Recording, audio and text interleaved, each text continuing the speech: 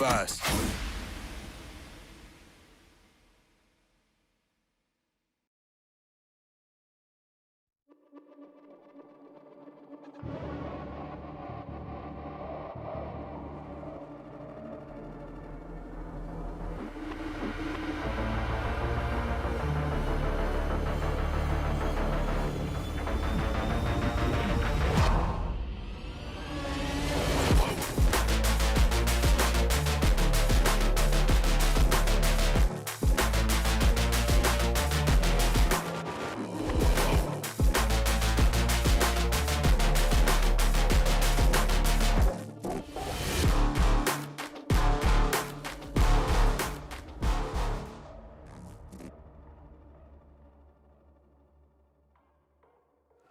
Hello, everyone, and welcome back to VCT EMEA. It is week 8, and we're coming to you live from Messe Berlin. I am your host, Yingsu. I'm joined by Kakuka and Lothar. Now, Lothar, you weren't here with us yesterday. Welcome back. It is also Father's Day in Germany, so I wanted to wish you a happy Father's Day, being the father of the talent team. You can be our father. We don't have dads either. I have 2 new daughters now. Yeah. Now you have 4. We can make a game changer team. Exactly. We just need one more. One more for Game Changer, and I'll be the coach. I have 2 Nice. sisters. We're definitely going to win if Lothar's our coach. That's all I'm going to say. Yeah. You might have to sub in though. Now, yesterday we saw Fnatic versus Na'Vi. There's a lot to talk about, but there's one thing in particular, Kakuka, I want to focus on after seeing Doombross's tweet. Is that we weren't quite sure why they called a timeout right before halftime, and it turns out that it was a misclick. What is it with Na'Vi and misclicks? Apparently, it's the second time. You can tell that the nerves were there. I think it was a 6-6 half as well. So he just pushed it, not acknowledging that the halftime was coming after.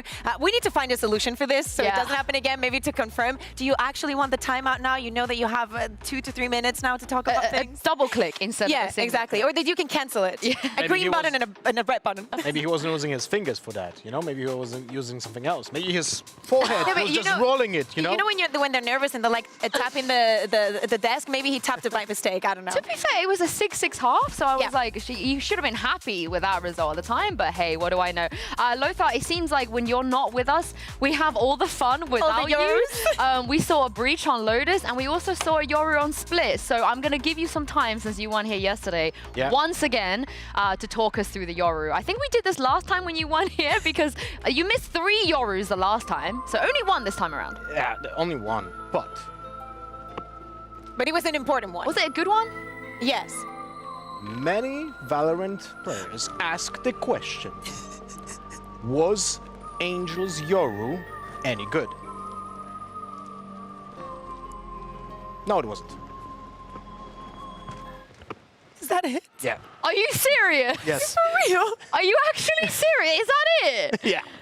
You know the worst part? I asked him, hey, what do you have for the segment? Like, what are you going to talk about? He's like, I have a couple executes, and there's this, and then just a couple of things that Angel does. I'm like, oh, I'm really looking forward to doing it. Can I just say, in our story me, I was like, Lothar, can you keep this relatively fast because we have something else happening? And you were like, don't worry, it's going to be quick. I was like, no, like I need it to be around a minute to 2. And you were like, yeah, easily a minute to 2.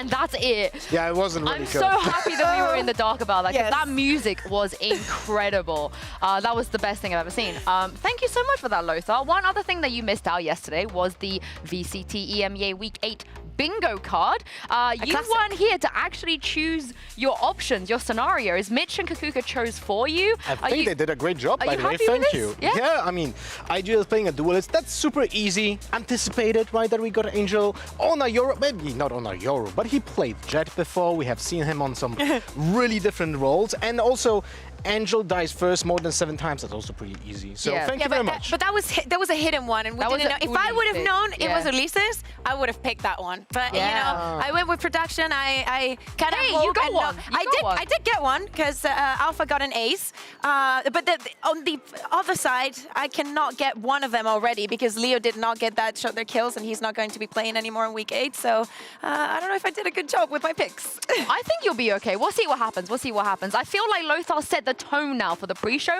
I'm going to carry that on with a very, very fun game. So Lothar, if you can make your way back to the telly, we're really playing. This time I'm gonna be there longer, okay? Okay. Relay over here, That's and what they you're all say. joined, as you can see, by Mitch and Good to see you. Tom.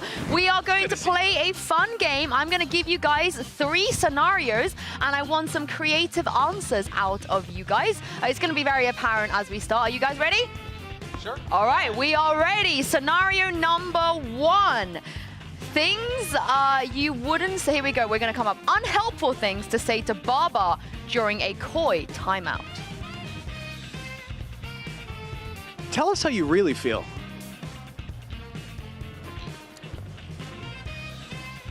If that doesn't work, have you thought about smacking the table?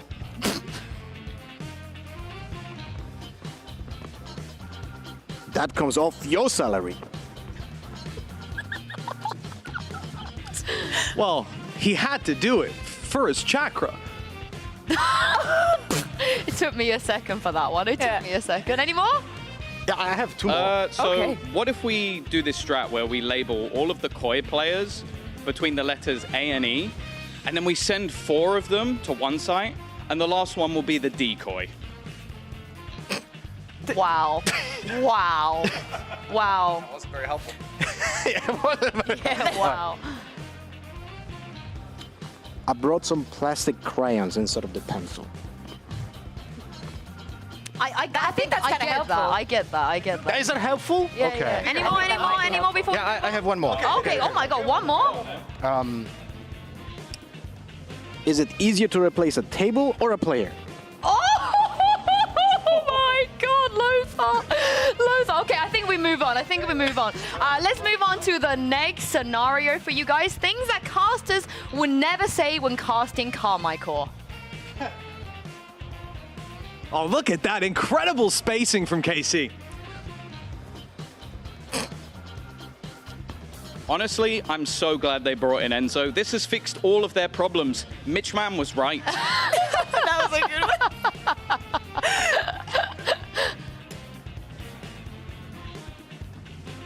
That round was really fast. Some great mid-round calling from Scream. Wait, Scream and Navira are brothers? Oh, that's great. All right, okay, we're going to move on to the last one here, the very, very last scenario. What Na'Vi players would never say to Angel. Angel, would you still love me if I was a worm?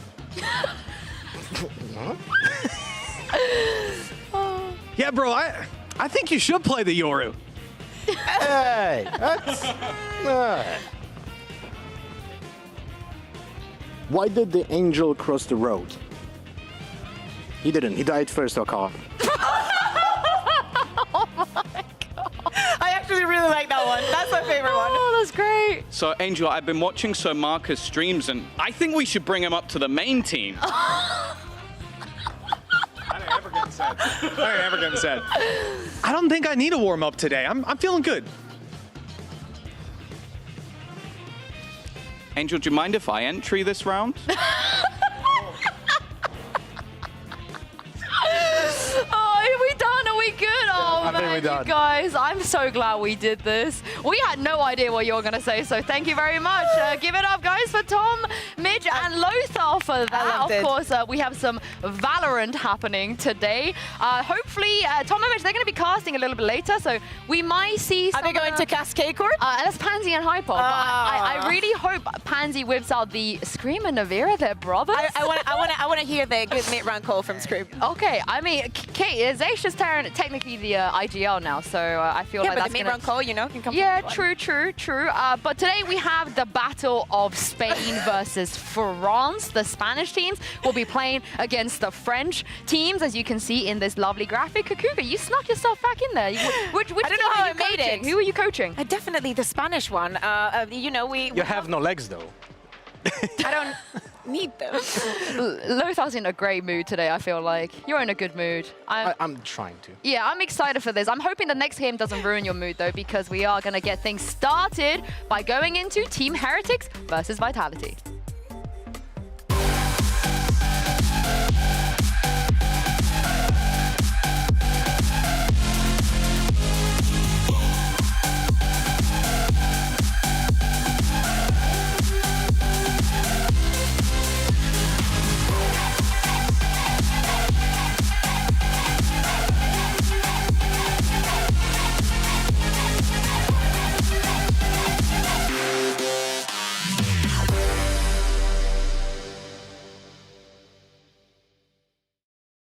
Can you guys get a bit closer? Yeah, especially Sarah. Nice.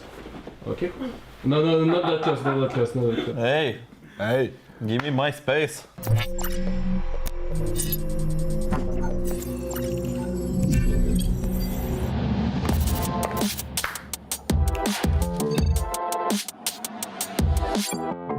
Late.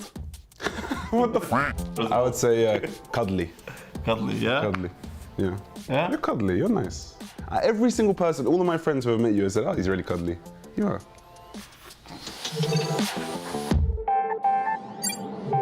Oh, it's him. I don't cook. I order stuff. I'm not a bad cook. Have you eaten my food? Have I cooked food for you? No, but I don't cook. I think I've cooked food for everyone else but you and Bone Chord, I think. I cook, but I can't really cook like good Palestinian food or good Turkish food because my parents are so good at it that I never want to cook it.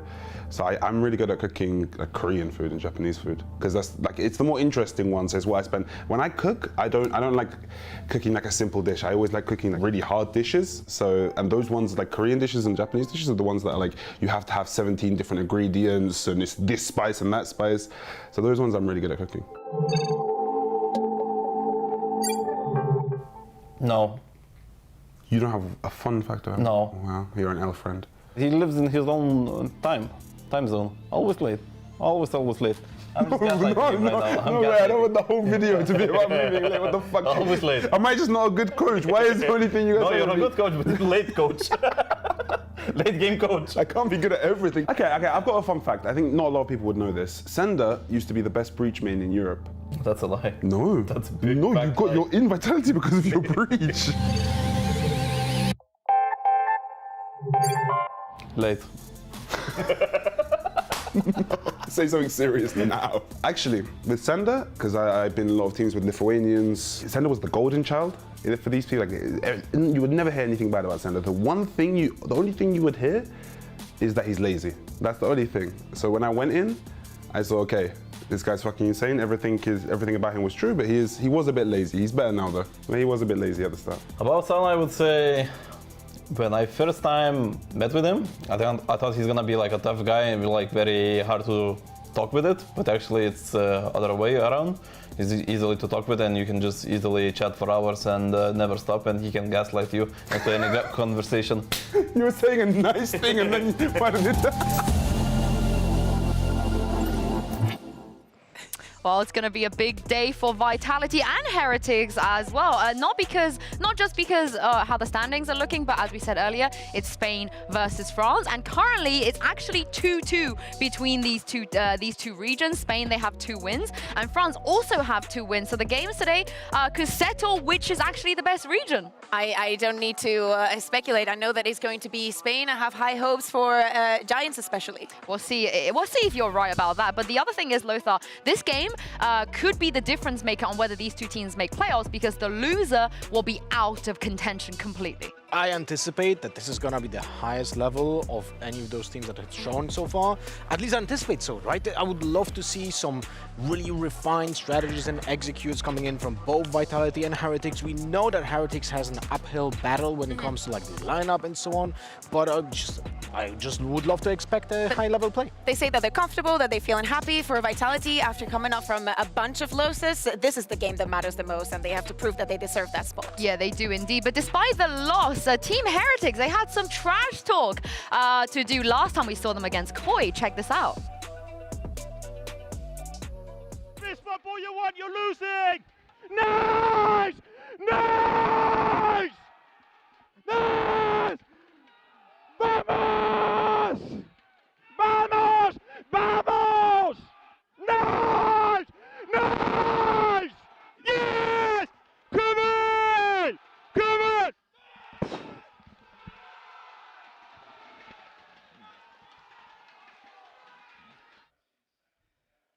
One switch. Unfortunately, they ended up losing that game. But Kakuka, if they bring the same energy today to the stage, I mean, it's better than being sad and wallowing in your own pity. I have to ask you guys, when I scream, does the mic do the same? Yeah, it's worse than that when you scream. You have exactly the same sound like they have. But it is worse, I would say. Because yours is, you scream for longer. They kind of just do And nice. have a higher pitch. But you're like, Spanish, Spanish, Spanish. I can't speak Spanish, so I'm just going to pretend. Yeah, anyway, you get the gist, But we saw Weber there in particular really giving it. You know, this guy definitely been to a few Epic Lands and Insomnias. And Kakuka, the debut he had was great. Last week, slightly less good compared to the first week. Yeah, exactly. But I think it has to do with the agents that he was playing. Last week, they played the 3 maps, and in each and one of them, he was playing a different agent. First week, we saw him in the Sky and the KO. Then he decided to add on the Killjoy and the Breach. So he's actually flexing for the rest of the team. He's actually adding on to all the plans, despite of, you know, he's an assistant coach, yada, yada. He's actually integrating as one of the players. It's insanely tough to be effective as a player when you're not only just pitched into the, into the match as a replacement, but also you have to play so many different roles. It's almost impossible to be as effective as on your most comfortable agent. That's why we see so many players struggle whenever they change roles. So it's even more impressive that Weber was able to perform to the level that he did. I mean, can he rise up to the occasion though? Because Kakuka, if they lose, they're out completely. Hey, the dream is still alive. I think that they can make it just based off of the form that we've seen Vitality. I think this is more on Vitality than it is on Heretics. It's true, they lost last week, but their game finished at 2 a.m. So how tired are you? How disconnected are you from the game when it's that late? Just imagine how we are when we're here. Imagine them. That's why we start this match as the first one today. Also, she missed that day, so I don't know why she's acting, Lothar, as if it was a difficult day to get through. Yeah. But I was here the other time that Kate from BBL and finished at 2 a.m. True, we were kind of losing our minds that day, we were. But hopefully today, we're not going to get that once again. And of course, like we said, it's a very, very big game for both teams. And Lothar actually had the opportunity to get some more insight from Heretics' head coach, not the assistant coach, head coach Neozinho. So take a look at this. I'm joined by Neozinho from Team Heretics, our coach, who is going to give us insights on what was happening in the match against Koi, because that was one round. Before that round, actually, you called a timeout, and I would love to hear what did you say to your team to prep them for the upcoming round 20? Yeah, so again, I can't really say as much because we play this map today, but basically what happened was we done a lot of prep on Koi, myself and my assistant. So we noticed when they breach stunned, if they weren't pairing it with Sky Flash or Raze utility, it was mostly fake pressure. So what I basically told the guys to do here was, let Mixwell stay towards A with his deep Viper wall. And we basically find out if they are fake pressure or not. So you can see here, we're putting a little bit of pressure towards C, towards B. We're not being too transparent in what we're doing. And the whole idea is for Mixwell to basically find out if they're doing fake pressure. He can go back A, and if it's free, we execute. And Mixwell was able to walk up on them. You'll see it later on in the clip, but he basically contacted all the way up. That there's like a small piece of the wall that allows him to hide from flashes? Yeah, so like if you at the very start of the wall there, you can hide behind it at the start just to kind of avoid any utility, any reveals, Sky Flashes. So even if they Sky Flash, he can still pop the wall and hide behind it. So it's kind of useful. But yeah, here it is. That's basically what the call was to see how they're playing on C. We found out the Sky was on C with the early dog. Mixwell took all the space on A, and that was basically the call. If we can finish on A, we can. And with our ultimates as well, what I did tell them was, like, if Mixwell, if you need to use your Viper ult, use it, secure it, and Avova can also TP straight to A and help you instantly. So if he was to get any kind of contact in the tree room or from B, Avova would just TP straight into A, but you didn't have to do it that round, so all good. We got to save that ult. But yeah, that's basically what happened. Mixwell took the space by himself, got the kill, and as soon as we got the kill, we just finished. Okay, cool. And actually, you won both times when there was a timeout being called even by Koi on this map, which was essentially very impressive, right? But when it comes to this map, this is your most played map with also the biggest success. Yep. What would you attribute it to your team? What was the biggest success factor for this map for you? I think for us, it was mostly as soon as the new map came out. As a coach, I love to be innovative as much as I can. I don't really like to run the standard comps. And it was basically just a lot of trial and error, finding out what we like, what we don't like. Obviously, we have Kellogg's, who is really good on Jet. But for me, I wanted to try and play him on different agents. So we tried a bunch of things. We tried Raze, especially when Zeke was with us.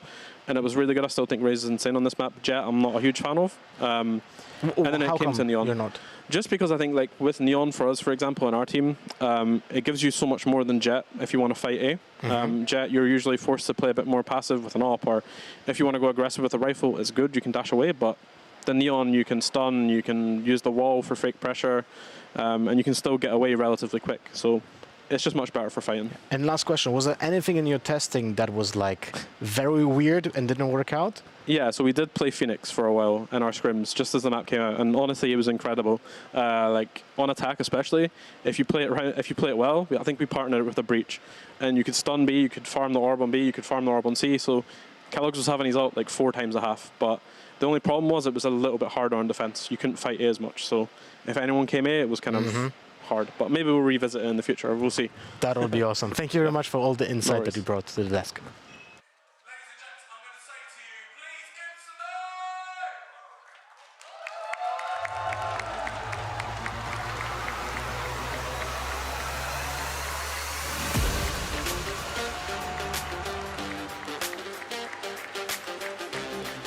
Team Heretics. Feeling like $1 million. Living like some trippy deluxe. Feeling like $1 million.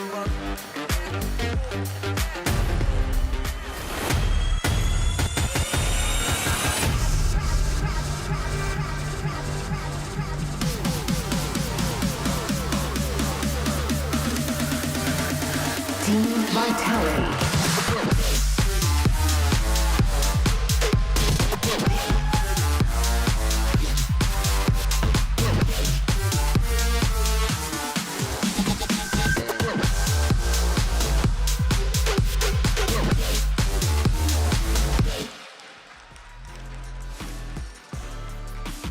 I have to give a shout out to Twisten's cat ears. I think he was kind of jealous that we ended up having them, but I lend my cat ear to Twisten, so he's looking great for today. But Lothar, what a fantastic breakdown and interview with NeoZenio as well. Of course, you guys kind of focus on what's happening on Lotus. Do you anticipate Lotus coming up today, and also that Vitality will do their homework in countering everything that Neil said? I think Lotus might be the, let's say, focal point of the map veto. I think it's gonna be 100% picked by, or allowed to be picked, right, by the other team, because it's a decent map for both of them. But with the amount of knowledge that you have on both of those teams at the same time, you're able to actually build a decent strategy or anti-strategy against them. Yeah, no surprises here. Of course, Vitality is going to keep permabanning that Pearl. The only time that they didn't permaban it is because they're playing against Fnatic and they banned it. So yeah, the split taken away though from Heretics. Yeah, I'm a little bit surprised. I was surprised because for them it was a little bit of pick your poison. It was either Split or Haven is the two maps that Vitality has picked the most, and they banned the Split. They go on to Haven. It is true that Heretics has played it once, but Vitality has picked it a lot of times without all the success they would like. There it is. And there it is. We have the Lotus. Of course, Vitality could expect this 100%. If they were watching the pre-show, maybe they know a little bit about the thought process. I'm excited to see what... Oh, I was kind of hoping that Bind was going to be the decider. Yeah, what's really interesting is that both of these teams, obviously you can see some cuts of how the map each is going, but it felt like they took their time in this process of picking. And I wonder, Lothar, if it is maybe there were a surprise here or there that they didn't anticipate, that they took them a little bit to decide fully on this map. I think the factor that was the surprise factor for both of those teams was the second wave of the bans. The Bind was, I was so certain that was going to be the decider. I'm actually a little bit surprised that Vitality banned it. I'm not surprised that the Haven and Lotus are being picked first, but do think, what Kakuka mentioned actually, Vitality hadn't the best scores on the Haven so far. They have played it 4 times, lost 3 times, and their defense looks better than attack, which is unfortunate. Let's talk about that Haven. We are going to see it first, and Kakuka, we've seen it a lot from Vitality, but what can we expect here? So here's the thing, as Lothar is saying, the defense is going well. Actually, the protocols that they have for retakes are very, very well thought, and the fact that they work them up a lot also in attack, it can open some doors for them. But especially in what we saw against Fnatic, Twiston was shut down so many times. The clock was run down. I think that the battle that they had for A constantly and finishing up on Z, it was not clear. The information that they were getting was not good enough for them to make a decision. And I think that it was the pinnacle of Twiston not actually being that successful. Of course, Derke was on the other side. It's not an easy task, but I feel like this week that has to change. Twiston has to be the change here. You know what's funny is that Vitality might have a little bit of an awkward time preparing against Heretics on this map because Heretics only planted on the A side in that one game that they played on Haven so far, even though it was a 14-12 scoreline. So this is going to be a very interesting map to watch, like how they anti-strat, because this map has such a, let's say, very rigid way of playing because of the meta game established for the past 3 years. We have the Sova on long, we have the Breach playing connector, right? Then we have the Killjoy playing double doors and Seaside, and essentially the other player is like somewhere on the map. But the roles are very defined here on defense. What I will say though, against Fnatic at least, Vitality's anti-strat was incredible. I felt like they should have won that Haven really if they weren't down to the couple of mistakes when they swapped sides. So I do wonder maybe they come a little bit more prepared this time around, Lothar, but certainly they have a lot of footage they can watch on being able to refine the mistakes that they made. We are going to head into Agent Select now and see if both teams are going to make any changes here. Yeah, I'm actually surprised. We also need to talk about the fact that that one time that Heretics played this map, Weber was not there. It was actually the last week the Zeke was playing, so probably we see some changes and some accommodation, or maybe we see a Weber that just takes on the Soba and he does just take on the Soba. Yeah. I mean, it's not an easy task actually to fill Sova here because your timings need to be impeccable. If you were watching the Fnatic game, you will probably remember how important the timing of the recon arrows is for the retakes and executes when they land. They cannot be like the first thing that happened on the side. And Weber again filling with another agent, and I wonder if he's gonna have a good time on this agent when it comes to the utility. But it seems like both teams are just settled on the most meta composition on this map possible. Yeah, they have indeed. But also, once again, we have to remind everybody that this is a win or lose here. If they lose this, they are completely out of playoffs. They can kiss their chances goodbye. You can see Team Heretics right now warming up in AIM Labs. And I feel like maybe they do need to warm up a little bit because Kakuka, sometimes they have the right ideas, but the execution, and when it gets chaotic, it feels like that it all comes down to Heretics missing important shots. Yeah, exactly. I think that I would love to see Boo here because I think that he has to fulfill the task that Chronicle was doing so beautifully on the Fnatic side and is shutting down Twiston time and time again. I think that the score between the two, it was like 1-7, like something outrageous. But that's the first step to a major victory, I hope. Well, we'll see what happens as we jump into map 1 with your casters. Let's see, Tom and Mitch, casters wouldn't say during a Vitality versus Heretics game? Give us some. Listen, I think we've had enough of that today, Tom. I don't know if you've got any locked and loaded got the here. triple kill. Oh, no. Right, I'll see you later. Well, Goodbye. The bus isn't pulling up today, I'll tell you that. Look, we have a pretty interesting game here. Both teams who can really affect the standings, affect who's going through. And I know certainly for Vitality, they seem to have one of the easier paths to reach that spot for playoffs, but the pressure, everybody that's in it though, nobody knows. If I win this match, I would say BBL have the easiest route. It's win. That's the main thing that they need to do is win. So yeah, I think that it definitely gets complicated for everybody else, but if Vitality can win, BBL lose, that's basically the game done. So. I mean, the bottom line is coming into this week, especially even if you're a team that can't qualify anymore, some of them just by winning, especially dominantly, could cause some problems for Looking other at you, teams. Carmine Corp. Absolutely. They could still have the impact on the season. So really, this week is all about winning games as dominantly as possible. I guess that's what every week's about, but it's their last chance to do it. Fnatic have been doing that since week 1, but they got the memo. They got the memo, even with the stand-in. They were looking hot. But here we go. The first map of this series, and it's Vitality's pick. They're going to be starting on the attack side. Heretics wanting their defensive start, and right away, Kellogg's off to a tear. That's one and a Volva on another. Sure, he dies, but the damage is done here. Yeah, Kellogg's in form would be something to write home about. We've got 2 Jets currently in this series that have kind of had their issues, been inconsistent, but we know can be very strong players. And as you mentioned, Mixwell just locking them in. It means they can gamble the rest of the rotations across the map, round towards this A site. It means a 3v3 crossfire for Vitality to walk into. Twiston already tagged up on the way through. A very tough battle sitting ahead of him. Bone Cold, though, able to cover that one. With Twiston falling, this is leaving Bone Cold isolated. He's dropped, and then Destrian makes it around the corner. That is a lifeline for the team, but he does not expect Mixwell to already be here. That flank coming to fruition as Heretics take the first.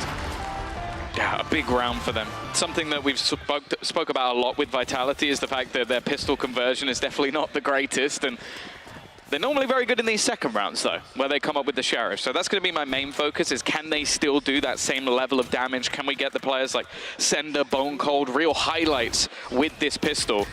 But a good start for Kellogg's. And as said already, I think that's going to be one of my main focuses on the series, because a lot of the time, I feel like you need to talk about the players that are not necessarily just a focal point, like your Jets. In other teams, I'm not worried about that. I'm not worried about Durka, for example. But you come in this series, and I am worried about the Jets, because I genuinely think whoever turns up today probably wins. And I didn't think I'd be saying that at the beginning of the season if I had Heretics playing with their analyst. We saw much more passive smoke there to allow Bone Cold and Sender to sneak past. They left the smoke shallow so the recon didn't spot them, but that hasn't helped them. They were expected to be on short, held by Kellogg's, and that quick double. Remember, the guy basically has an op here with a higher fire rate and better non-scoped accuracy.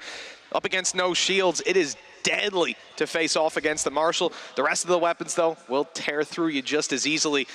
I think at this point, you know, damage is often the narrative of these rounds. There's still a good chance. Look at the weapons that the Vitality players have. 2 Sheriffs and a Ghost. 1 mistake, and they could certainly punish you for it with these kind of guns in their hand. But yeah, it's finding those mistakes is next to none. I'll be honest, I've heard the word curse a lot recently, and I highlighted Sender and Bone Cold as the 2 players that are really going to do the damage with the pistol. Yeah. Both instantly dead, so I am starting to believe in that power at this point, but we'll see what can Twiston do. A bit closer than I thought it would be, but Boo gets the kill in the end. 30 seconds left. Yeah, they had a good flash pop through to give the opportunity there for Malzy, but doesn't land. Good shot for Destry. That's a plant. Has the spike, yeah. Look, especially with the recon, he knows he's safe to get that plant in. And now these players come running back through the angles. The reason it's hard in these rounds is because you often have to push into them, but now they have to come back through those choke points. As you can see, though, the weaponry advantage, it sits strong with Heretics. Kellogg's even upgrading his Marshall for a Bulldog just a couple moments ago for that first fight, and they will close it out nicely. Very clean from Heretics in this round. They lose 1 player, but with the upgrade onto the Bulldog, it's only a Marshall left behind. Yeah, absolutely fine. Like, obviously a plant is nice, especially when you spend the extra like 800 credits per pistol that's coming through just to get that little bit extra. But of course, we're seeing pretty much every team now just going with a light shield, so it's not like it's going to make much of a difference for Vitality. I do think getting off to a strong start here, though, is going to be fairly important, because although I do think Haven has been a good map for them, I believe they've now lost it 3 times in a row. 1 to Fnatic, close, okay, that's fair, but losses to BBL and Foot as well. So this is not like it's been the strong staple like Split has been, so there's still opportunities here for Heretics. Has to be said as well, Kellogg's 1 away from getting the Blade Storm, and look at him go! Caught putting down a Cloudburst. And look at him gone. Yeah, look at him gone, exactly.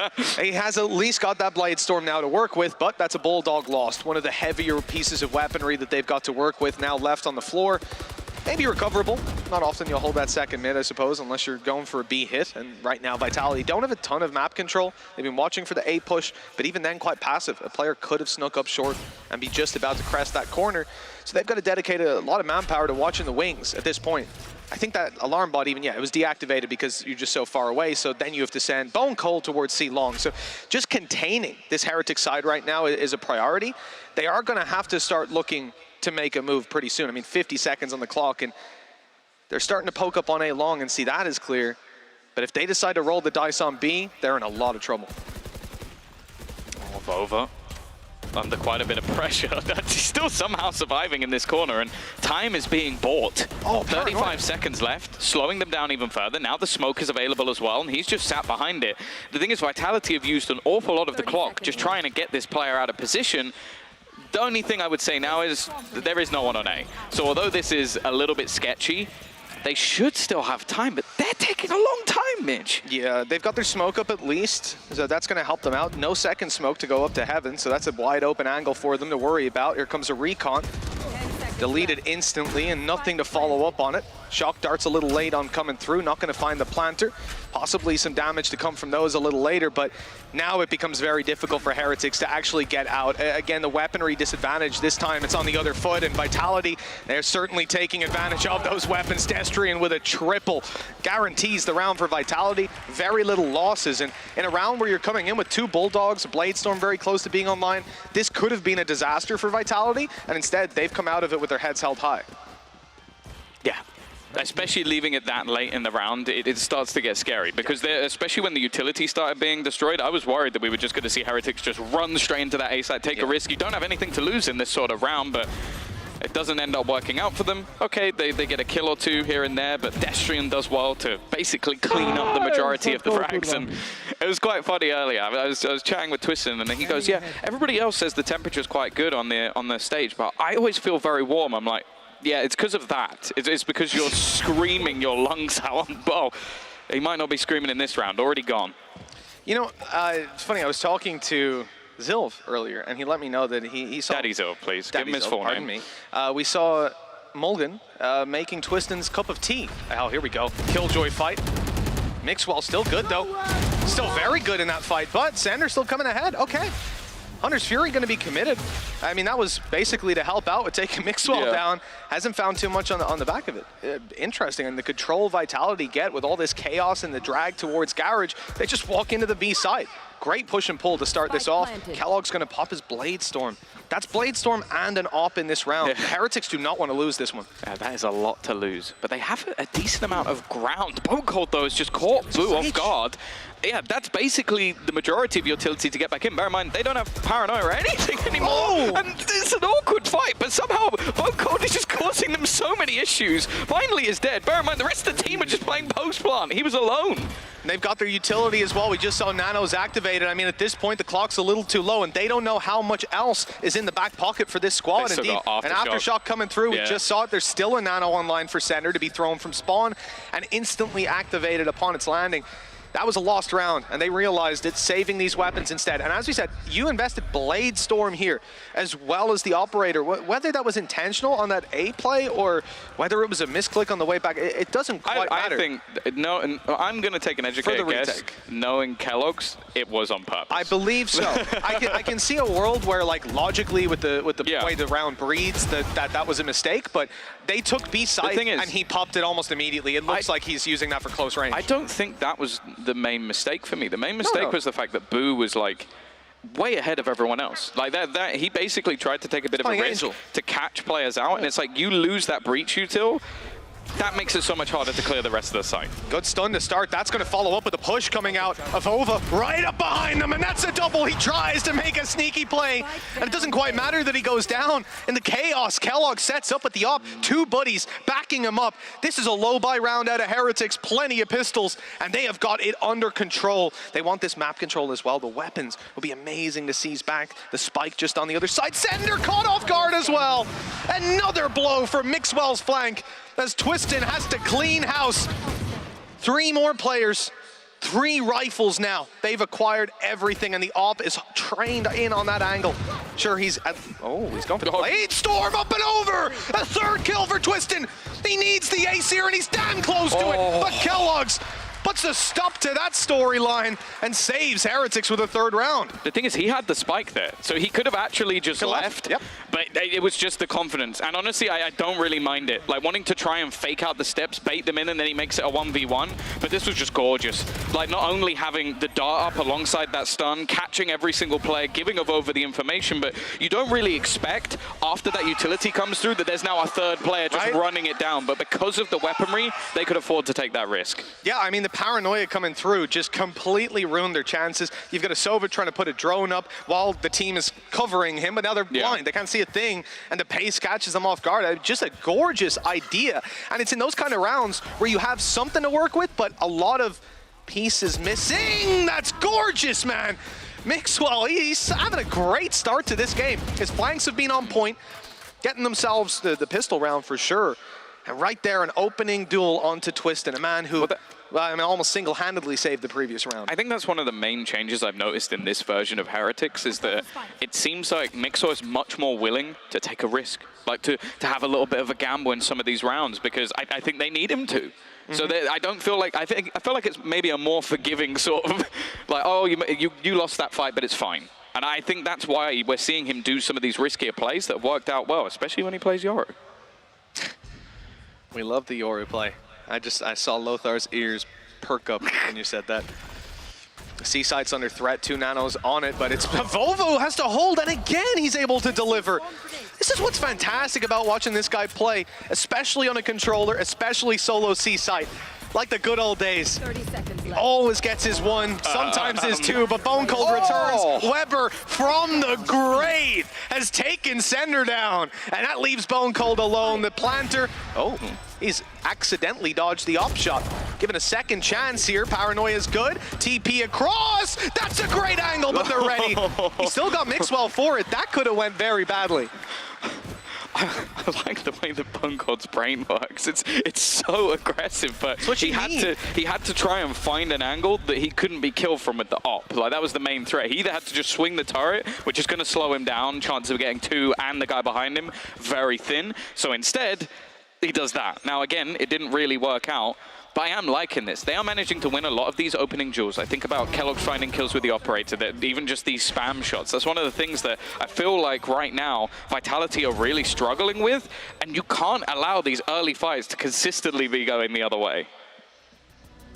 Well, I think that's something they'll be quite trained in on moving into this round. You know, Twistin getting shut down in the previous, an attempt at Garage control, playing off utility, and even their own recon just counting in his head. Mixwell was able to shut that down. You're being caught off guard by some A-long pushes, and this is just a game where Heretics have come out swinging, and it's definitely caught Vitality off guard. Whether they were expecting to see this face of Heretics, they certainly weren't expecting it to look exactly like this, the cohesion. Something that we really haven't seen from them, not on this level so far. Yeah, and I want to see what happens when we actually get into maybe some of the heavier executes. I think a lot of what we're seeing from Vitality in these early rounds is, okay, we saw some aggressive A main control being fought for. They weren't winning that fight. It was an aggressive position, or it was Keloqz holding an op, both difficult to find in the early round. And then, other than that, they've sort of playing these slower defaults, which a lot of the early picks have been going the other way. I'd like to see them go for either a fast B, get into the afterplant like they did prior, or do the same thing on the C site. Send Twistin in as that lone aggressor with the smoke, see what he can do, and have the players backing him up.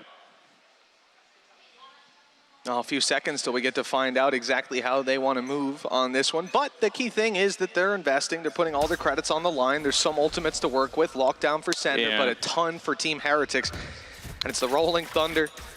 Well, the main thing's a Hunter's Fury, right? Hunter's Fury to counter, and a lockdown essentially, right? Mixwell's 1 away from grabbing his own one. So there's a lot of problems on the horizon for Team Vitality.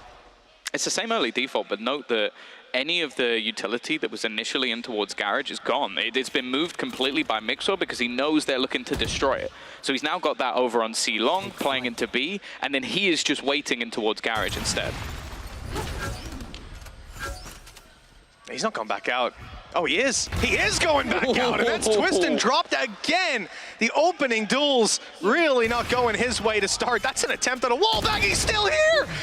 I mean, he's in a lot of trouble now in a lane but somehow dodges all of those bullets on 45 HP and makes it out. And, you know, a guy on 45 HP, sure, maybe we can take him down later on, but he's got the op. One shot and you're dropped. Bone Cold. That's the spike on mid. They're not going to be able to hold on to control, unfortunately. Especially not with their own smoke put down there, but what they'll do instead is go for control elsewhere. Well, they go back to get the spike on mid. Mixwell pushes C. His flank good for 1. Still on the side is Avova, and nobody's surprised about that. He could be in a little bit of trouble. Paranoia going through. He's stunned in the smoke, though. Got himself a good position. He's actually going to try and TP across the side of Vova. How does he get away with this? Look, there's 10 seconds left, and at this point, Malzy's the only planter. It seems impossible for him to even get the spike down, but they're waiting. Op trained in, and there it was. You would have loved if he got the Rolling Thunder out first. That could have been terrible. But even still, a 5th round for Team Heretics, and they didn't have to fall back on their safety nets here. This was just solid individual play. It's the same problem. Like, they're fighting versus Keloqz in the early round. He's winning those fights. You don't, like, that's the thing. When he is in form, when he's playing this aggressively, he's currently 9-2. You're losing all of those battles, and then you've got weird lurks, like your controller holding the spike, peeking mid alone, and then you're just playing at such a disadvantage that at that point you can start to see how much map control you've actually lost elsewhere, because Mixwell's basically in your spawn. Like, this is not what I want to see from Vitality. It's great work from Heretics to continuously find all of those gaps while Kellogg is just fighting like tooth and nail with somebody, but I almost feel like it's getting to a level of disrespect where you're got a two-man advantage and you're still pushing all the way through C long. The fact that you can have, Kellogg's on A site, fragging like that, Avova, your consistent site holder. Here's a recon, attempted wallbang perhaps to come through. Yeah, it absolutely is. Not gonna land this time around. Reposition from Kellogg's. Audi comes on short. They heard the op on long. Maybe they'll feel a little bit more comfortable about going for those picks. But with the smoke down, you know he's fallen back to the site. At least you think he has. This is Kellogg's we're talking about. And he still has his dash. Out he comes! And down goes Bonecoat. Wait, a Blade Storm pop here? It doesn't seem like the round for it, but they've got 5 ultis, so why not, right? Give himself the extra security. If they end up getting close, he would have been able to deal with them. But again, he's posted up 2 teammates with him. That drone not gonna last long and look straight to the Blade Storm. It's done through. Twiston trying his best to take at least a little bit of early control, but they're still just waiting towards the back as Sight jumps across and Boo's just waiting. Another hitting the deck, and there comes that Blade Storm to finish everybody off. I said at the beginning, which jet are we going to get in form? There's only one on the server right now. Absolutely, and look, a couple seconds into each round, there's only one. 14 a 7 KD in the first 8 rounds. It doesn't get much better than that. Your jet already fired off 2 Blade Storms and 1 to great success. That is a big problem for Vitality. I mean, Team Heretics have done well with Kellogg's playing mediocre. I'd say poor for his performances. This is more what we're used to seeing, and then some. But this is why you have him on the team. He'll have games like this every once in a while that he's just unplayable. But I do think that a lot of the time, Vitality are giving him the fights he wants. Like, they're giving him the battles that Kellogg's loves to take. Not really overwhelming him, and now they're going to go more direct. A pacey hit in towards this C site. Good stun, Hunter's Fury. That is a great combination, and even follows it up with damage on the site player. They know exactly how deep into the site they've gotten, and a lockdown pulled into effect. Sender, good to at least grab one. He needs to just shoot. There we go. Thank you. God, I was wondering what we were waiting for there. He could have went down, and that lockdown would have been a massive headache. Instead, he returns his own. This is going to buy them a ton of time. They're trying to destroy it. Okay, they might. Looks like they've gotten the kill. That's going to buy a little bit of extra time, but those players sat down on long. A big problem for this squad. The Rolling Thunder coming through now. It's going to be halved, but that player not dead. He uses it to evade and get back to the back of the site. Twiston has come in from an off angle, though. Has to be covered. They're defusing. Where's the spam? He got away with it. Just sitting inside the smoke. They started spraying too late, and they can't even deal with Kellogg's insult to injury closing that round. Second flick was filthy. Look at he's 16-2. Oh, that's just absolutely disgusting. Of course, this is the stun that came through that got them the initial frags. Good response, though. Like, Sender, even though it was a bit shaky, he did an incredible job to bring them back, but just the post plant was just not good enough. Like, they just used a couple of jet smokes and just diffused. Like, that should not happen. He makes the op look like it's a different game, honestly. Like, you're supposed to be more stuck in the mud. This guy's going for, like, COD 4 peaks with it. Runs out, quick scopes, and he's back around the corner before the bullet lands. So annoying to play against, and when he's got this confidence behind him, I genuinely don't know what you're supposed to do. Lose, I suppose, and Vitality doing a great job of that so far. Just 2 rounds on the board. They've gone for C, they've gone for A, and they have not found success.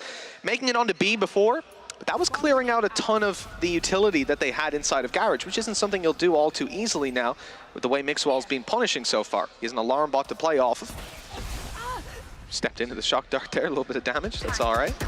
But they are going into B, and now they've destroyed the Killjoy utility, but the problem is how quickly they can crunch in from the sides. The Rolling Thunder is going to deny the plant, but they were ready. They were ready to disengage on that one. As you can see, only the Omen caught, and he TP'd out. Now they go back to Garage, but Mixwell has not moved. He is still waiting here for this. That's an awkward fight. Oh, blinded up. That is huge.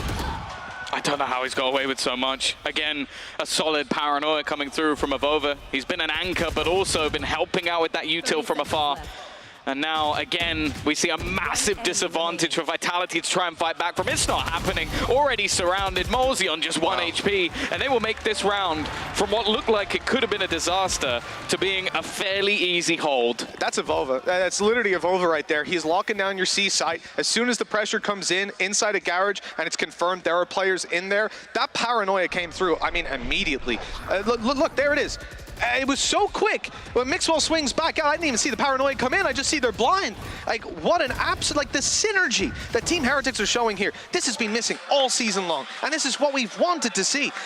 Look, the synergy is great and everything. You also have keloqz going 16-2, which is just, you kind of count for that. That helps. Yeah. Your A site's been quite strong. Yeah, they're not going A this time. What a strange decision. I wonder and instead, why. keloqz has decided he's on the attack side. The funny thing now. is as well is, okay, we are seeing Mixwell personally like swap up his util, but in terms of their overall setups, haven't changed it that much because they haven't really needed to. Like if they go A, they die to keloqz, he falls back and plays from afar, they retake. If they go C, they're running into the blockade that has been Avova and Mixwell, and they've not even really come close, and they get caught on the flank. Again, another weaker buy. Twiston has a gun, but that's about it. Bonecold can only do the one. Yeah, I mean, it was good timing. The fact that you have all this pressure on Garage as they're about to come around the corner, that is when that peak comes out, getting value for the Sheriff. Team Heretics still very much in control of this round. Avova on the operator. He's waiting for the second man through. He's being spotted, being spammed, and it's time to back off, play with his teammates. Now he's in the open. Thought that smoke had a few more seconds on it. He was wrong. Bladestorm good. Ooh. A second for Twiston, a third. The C site's on lockdown. There's a player behind though, and it's keloqz. He's missed next to nothing so far. There's one, the wall getting in the way, but he's still moving around. Shorty in his back pocket, Phantom in his hand. They might want to double swing him. There it is up on top. Good angles and good trading at a minimum. At least taking him down the first time. 8-3, Vitality. I don't know that it's quite the lifeline yet. Let's see how much more they can get. Well, that's the glimpse you want to see. This is the Twiston that we know is there. Like, he's had some very, very rough weeks, it's fair to say, but this is exactly why this man was signed to Vitality. Some unbelievable hits with the Bladestorm, and well, finally they managed to kill off keloqz as well. A third time. Yeah. I'm not going to lie, when it was that 1v2 and he was about to swing around the box, I was like, he's won this. You know, the funny thing, because Sander was so low, if that Shorty did come out on that first fight, if he, instead of going to the left for another Cloudburst, jumped out of it with a Shorty, he would have gotten the kill. And that's something that I've seen Twiston do 1,000,000 times. This time he was reserved and he paid the price. Has keloqz pulled out his inners again? I remember that tech pause, but no. Don't know what this one is about. Hopefully it won't be. Oh, it's Pansy and Ipoc in the building, aren't they? This could get dangerous. What topics have we got for the next 45 minutes? That's the real question. Should we just go through all the permutations? We can probably get through about half of them, I reckon. I'd say a quarter, maybe. Quarter, okay. If we speed through. Okay, monitor issue. That's not too bad. Monitor issue. Just a little monitor issue. Those normally don't take too long. No. Wow. Wait, why would you even say that? That's such a risky game to play. But yeah, I think good to see a little bit of a glimpse of life out of the side of Vitality. It's not something that's necessarily recreatable, like him just popping off and hitting headshots with the blades. Although it has been for keloqz throughout the majority of this game so far. The thing is, I am very worried here because you look at this series again. Coming in the beginning of the season, you tell me I've got Vitality versus Heretics. You've got Heretics who are currently sat with their 6th player, who also happens to be their analyst, who is someone who I don't think had played for a couple of years up until the point where he ended up back in this team. And they are now currently dominating. And I mean, the keloqz has had an incredible start to this match. The issue I have as well is going into that second map, I'm going to be honest, I favor Heretics. I think it's been a great map for them, even with him as a stand-in. They've beaten some top teams on it. So I think Vitality need to win this map. And right now, not even close. I mean, when we were talking earlier, Tom, you showed me that the history just on Lotus between these two teams. And I mean, yeah, Vitality this season have not looked good. Heretics, even with Weber, have looked good. Yeah. So the reality is, this is about as bad of a start as you can get to it. Avova, he's on the TP to get that faster rotation over towards the C site. He's here to help out as they look again to make this push happen. 3 players through Garage, 2 late on long, dropout caught. covering all their bases on this one. He's seen Alpha do that one and get 4 kills. He was like, you know, I can do that. I can steal the one. I think they might have tried a shrouded step to bait the swing into Mixwell, but even though the swing came through, there was no kill for it. There's the wall bangs, though, catching him on his way back out, allowing the lockdown to come into play, and they almost get more for their trouble. Mixwell, though, falling on that swing.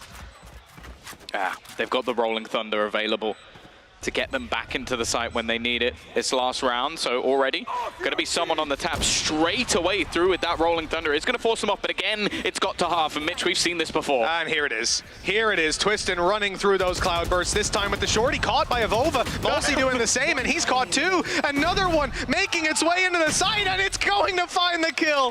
Shorty round coming out of Vitality. And of course, that one is probably their most successful round thus far. You'll love to see it. That's the thing. I remember Twistin coming to me originally and talking about the shorty and talking about how good it is, and I was like, And now I've been watch buying for the last couple, you know, I'm scared of that gun. Oh, man. You know what, Tom? That's been an incredible half to start this out. Vitality, they need a warm-up, though, coming into the next. It's not been their game to start with, but Kellogg's popping off like that, you can ride off those maps. Now it's time for Twistin to do it on the defense. I heard that we have a very special guest. We have a legend. A legend in the Coliseum. A man who, I'm sorry I called you all before, but he's been around a long time, let's say that. Yinsu is down on the stage with Gobby. I think a legend will be an understatement, Mitch and Tom, but that is right. I'm joined by Gobby. Gob, welcome to Messe Berlin. Are you having a nice time here? It's your first time here watching VCT EMEA live. Yeah, it's the first time here, and I'm really enjoying the show. Haven't had the time before. Now, like, the season is ending for us. I definitely wanted to come, and yeah, you guys helped me out to come here. Oh yeah, well, we invite you back for playoffs as well. Now, I know you're here for one reason and one reason only. Your boy over there, Twistin, your former teammate here, fighting for a life, for a chance in playoffs. How proud are you on what he's been able to achieve so far this year? I mean, a lot of coaches and also like IGLs asked me about him, like, should we pick him up and all this stuff, and I was always talking highly about him. And yeah, he makes me very proud seeing him here and cheering for him. Hopefully we'll play a little bit better on the city side now, but I'm pretty sure he will. Yeah, you think he's going to be able to come back into the game? What do you think he needs to do as a Jet player as well on defense here? I mean, he needs to do the same as Kellogg's did. I think he controlled A very well. He was not afraid. He made a lot of good decisions. He was holding off his dash a long time, so he played a lot of pressure on the other side of the opponents, and I think Twistin can do that as well.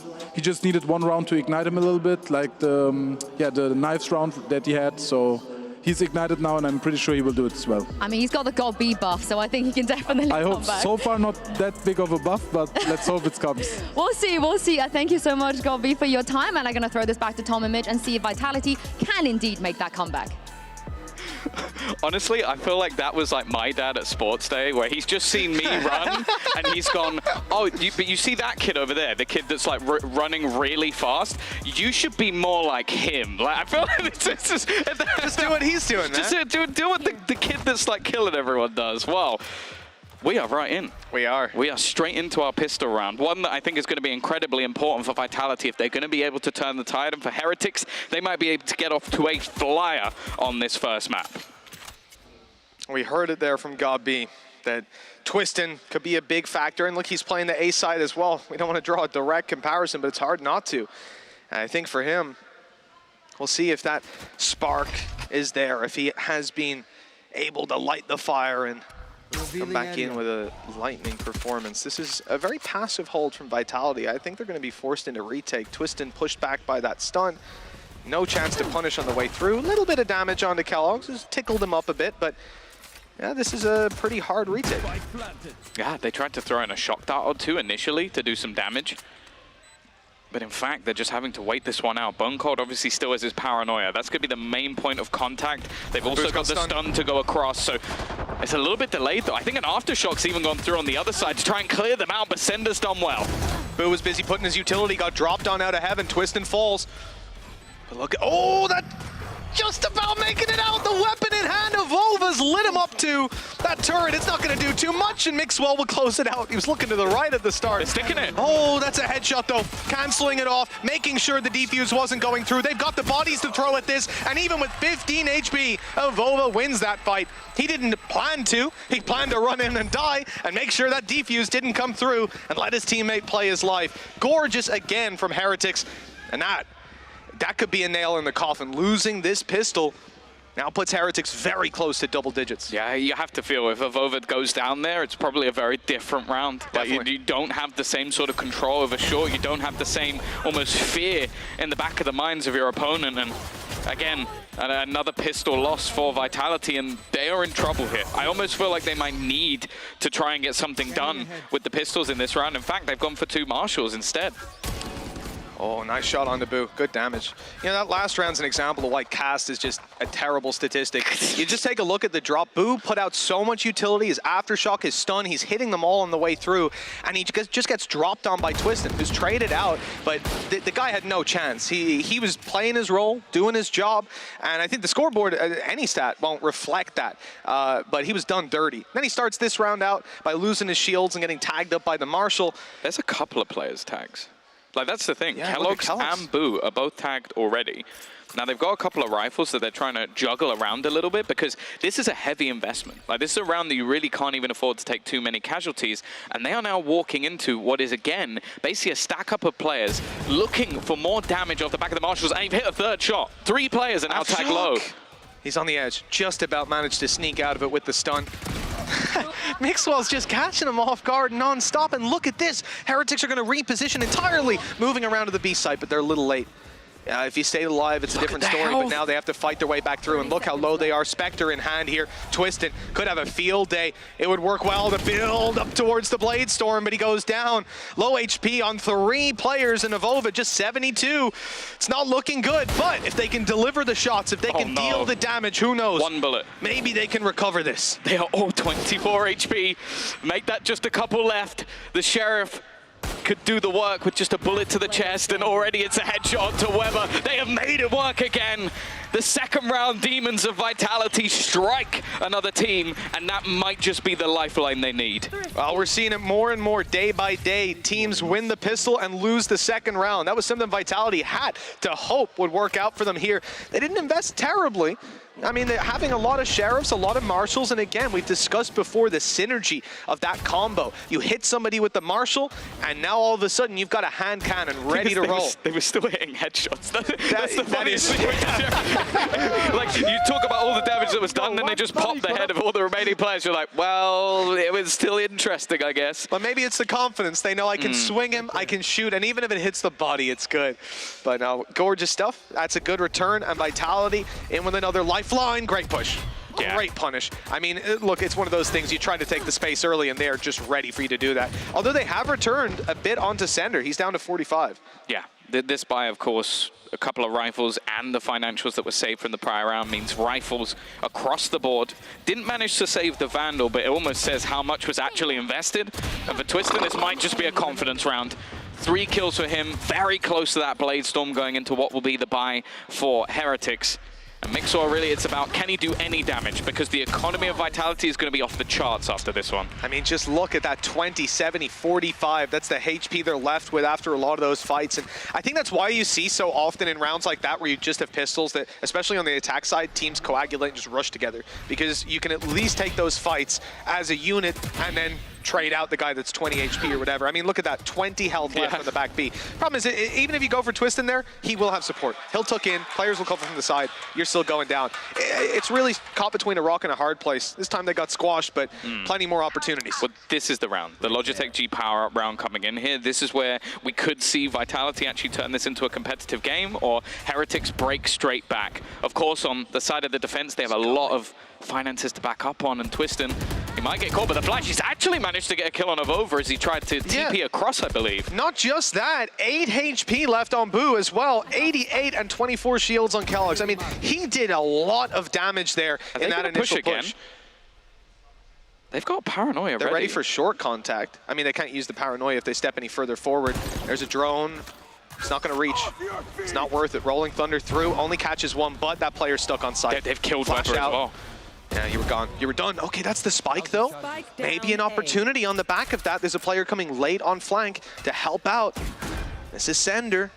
Combining up with Destrian, if they take that pink together, maybe they've got a chance, but it's keloqz. Okay, it's keloqz dealt with. It was him, and Boo falls right after. Again, he was 8 HP.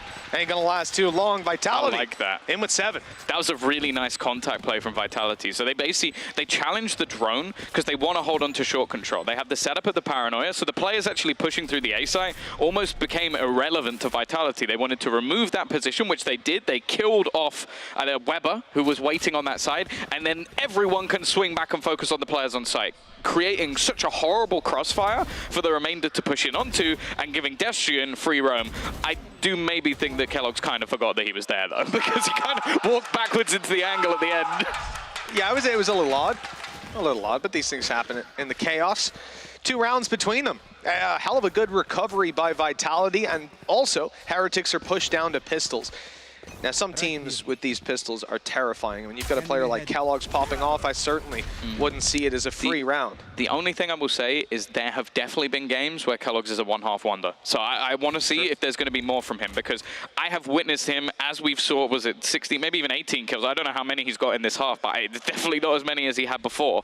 So if he slows down, this then becomes a much tighter game. And they've already brought this scoreline back, so it may be up to somebody else to sort of step up to the plate a little bit here. Yeah, that's exactly it, Tom. You know, I don't hate when you are having that tough time on the attack side, Jet, if there are other people stepping it up, because that then tells me that, you know, a lot of the time, like we saw in last round, you dash in, you're expecting to possibly die.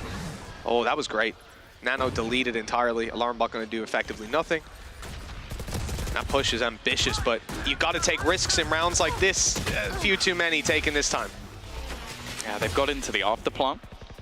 They do have themselves a lockdown. If this time ticks enough, they might just use it to try and catch them off guard. And who's going to be ready to destroy a lockdown from this position? There's not really anything that can be done about it. Maybe they can try and get the spike to half before anything really happens, which they're already going to be doing. The spam coming through, and well, now it comes down to just Mixwell at the end, and they've just managed to defuse it in the mix of everything. The lockdown will catch the players, but it doesn't matter in the end.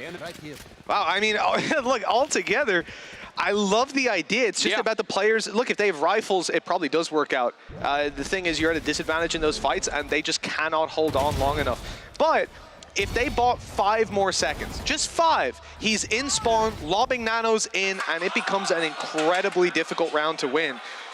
Unfortunately, it was already half, so even at that point, you're swimming the wrong way. Yeah, you could at least have caused some like panic and players like running back out of there, but I think at that point they already knew, like, okay, if we just stick this, there's nothing that Mixwell can do because he's too far away, so it relies on the other players to isolate Jules when they have Guardians and pistols. So such an advantage from them. Still, as I said, really neat idea. I like it. Like, play the lockdown in a spot that's much more difficult to destroy for anybody else, and we've seen a lot of cool ideas come from that position exactly in the past. 9-8 though. This was a dominant-looking position. Bear in mind, it's been 4 rounds in a row now for the side of Vitality on this defensive side, and we're yet to really see too much when it comes to this attack side purchase. So a buy coming through in this round for Heretics. This is where they need to come up with some sort of idea. This is where Neilzinho earns his money. And still moving into this round, though, you might have a relatively even economy, but the ult economy sitting pretty favorably towards Vitality. They still have that lockdown, and there's no Hunter's Fury for Weber. So very, very difficult to deal with that for this squad. And I think that gives Vitality a lifeline. Even if they feel too much pressure on one site to play the retake, to pull back, they don't have to overcommit in this round. Easier said than done with a man like keloqz leading the charge, and he's going to be quickly making his way down short, ready for any aggression on their side. It doesn't come through. They have a flash even for that angle as he made his way around, and he's good for 2. Okay. Of course he is. And not the one-half wonder, it seems. Already managing to have a huge opener here. I thought Bonecold has done some pretty crazy things in this game so far, but that might have taken the biscuit if he actually decided to go out the window. I think he was seeing if they planted on that right-hand side, he was going to go for the spam, but not the case. And now in this after plant, I don't know what's going to be committed here. The fact is, there's an insane amount of cash for Vitality, so they very much can just try and take the weapons out of the hands, and Bone Cold with a quick double. Maybe there's a chance here. Super proactive, keeps the smokes online as well. This is huge. Paranoia down below, players rushing in, and that's a free kill. Great utility. This is Bone Cold's round. Twisted, Blade Storm holding the long corner. Weber doesn't stand a chance, and Mixwell's missed the nano. He's hit it on the roof. He's got to run in. He's got to take the fights. There's one, but Twiston's defusing it. He has to swing, and there's the Blade Storm to close it. That nano could have been the difference maker, but instead it sits up on top of the roof while Vitality catch up 9-9. You understand how it happens. It's just a slight misplay in the moment. He was running into while throwing it, so like that is so easy to do. It's a pixel of a difference. Yeah. And the thing is as well, it mainly came down to just, I don't know how Bone Cold gets 2 from above. Like, the players don't really need to be peeking. No, it's this. This is what I mean. Like, they don't really need to be fighting this. They've got a post plan. You already have the flank from Mixwell. You know it's there. You don't need to be this aggressively playing. And that's sort of the difference in this round is they gave him a way back in, and he ran with it. Well, you love to see Vitality getting fired back up, 9-9. Team Heretics had such a convincing lead. Please don't do the same thing. They've realized. They have realized. Mosey showed me. I'm like, I've seen this round, and it doesn't say replay. And like we're saying, you know, this is somewhere that they have a lockdown. You have the ability to play retake. That's not the time that you want to go, oh, let's just force a fight on Kellogg's down on short. Yeah. No, that's not what you do. Mosey's also 1 away from a Rolling Thunder, so you're basically in a spot where you could have 2 high-impact retake ults on in this round. Yeah, and you don't want to throw that away just to see if you can beat Kellogg's in a name duel. That's I think you got better chances so far the big teddy bear at the arcade. I thought you were going to say the lottery in this map, but you know. I don't know, it's quite, I see people win fights against him. It's not that rare. I think he's got 20 kills already. Double kill entry in the last round. He was on 18 before that. 45 seconds, already the time ticking down. This is a bit of a dirty spot from Bone Cold. Well, they know he's there now, but he's managed to dodge it. And with all the spam, more time is just being wasted. The dart being spotted, he knows they're going back. Now the turret's on the other side, but he's gonna try and peek around it. I think that's the spike on the ground. Another few seconds wasted, and he swings out with another. Bone Cold is having a worldy of a game so far. And well, they have to try and TP into the site. Yeah. They've got the control. They knew it. Kellogg's at least took the space. He's up close. Timing. He's ready to go. This could work, but they're ready. They're suspicious of this exact play. Twisted even pulls out the shorty. He's just ran it down against Kellogg's. He's won the big teddy bear and taken the lead 10-9 for Vitality, a team that was looking down and out, especially in that first quarter. 6 in a row. Heretics were dominating, and now they've lost the lead. Yeah, 6 rounds in a row for Vitality. There has been next to nothing. It was the pistol that was won by Heretics. If they didn't lose that second round, this game could be over. We could be sat there waiting for map number 2 to begin their map choice, and instead, they've had now a couple of rounds where they have given away back in to Vitality, and Vitality have taken it from them. These are mistakes that they're going to look back on and be frustrated with unless there is a response. Now they come in here, they've got a Blade Storm. Yeah. They have themselves something to set up Kellogg's, but as said, he's not going as hard as in the first half, so there needs to be someone else. Well, this is where the difference can be made, though, with the Blade Storm, with the dash in, and an attempt. Bone Cold, though, up top, hasn't been spotted. He saw the edge, and Sender still hasn't been spotted. Through the box to take him down. That's just devastating. And like you said, yeah, they had no idea. Oh. I like the attempt. The spray through. Ooh. He's getting returned on. So low here, but he'll just about make it away. Twiston with a whiff. He was moving away, wanted to run on the angle. Fired a little bit too late. But even despite that, you know, they've got...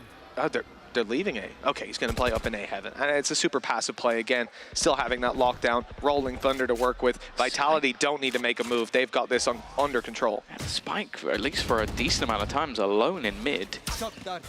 Again, Avova so desperately low. They still haven't managed to get past this alarm bot, and there's been a realization that they could make their way into this site. Bear in mind, we've mentioned it already. Rolling Thunder, lockdown.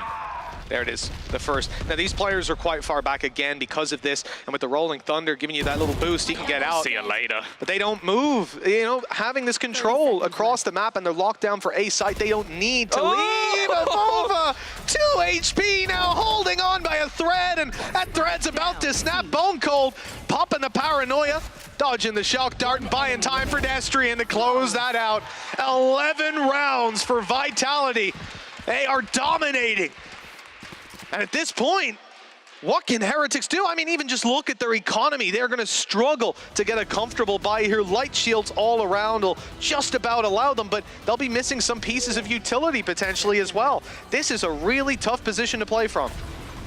I also really want to give a shout out to Bonecold, not only for some of the huge individual plays he's been making, but this might be one of the first times where I see like an Omen with an absolute buttload of assists, and I'm like, he earned those damn assists. Like, it's not just someone walking through a smoke or something ridiculous. His paranoias have been phenomenal, but also the amount of damage he's been doing where I don't feel like he gets the kill. Like at the end there where you see a 3 HP kill come through for Destiny. He's like, yeah, I got a kill. It's like, bro, you did no damage. Bonecold did everything. I think Nano Swarm even tickled him up as well.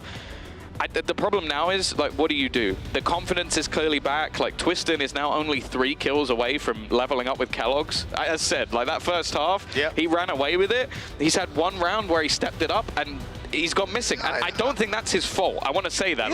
It's a hard half, but you're now seeing Twiston back in form, and that's scary in itself. I mean, I'm decently confident that he had 18 kills in the first half. I don't know if production wants to check that, but I'm almost certain he did, which means he had that 1 round with a 2K and nothing else. And at most, it was, I remember he was on 17 at one point in half 1, so either way, it's just been a quieter second half for them. And when you win the pistol, get nothing else afterwards, and now you're faced, I mean, just look at their economy. 2 Bulldogs, a Guardian. I mean, there's weaknesses here. Obviously the Sheriff as well, you know, massive weakness.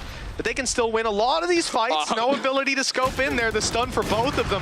But it was Twiston that was affected. I'm surprised he didn't no scope. Like, I thought knowing Twiston, he'd at least have a pot shot. Like, I'm actually knowing Twiston, it would hit. Yeah, probably. But again, the second they lose one piece of map, it's the same contact. Oh no! It's the same contact plate. But there's so many players going this way. They are just waiting for the timing of this peak. They're actually going to shy away. The drone is ready. The second the drone spots anyone, there goes the paranoia, and there goes the swing, but Weber actually gets the wallbang kill. The spray's wild from Mosey, but he comes out with a double, a miss shot! Oh, 1 HP surviving is Kellogg's, but he's eventually traded out, and they still haven't made any real headway of getting onto this site. Yeah, Bonecold does well getting back into that corner. So tough to root him out of it, and you're just swinging straight in with a Sheriff. You're not going to win that duel. Got to look elsewhere. And Boo ain't going to be alive all too much longer. This is devastating. 1 shot from the op, and it doesn't get the kill. Or it does get the kill, excuse me. Bonecold and Sander, the last 2, going through the smoke, though. Still retrieving the spike. Low HP himself. I don't know what the idea is here. The trade should be easy. Once they've got the angle for it, maybe they're worried about short, but no, look at this crossfire. Even if Sander goes down, you have to imagine that swing is coming in seconds later from Bonecold. I still can't believe we're here. 8 rounds in a row. We've had retakes, we've had clean rounds, we've had close rounds, we've had clutches. But no matter what has happened, it's always gone the way of Vitality.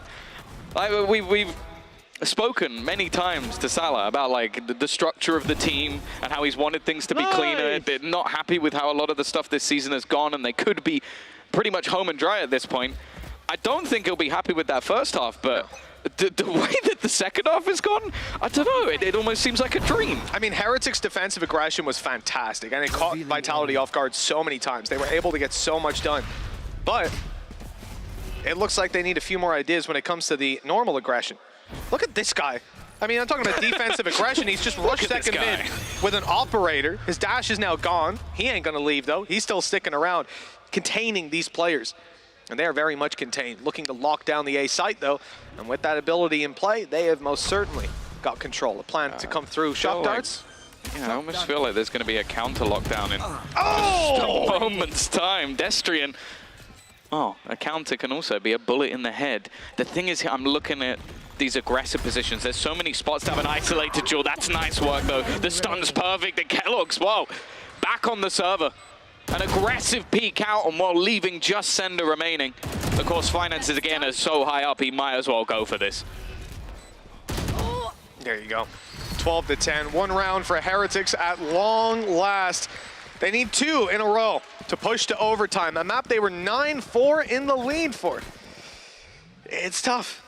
It's tough to have to remember how close you were to closing it out and see it slip out of your grasp, but that kind of round might just light the fire under them. The only worry I have is that the main way they got into the site was the lockdown, and you're not going to have that anymore. Like, they haven't been able, especially on the A site, to have any semblance of control. They've either been able to take long and then they get decimated on short, or they try and pressure short and they lose. Like, that's been the only real case in this round.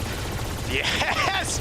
Malzy! I love it, man! The early off twisting, running up and taking keloqz down. Mixwell's got the operator, looking to lock down short, but they've got a smoke in play. Hunter's Fury popped through for a kill. That's Weber gone. And Team Heretics now in hot water. Was he in a drone? Like, it seemed like they did that almost directly off contact. I don't know if he was using his drone and it got spotted in mid, but almost see it too easy. They know, they're in his head. Love to see that. The spam maybe giving them a lifeline with 10 HP left on Twist. And Malzy's damage, I believe, onto Avova early was good. He's down to 70 and 91 on Boo with 6 shields left. Definitely chipped up a little bit, and that's going to be a big honestly, Malzy, you're getting a handshake after this game. You're getting a hug.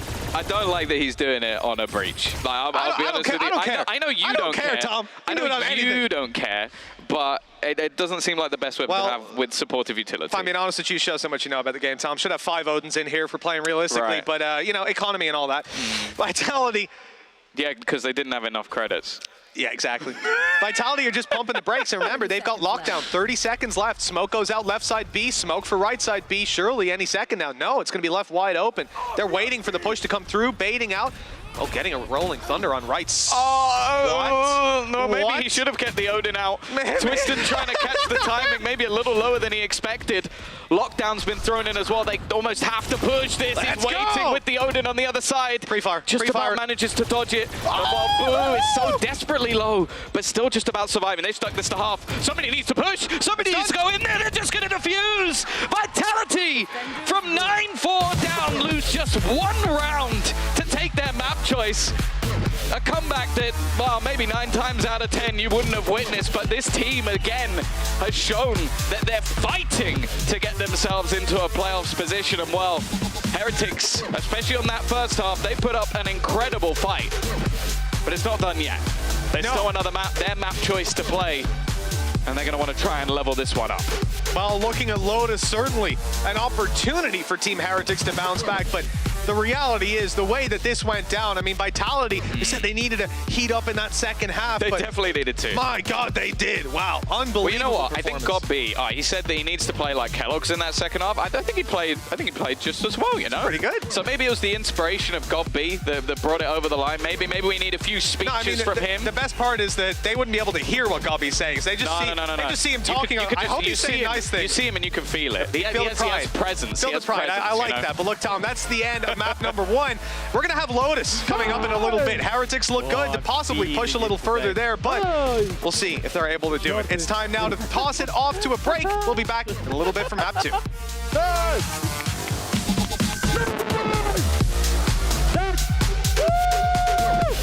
Let's go, guys. Nice! Hello!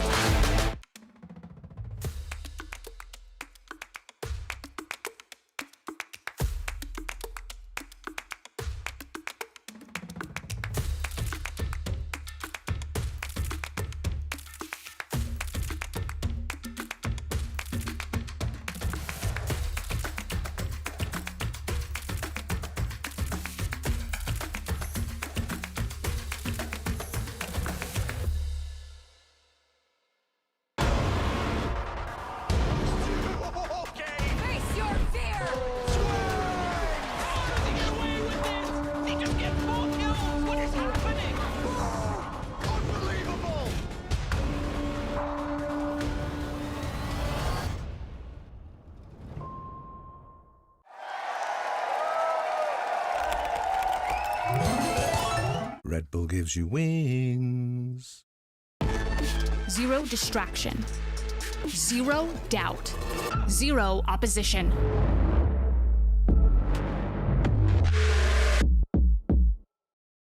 Usually when I see a target, I won't miss. I try to find weaknesses wherever they are and just game by game try to pick up on anything I can.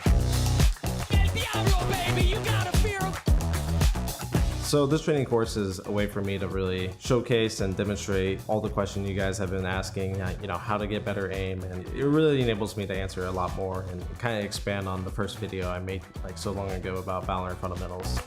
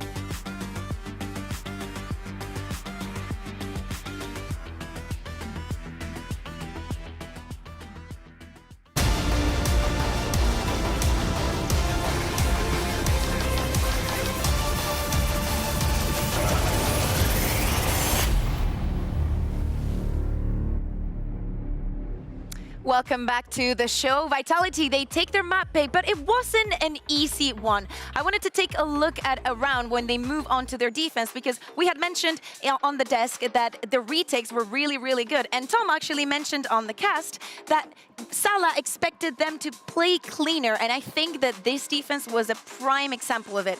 I want to take a look at round 20. It's a very important round because Team Heretics start with a very clear plan. They want to initiate this attack onto C, and they're going to invest a lot doing it. But if you take a look at the positions that already Vitality have over the map, Twiston is just going to be picking onto A. We see Molsey taking care of Garage, and they put a little bit of more support onto C.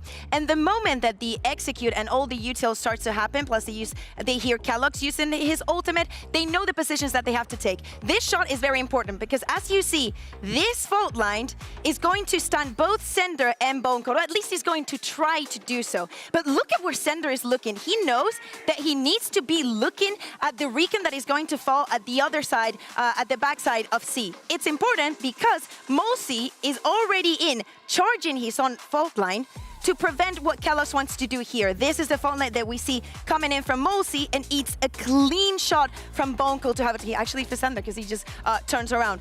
Now moving forward, Heretics is like, okay, so what do we do now? This didn't work. Let's try and go back. Let's try and at least take this control. Avova gets forced out just by the use of that drone, and almost, takes a little bit of damage. Almost Destiny has the kill and needs to use both of the TPs to get out of that situation. Now it's a little bit of a pause here for Heretics to identify what to do.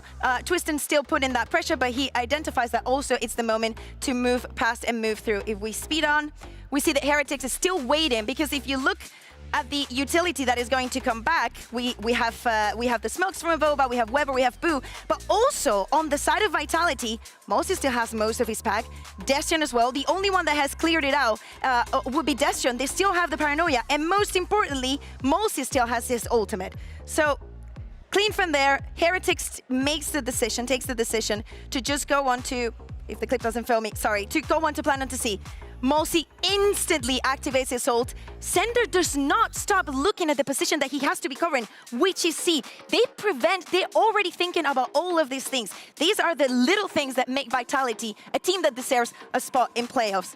Clearing out that round, Nano is activated. Fault line is going to come from Mosi. Easy kills from Bonko here. Still has the Paranoia, even though there's still 20 seconds left. And it's going to be a clean round from Vitality. Very beautiful stuff. Yeah, it's a beautiful stuff from Vitality, but I feel like not so much on the side of Heretics in the second half, despite keloqz, Lothar absolutely carrying, putting the team on his backpack and carrying the entire team. I cannot believe that the stats that he put up, and he ended up being on the losing team. You're going to love this, Lothar. He had the highest ADR, highest kills, highest ACS, and highest first kill of the entire lobby. What about Cast? Don't do this to me. The thing is, keloqz But he was on the losing team. Yeah, but he was that good on the defense side. That's the one that requires less coordination with the teammates. It was more of, let's say, a showcase of his individual skill and the inability of the opponents to shut down the angles against him, And that was the problem. That was something that Vitality failed to do when they were on the attacking side. But on the defense, it was the reversal of the roles, and they had an easy time because they knew that keloqz has to push into them. I mean, this is when I feel like the majority of this reaction might have been from the first half when they were winning. But as you heard from Gobby there, he firmly believed that Vitality had a chance, and that came on the shoulders of Twiston. And I mean, he went 3-7 against keloqz. keloqz had his number. I felt like this guy was doing everything that he was supposed to do, but they just couldn't win. I think it also has to do with what Lothar was saying about that first half. I think most of those numbers came from that instance, but I think that the effect that Twiston wanted to have showed up on the second half. Yeah, he definitely did. I think in the first half we saw him get shot down quite a lot. Yes. But in the second half, maybe it was the Gobby buff, but he came alive. The knives. Well, still, we talk a lot about the Jets and their role and how important it is to have a very dedicated Jet player that knows what to do. But the thing is, that would still not mean a lot when you don't have the support. And I feel like the unsung heroes of this map were the Breach players and the Omen players. We have seen so many beautiful pieces of utility being used and cycled through with knowing when to stop, using the utility on the cooldown to make sure that you can support the players that are doing the execute or just counter-spelling the executes. I'm really sorry, Lothar. I know you had that really nice speech about the support. Yeah, but we're going back to Jet. I'm immediately going to show you the Jet players, because as everybody knows, they're the only ones that matter. But yeah, as you guys can see, keloqz, the exact same angle, by the way, he shut down Twiston twice within 3 rounds. But as they switch side, Kakuka, I feel like Twiston knew exactly what he had to do. It was a completely different story. I think that they put the SEM control onto A. I think that they were both most successful there.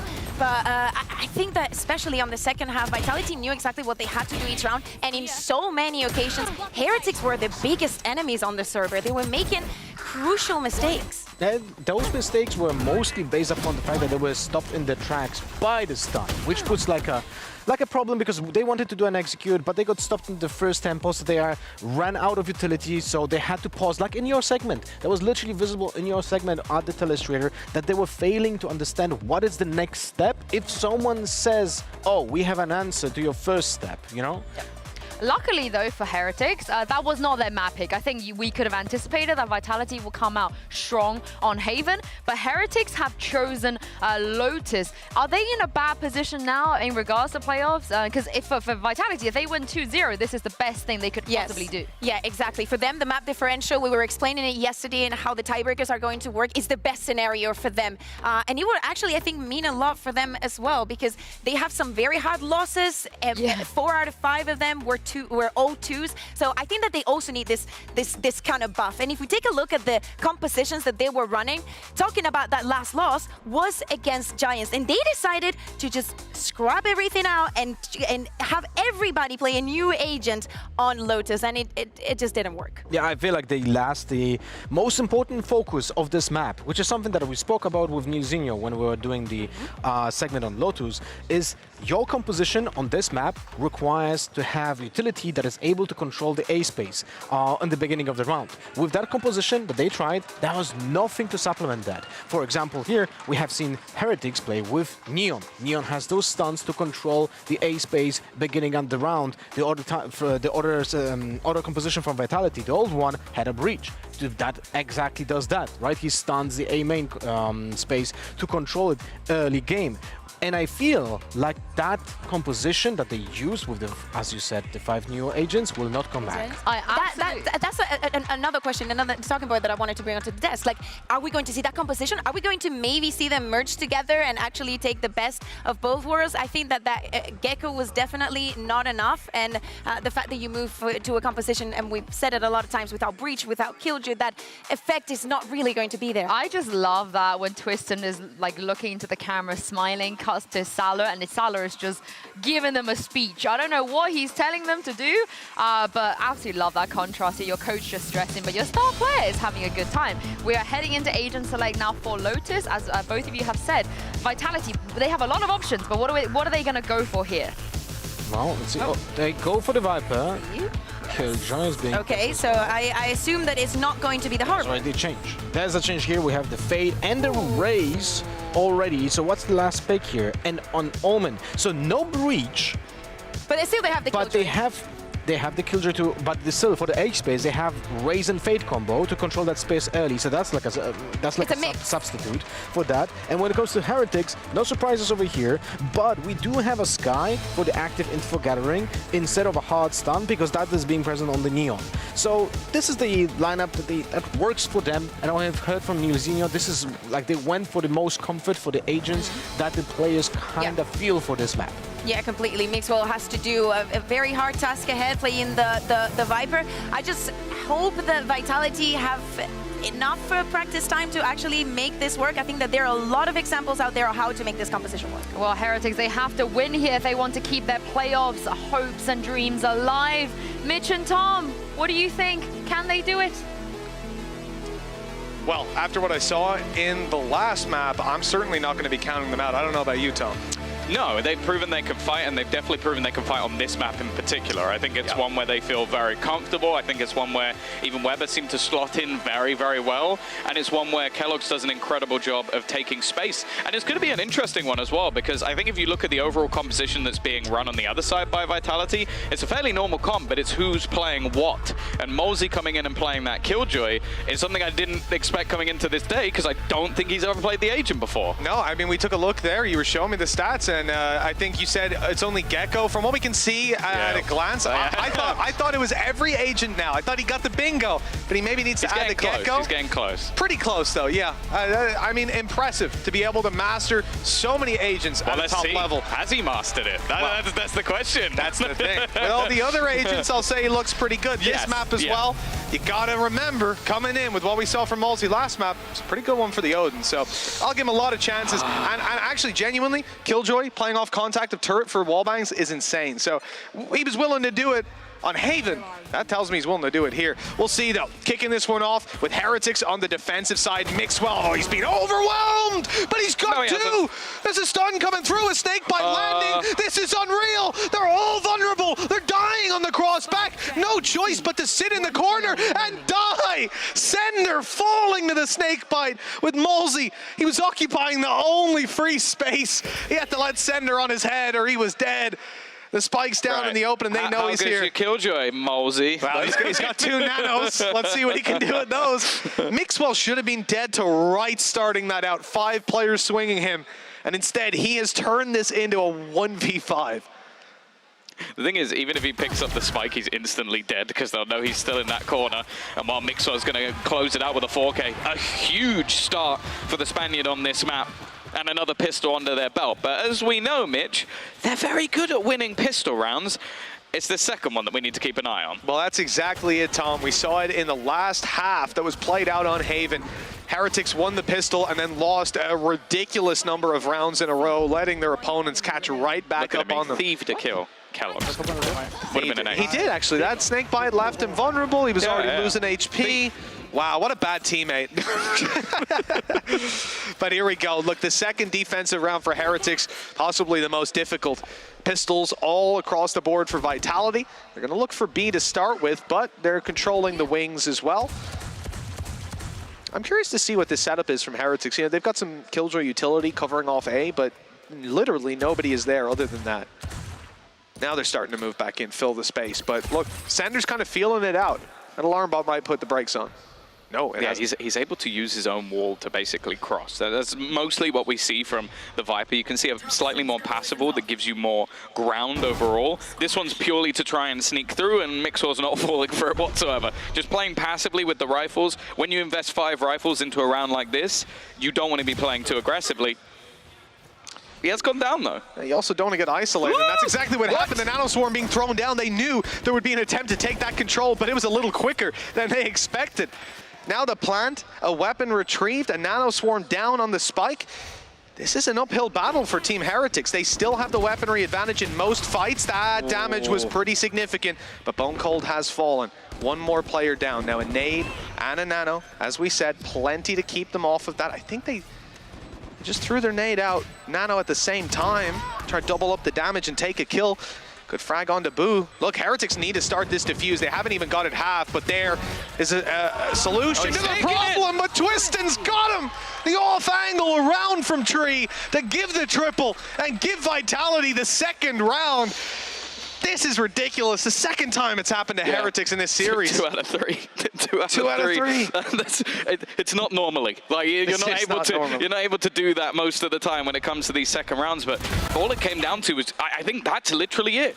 That single kill coming out from Twiston grants the rifle, chips up a lot of these players, and then somehow he manages to get in it. I think it was just the movement of Avova. Avova was waiting for so long on that smoke, watching for Twiston to make that exact play. Spraying it as well. But because one player went down while he was defusing, Avova has to move, and that gives Twiston the space. He couldn't have picked a better time. Well, now you can see Vitality. They have a little bit of an advantage. Now they're up against the pistols.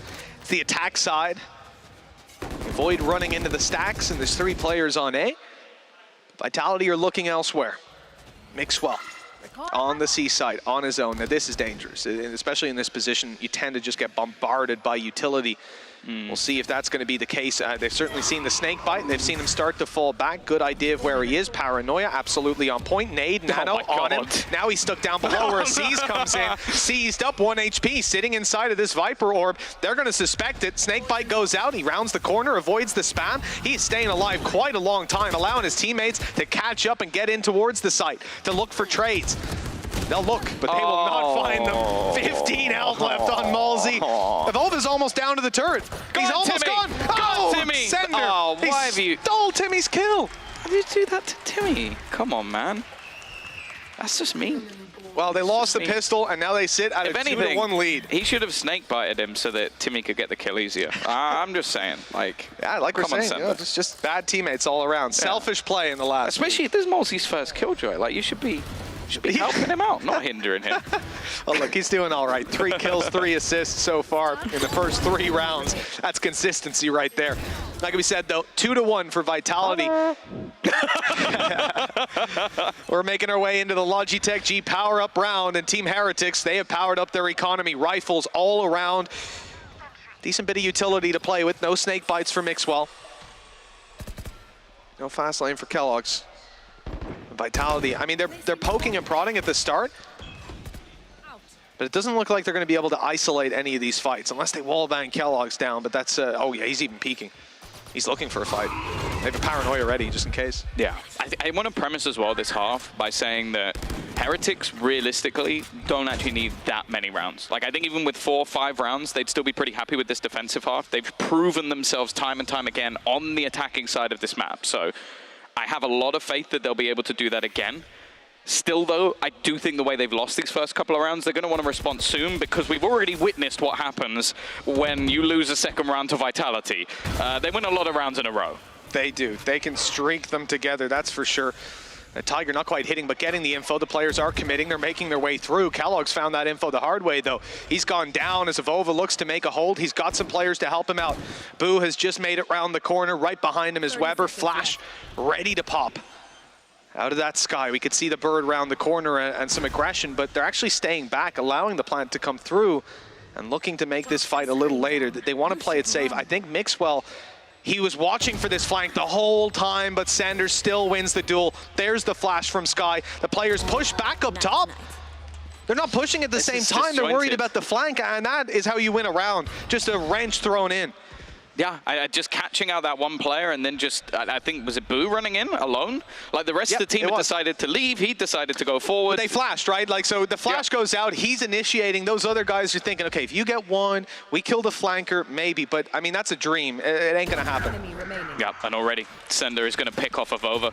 They are making this one costly as well as taking home their 3rd round already. Like, their economy, again, is gonna be off the chart. So much so that Mosey actually dies to Spike. Not sure that was necessarily intentional, but they keep it nice and clean. And while this time, Sender, I won't take anything away from your triple kill. That was nice. Just wanted to look to see if Twiston was grinning, but no, because he was just baiting him in with the barrel of his gun the whole time. He was like, I'm coming around the corner. No, I'm not. I'm coming this time. No, I'm not. And then he has Sander just peek from up top and take him down, just buying time the whole time. And I can understand the decision making there. Again, they expected the flank to come through, but it does feel like you have to make a choice. Do you commit to the guy behind, or do you commit to the site? And here, we have committed to 2. That's what happens. 3-1. The streak of rounds continues for Vitality as Team Heretics, they won the pistol round, and now they're faced into another. A pistol round for themselves. Their opponents are certainly locked and loaded. Yeah, again, it looks like they're quite happy to put pressure on this side, and Mixwell's just been styled on. As always, Twiston told us before the game he's going to get a lot of shorty kills, but a lot of the time it's easier said than done. And seeing the confidence of this youngster thriving once again, that's a very bad sign for Heretics that he's willing to take such risks. In a round like this against pistols, I mean, this is somewhere that I think Lothar might have the iPad out and spend a 5-minute rant about how terrible of an idea that was if he died, because there's so many reasons not to do that. But when you're Twiston, that just sounds like a reason to do it. Nade far back, which means he has to push in. Didn't even need the second shot, by the way. Didn't even need it. No, and he knew it. That's the thing. He didn't fire it anyways, you know? This is the kind of guy that can take multi-kills with 1 mag of a shorty, and it's ridiculous. 1 away from Showstopper, 1 away from Viper's Pit, 2 away from a Nightfall. This is a strong position from Vitality, and sure, Team Heretics have their ultis coming online, but when that ult economy matches up head-to-head with the streak of rounds Vitality already have, that's not what Heretics will be hoping for. Yeah, and you have to bear in mind what sort of context we have here. For Vitality, this doesn't confirm them into the playoffs. Like, it would still come down to the game tomorrow with BBL, but it does confirm Heretics out if they lose this map. That is them done. There is absolutely no way, I think, that they could make it like that. They're on 2 wins. There is no way. Ask Kukuka. No. I'm pretty sure she knows. There is no way that they will be able to make it through if they don't win this game. So that's going to be the main thing for them here. The pressure is on both sides, but when it starts to go this way, this early on, you're going to have that pause. And I like that coming through from Neil. Okay, we're not out of this half. As I said, they only need 4 or 5 rounds. 6 would be a dream. but let's pause it early to make sure that stuff like that doesn't happen and let it get out of control. Yeah, and also, like we said, there's so many ultis coming online here, so many things to be cautious of. As well. With how you're running your early round, allowing orbs, allowing even just a pick is not going to help you. That's going to work against you more than in any other round because you're probably going to be letting them have access to an ultimate, a very powerful one as well. There's Mixwell right away onto Destrian. Big kill for this squad. That's a good start. The majority of the team were actually battling in towards Rubble, but he takes the fight on Mound instead and wins it. Avova under pressure here, but he's got support. In fact, he's got the majority of the team just waiting around this B site, and understandable. We've seen over the last few rounds Vitality happy to end up on that B site. With the Viper's Pit holding off C and the utility out on the other side from Boo, having that stronger mid-hold could be the right play. You know, the thing is, though, when you commit that Viper's Pit, 3 players still being around B is scary. This is somewhere that you will almost probably have to play the retake on A. You know, if you just think about it, that resistance that's put up by the C hold, then the smokes, your Viper wall and everything that's on B, that should force the squad to make their way back towards A. That Tiger did not spot out Malzy. He might have a flank here. Showstopper good for one at least. Good entry. That's what you want to use this ult for, but they're going back, they're going to B because of the control that Malzy had. They didn't need to full commit to A. And now as Heretics rotate in their players to play that A site, they realize that they're going the wrong way. That is an inch away from landing on Bone Cold. And if they think that's landed, they might go in for some duels. Indeed, they do, not aware that he's still sitting pretty. Now inside the pit, that got dangerous, but he made it out alive. Bone Cold still here to be a thorn in the side, dealt with by Weber. Malzy down below. He's good for one with the shorty already, hit by the Paranoia, has to navigate his way back around the site, but he's got support. Twiston's here with him, holding the angle, and Avova has to have another one of his signature clutches. He's trying to isolate the fight on Twiston, but he's just waiting for his teammates' contact to make that swing, make that spam even. This is getting close, a good chance for Avova! He's got them both! Heretics are back on the board! I don't know how he's come out with this. It's going to be so close, but a second left on the clock is enough. Oh, what a play from Avova. We've talked about him many a time when it comes to these clutch scenarios. There may literally be no one else that you want in these sort of scenarios, and this was just based off a spam. Okay, fair enough, Mixo. I thought that was more of a firefight. The thing is, the overall round that was played there, I actually really liked by Vitality. They fake out using the showstopper. They take the A site almost completely, but because they'd sent the dog through B on the defensive side, the read was made by Mozzie. We can take that site for free.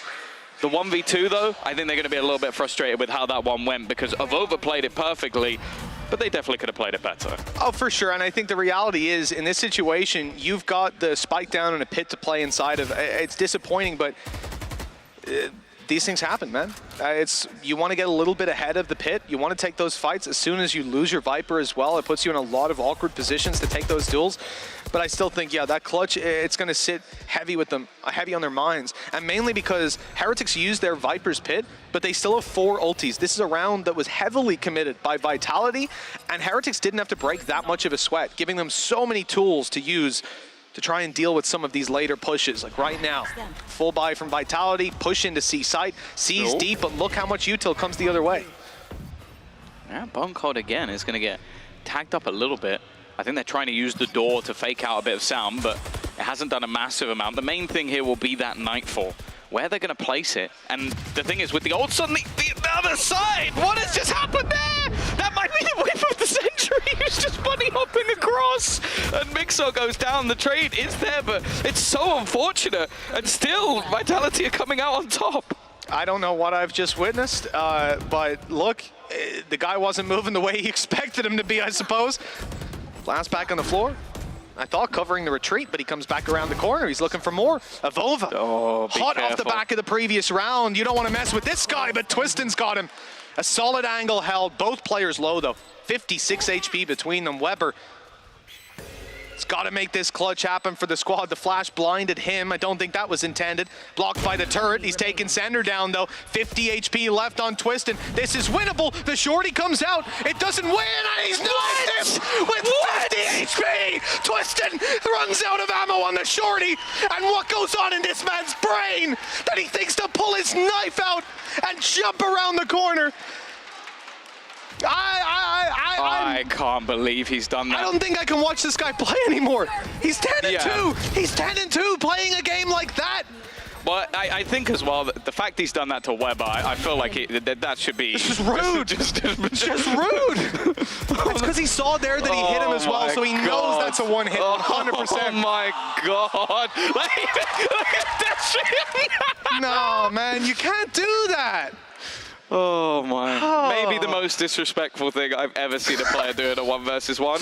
And I want to say, Vitality, if you're not fining him for that, then I'm disappointed because... We should have a fine. There should be a fine in the league for that kind of play. That is not okay.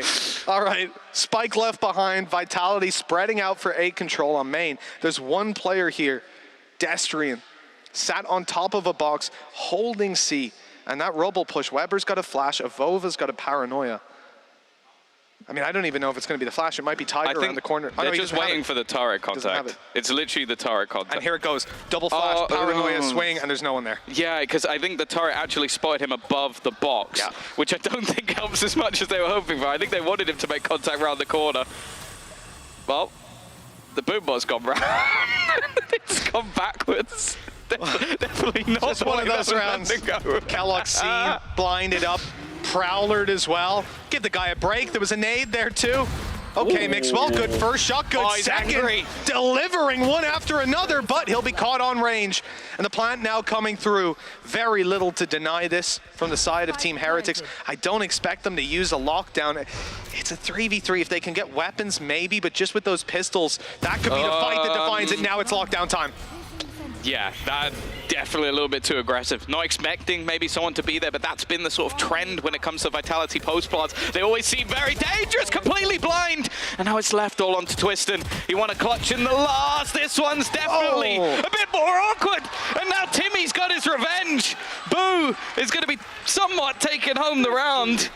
And well, the flex of the last one maybe becomes the fall in this one, as they're now going to lose what was basically just pistols. Well, the defensive side, Timmy doing a little better than the other way around. I think the other one did more damage, to be fair. Sure. Timmy did more damage. He just didn't have the help. People don't look at ACS, Tom. They look at kills. I hate to tell you that, man. Right now, I look at ADR. Do you? Yeah. I like ADR. Good stat. It is a good stat. Many good stats. One bad one. But anyways, 5-3. Vitality in a pretty good position, but headshot percentage. All right now. Nuzera is actually the top in the league for headshot percentage. 40% headshot. I guess he didn't play too many games, but impressive nonetheless. Sender's down to 6 HP. Some decay there, I think. No? He's just down to 6 HP. He got sprayed down. So that's quite unlucky for him. He still managed to get the plant in. Now, no ults to play with and a lockdown on the other side. You have to feel like there is a huge advantage here for Heretics going into this retake. Lockdown in play here. This is a big, big deal. Excuse me? Ah! Wait, did he think he'd ran away? Gone around the corner? He destroyed the lockdown, so they don't actually know if they've managed to clear out all of these positions. That's the only thing that he's actually managed to do, is sort of make this a bit more dangerous. The thing is, though, they're just going to stick it. They're on the defuse. Someone needs to get around that corner. They need to do it quick, and, well, it's just been stuck on the other side. I don't mind the idea. Something a little bit audacious in a round where they didn't really have that much of a chance in the 3v5, but it doesn't work out this time. And there's a timeout from Vitality. You know, just a couple of hiccups. They've lost 3 of the last 4 rounds now. So the momentum starting to swap up into their opposition. I can certainly understand going for this timeout. Look at that. It just tanks it. Boombot through, destroying the lockdown. And the fact that, you know, he comes in with the showstopper and didn't even fire it at the close corner. My guy is just going for it, looking to catch the players further back. And, you know, 0.1 of a second later on that kill, maybe he ends up turning the tide completely.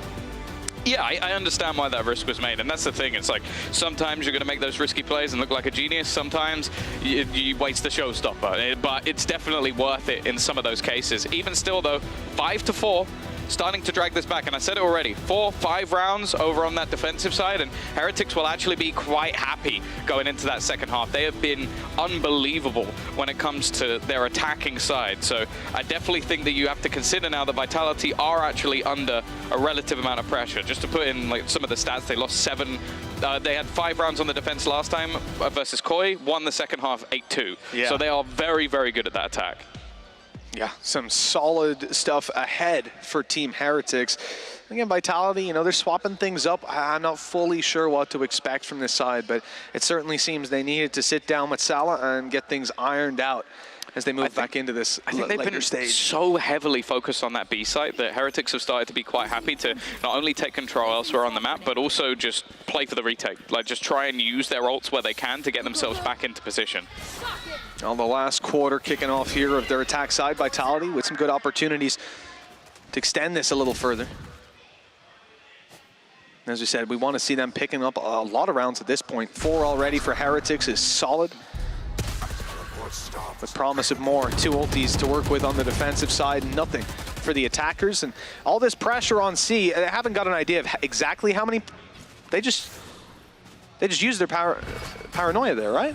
Destrian popped his paranoia. They couldn't push. It seems like it was maybe a little bit early, but either way, it has forced Heretics back as they flood the site. Yeah, I think this time out, they actually did expect it to be a fake back to B, because it's happened so many times that they started rotating players over a little bit early. Even still, though, they've got this firing squad, and that's one of the problems with a lot of the walls here, is they are paper thin, and I'm not talking about the Pacific caster. He's left to bring up the Baldies. Twistin already good for one, and he's swinging out for more, but that trade, okay, Bone Cold recovers it. Destrian does a little better, and they've spotted Weber. 1 versus 3, he's already got the first. The spike isn't planted either time on his side. 30 seconds, and another kill. Spike down in the open, that swing from Ballsy. It was close to being another Weber clutch, but instead, Vitality extend their lead. Man, nice try. An incredibly close round, and honestly, Vitality did well there. They walked into what is basically a stacked up site. 3 players sat towards the short side. I think there were 2 in the smoke at the back of the site as well. And Twistin is just fragging out. Like, he is having one hell of a game so far. You can see the sheer confidence at the moment. They won their map choice. This is the map that I think many, including myself, expected them to lose. So the fact that they're currently 6-4 up, and as I said, they can get the last couple of rounds, I don't think either side will be too unhappy with how this has gone. 2 to play for Heretics, starting some early aggression with Avova on top of the rocks. It looks like C-Site is going to get some reinforcements with Calox coming around, and I wonder if he's going to try to spot it out. Actually, they've just put a smoke and a Prowler down, so at this point I think you get that information for free. There's no point in swinging.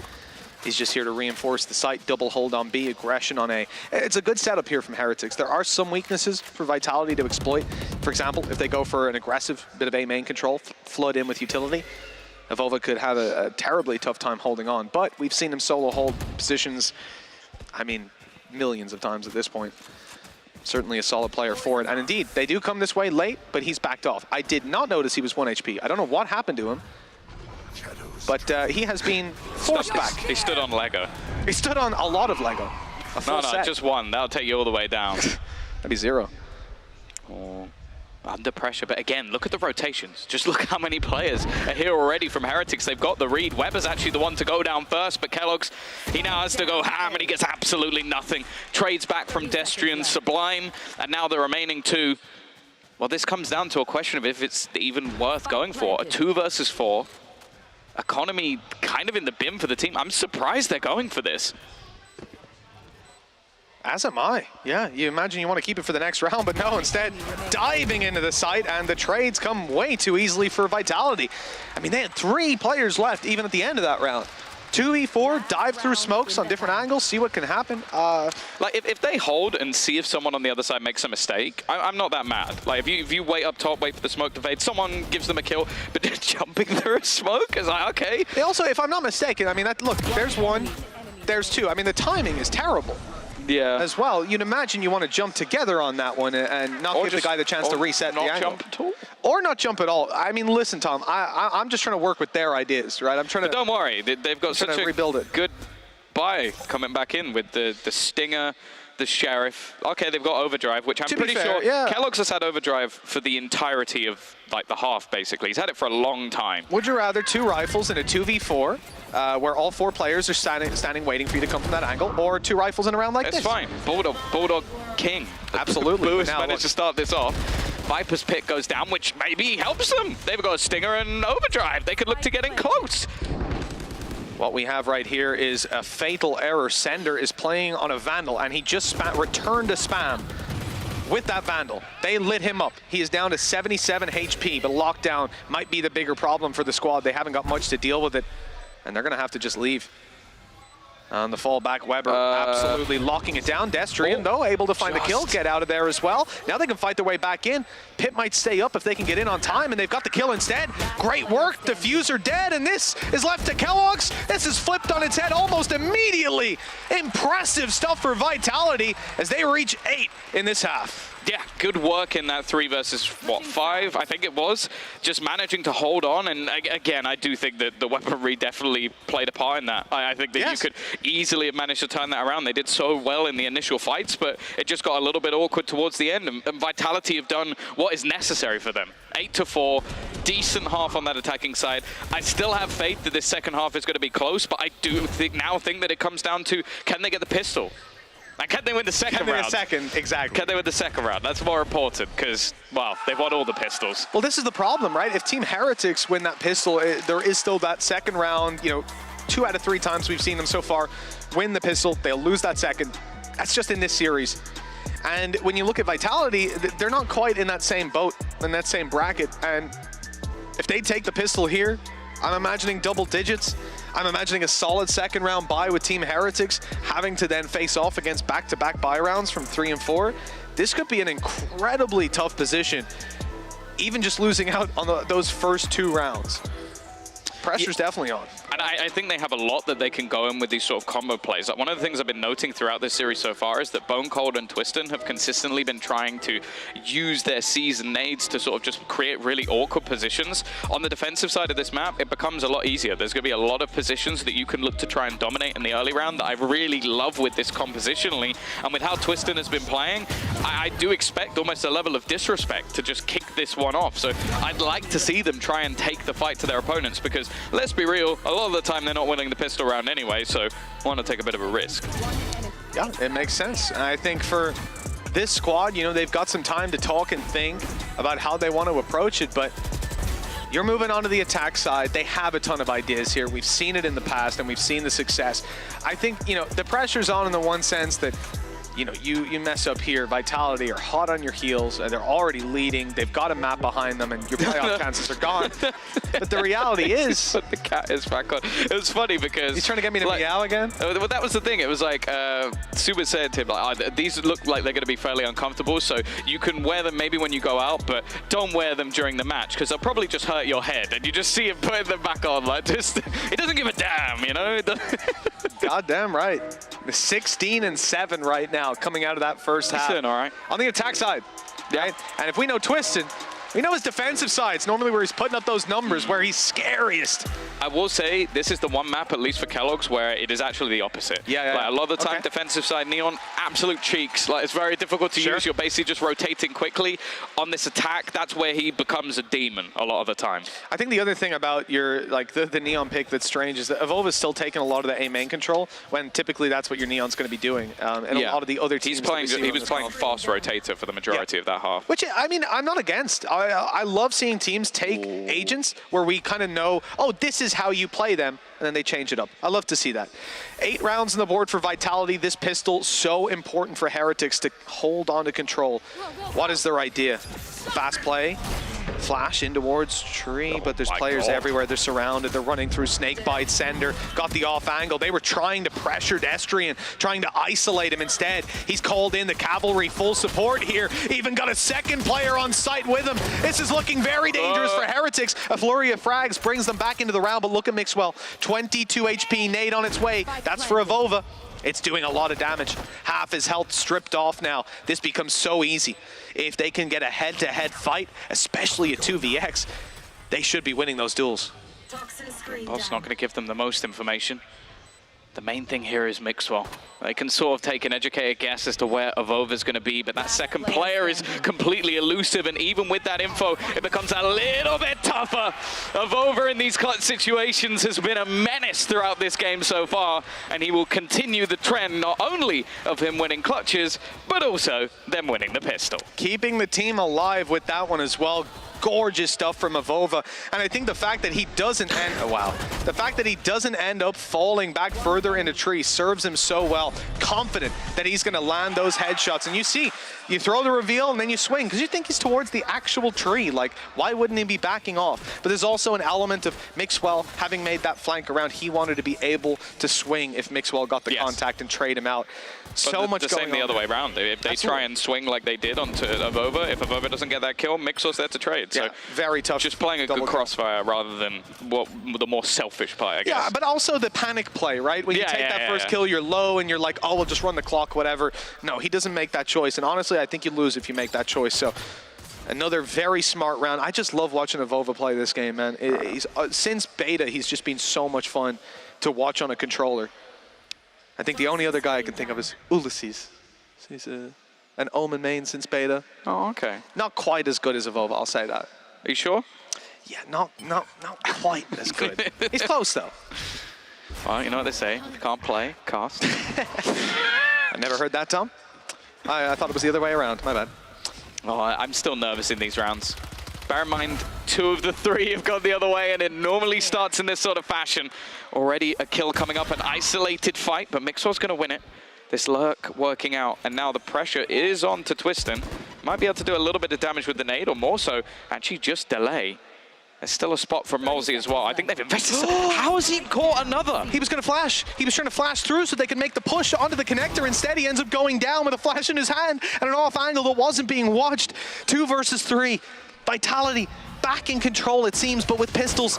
They're at solid. That's a tag. 40 HP. And Boo is, I mean, he's tagged a slight bit, not enough to really make a difference on this one.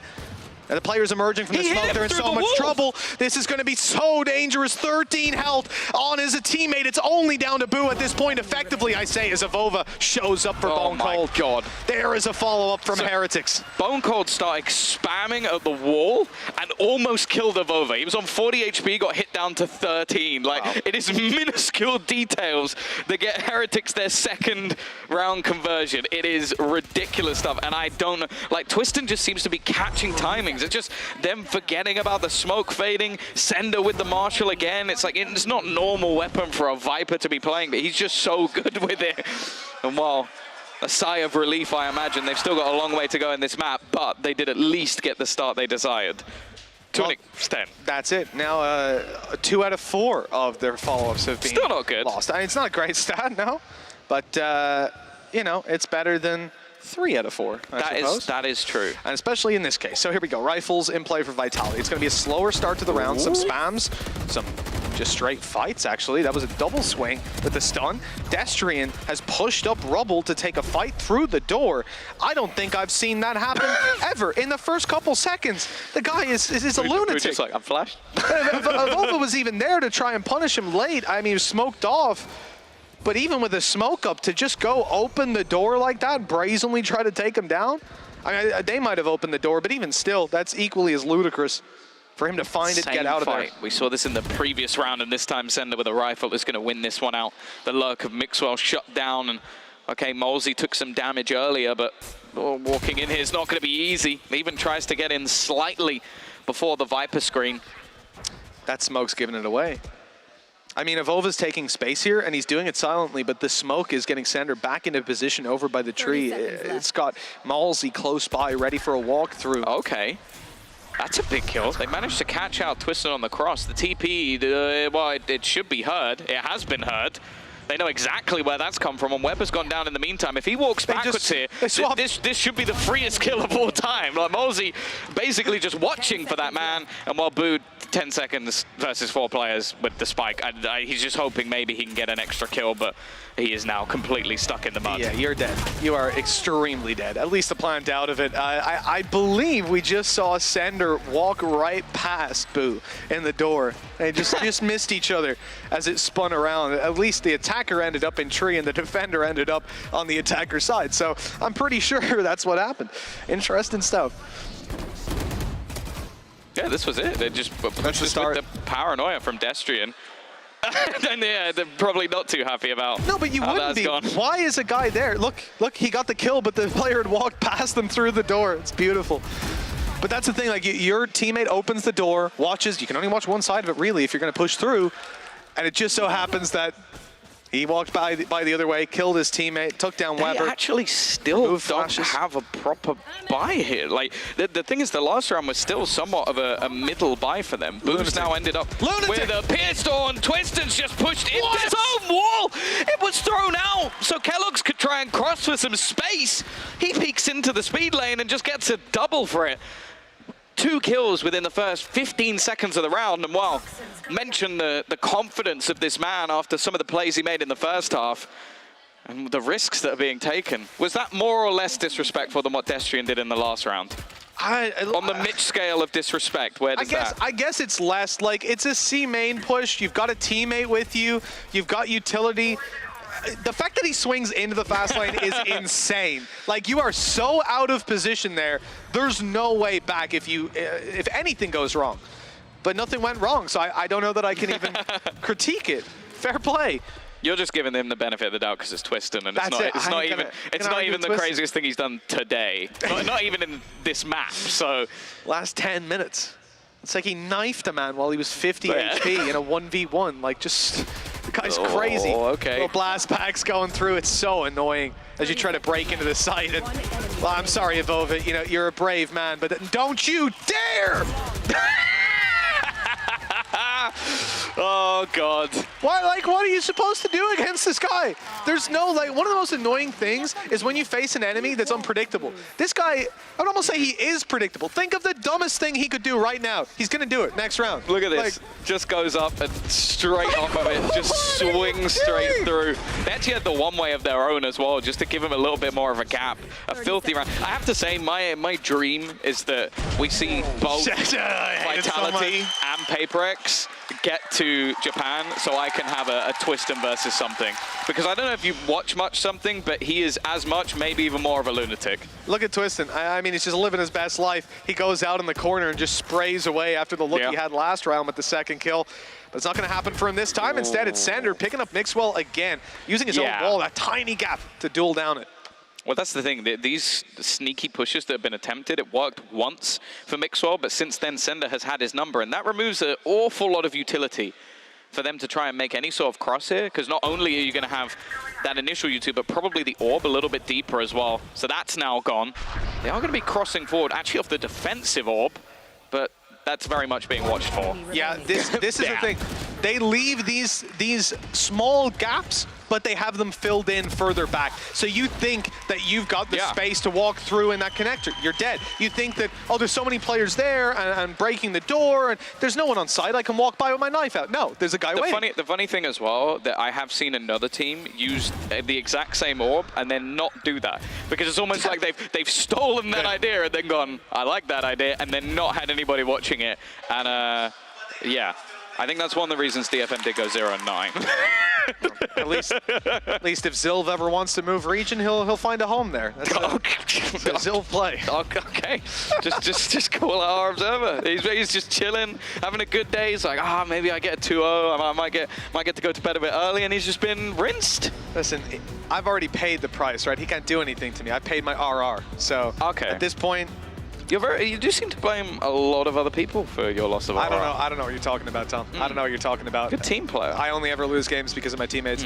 Is this why you're spamming a wall with the Odin for the entire round? Listen, Yoru Odin play, it's underrated, and someday you're going to realize that. I'm just telling Some would say it's not even rated at all. I would disagree. I would say I rate it. Lothar rates it. We're already. Does he, or have you just put that? Hey, listen, I remember the chamber argument we had with the Odin. I remember Mini settling it for us. And he did it in pro play, did he? I remember he settled that argument for Did he? us. So, I remember Fnatic doing that, actually. Chamber was nerfed. Remember, he was nerfed right after that conversation. Oh, okay. So then we stopped that whole thing. I'm trying to convince him about the Yoru. Minnie, if you're listening, come on. You can do it, bro. But 11-6. Vitality. I think you're picking the wrong team. Maybe try and take that one to Angel and see if he'll do it. He might. But see, the thing is, I want to see like Boaster pick up the Yoru, you know? Just break the mold completely. 11-6 right now. Vitality looking incredible. Streak of rounds, and once they get going, they snowball all the way. Heretics are going to need a solution on the attack, lockdown, and Seekers to work with, but there's a showstopper in play. I don't know where that was fired to, but it ain't found anyone.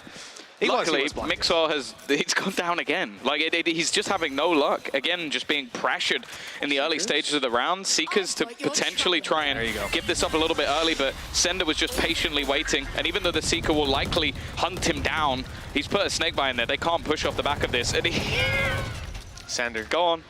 Sander. Go on. I don't know what Molsey's been telling you in between this game and the last, but you got to listen to him more, man. You got to keep this going. Now, that door is completely wall bangable, and this becomes a target for him any moment now. The only thing being that he doesn't really want to spam that. You know, because he doesn't want to lose his 5% he's in by his being pit. spammed back. Look, I'm with the Odin in almost every situation. I'm a die-hard Odin fan, but you're going against it here. If I look in the Viper's pit, man, I already complained about the Vandal. A Vandal in a Viper's pit is bad. So on the record, Mitchman doesn't like the Odin here. Just wanted that out I didn't say that. I'm processing it a little bit. Kellogg's already down. I mean, look, good damage done at this point. Viper's pit can be left behind as they move in towards the B site. They've got a wall to block off main. Boo has to play in front of it. That's a tough position. Easily tradable, leaving Weber alone. 1v4.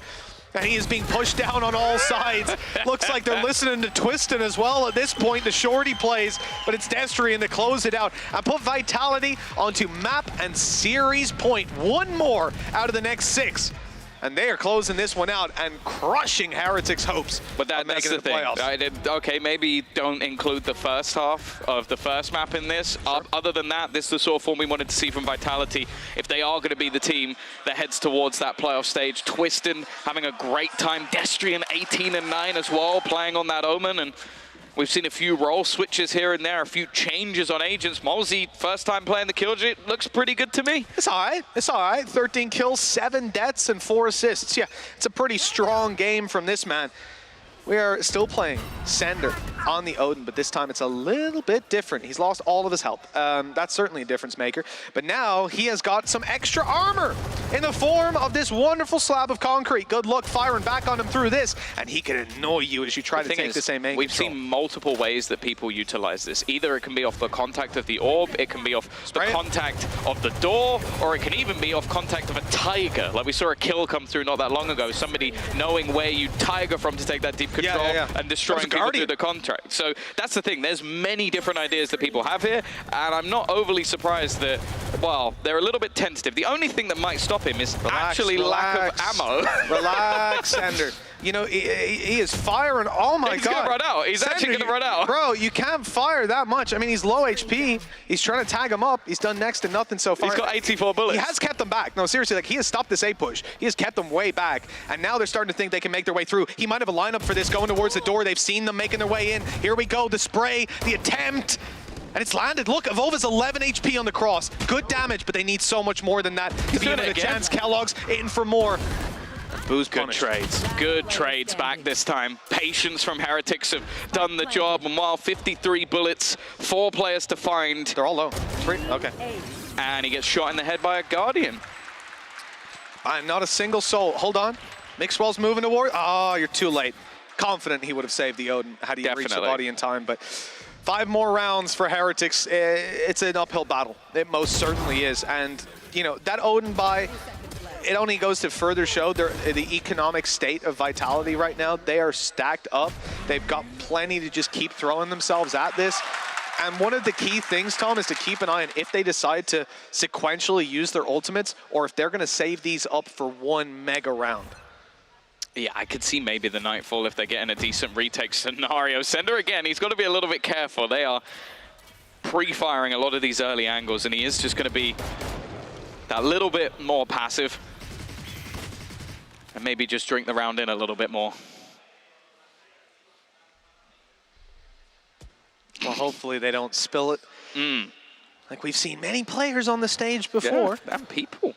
MP. People aren't players. Yeah. Sometimes Sure. Oh, the spike. talent. The spike is on Boo. Boo is alone. Boo is the only player making his way in from this angle. They have 4 players splitting on the door. Oh, the spike is literally on its own. This could be a disaster. You got to choose which one you want to fight, and they know exactly what one. It's Boo. But he's made it. He's reunited with the teammates at this point, even with the Nightfall coming through. Punishing on this should be very difficult. I'm not sure if I just saw Bone Cold go through that smoke. I think it was just to the edge of it. Destrian's quick flank caught. And Heretics, this could have been a very bad situation with the Spike solo pushing from mid and being caught, but instead they have come out on top. Every single kill going their way. Again, they have 4 more needed after this round, provided they win it, which there you go.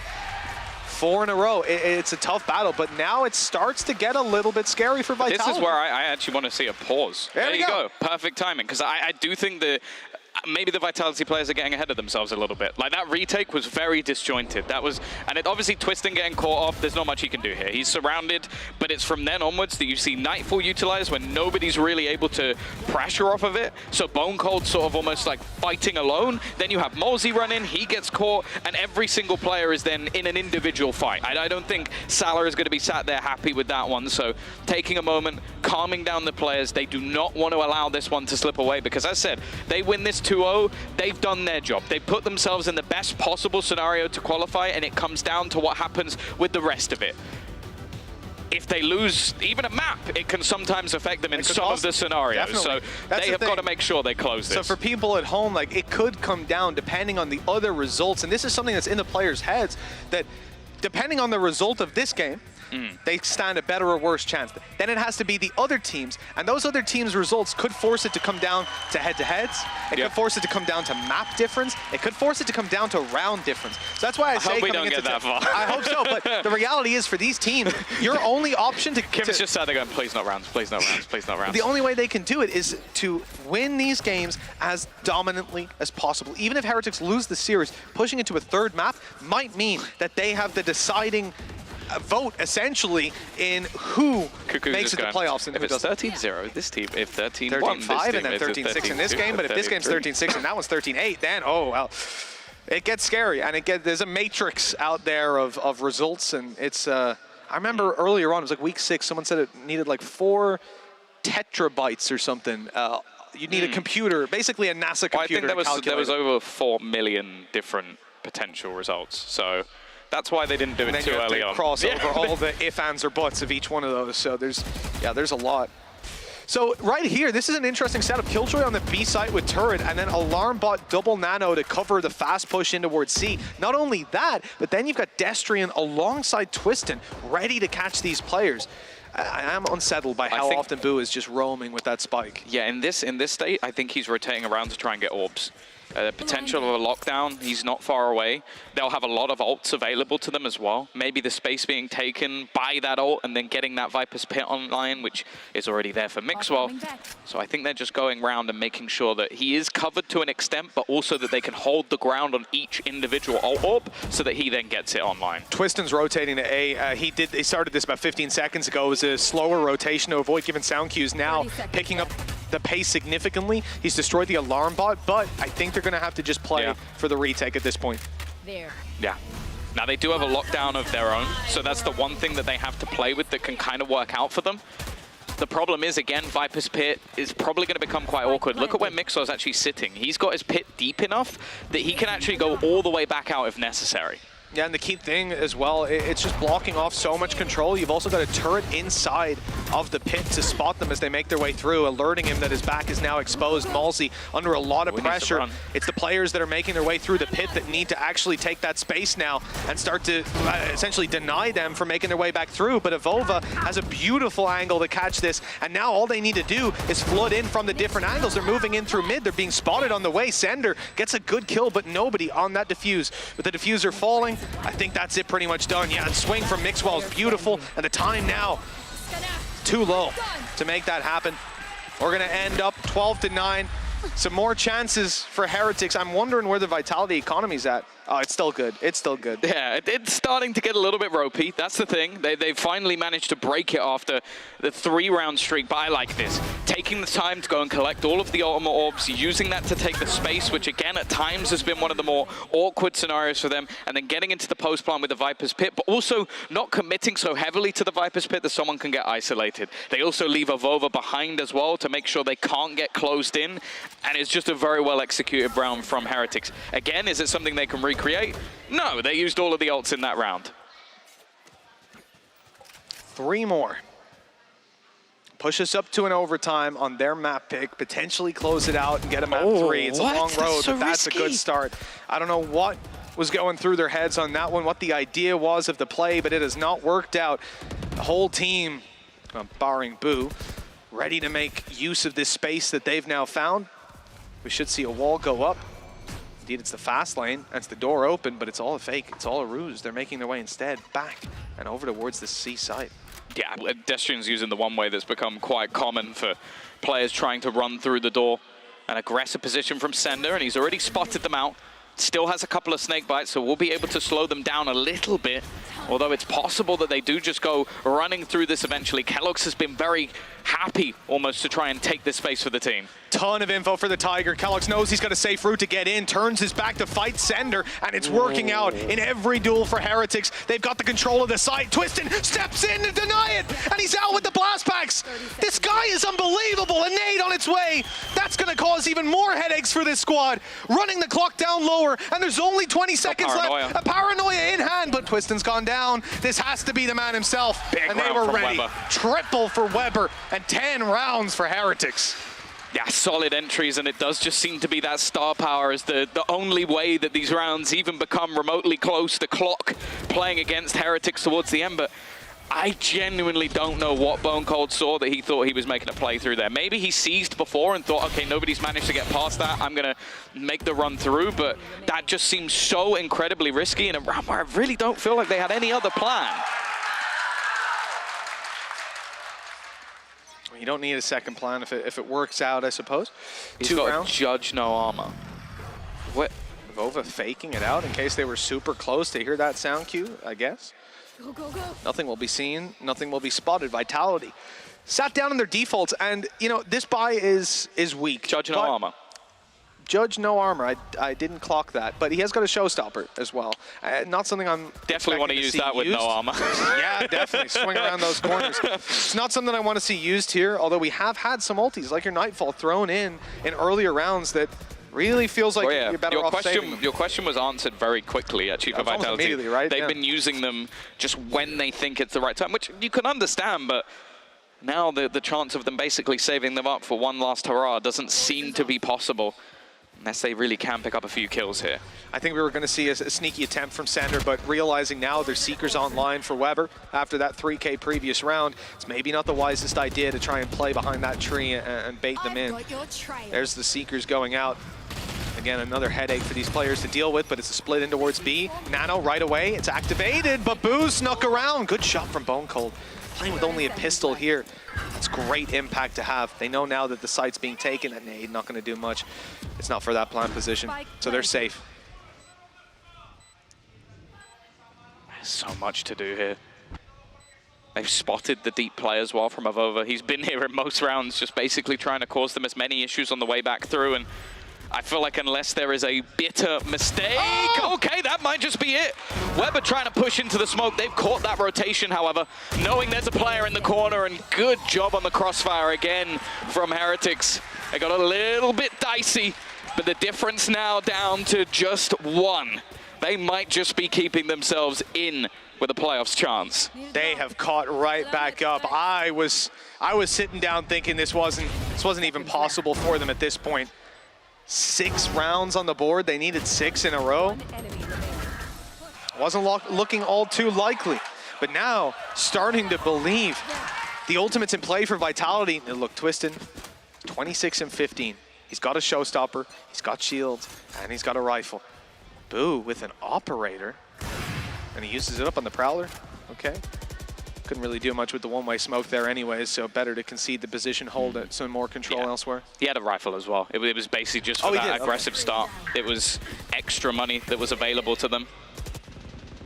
Again, we're going to see this early control taken. How has Mixwell managed to get this far forward? Now, we've noted this before. This is a gap that Vitality intentionally leave in a lot of rounds, but Mixwell doesn't normally get here that quick. They're checking it, though. They know just that with that wall being up, yeah, okay, they got the bounce.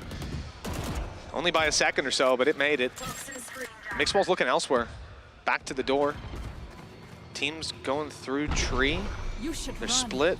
The spike's going to Weber. He's going to be your dedicated spike planter for the round. Twistin going into clear tree, and it's completely empty. He was even blind when firing that. The pressure instead coming elsewhere, and it's Bone Cold that has to deliver. He's got the whole team on the other side, but Avova behind him, and that is a deathly blow dealt. Destrian can't really get an angle now with that nano. The plan's coming in, the retake is on, but Avova, a menace in the back lines. He's picked up another kill, even popping his smokes off now as well, making it so difficult for this Vitality squad, and he might just have done enough to guarantee the overtime. Well, I warned you of this attacking side. I think most, including myself, believed this was over. The second Vitality got to 12 now. They would need a miracle in itself to stop this one going to overtime. Up close, Destrian manages one, but the rest of the players sat passive, waiting for this push to come through, and Avova always in the backlines. He'll go down as well, but the time is just too far gone. Sender needing so much to be found, and keloqz will put a bullet in both players' heads. 12-12, Heretics continue this fight back, and now we'll head into overtime. Well, that's an impressive resurgence from this squad, keeping themselves in it, much like we saw Vitality on the previous map. But Tom, it was the attacking side, and it got off to a bad start. You know, sure, they pick up the pistol and the follow-up from there on out. 4 in a row for Vitality, putting them on map and series point. Seemed like that was it. Yeah. Like, there was no more debate, no more discussion. I do think Vitality, I understand why they use their ulti sequentially.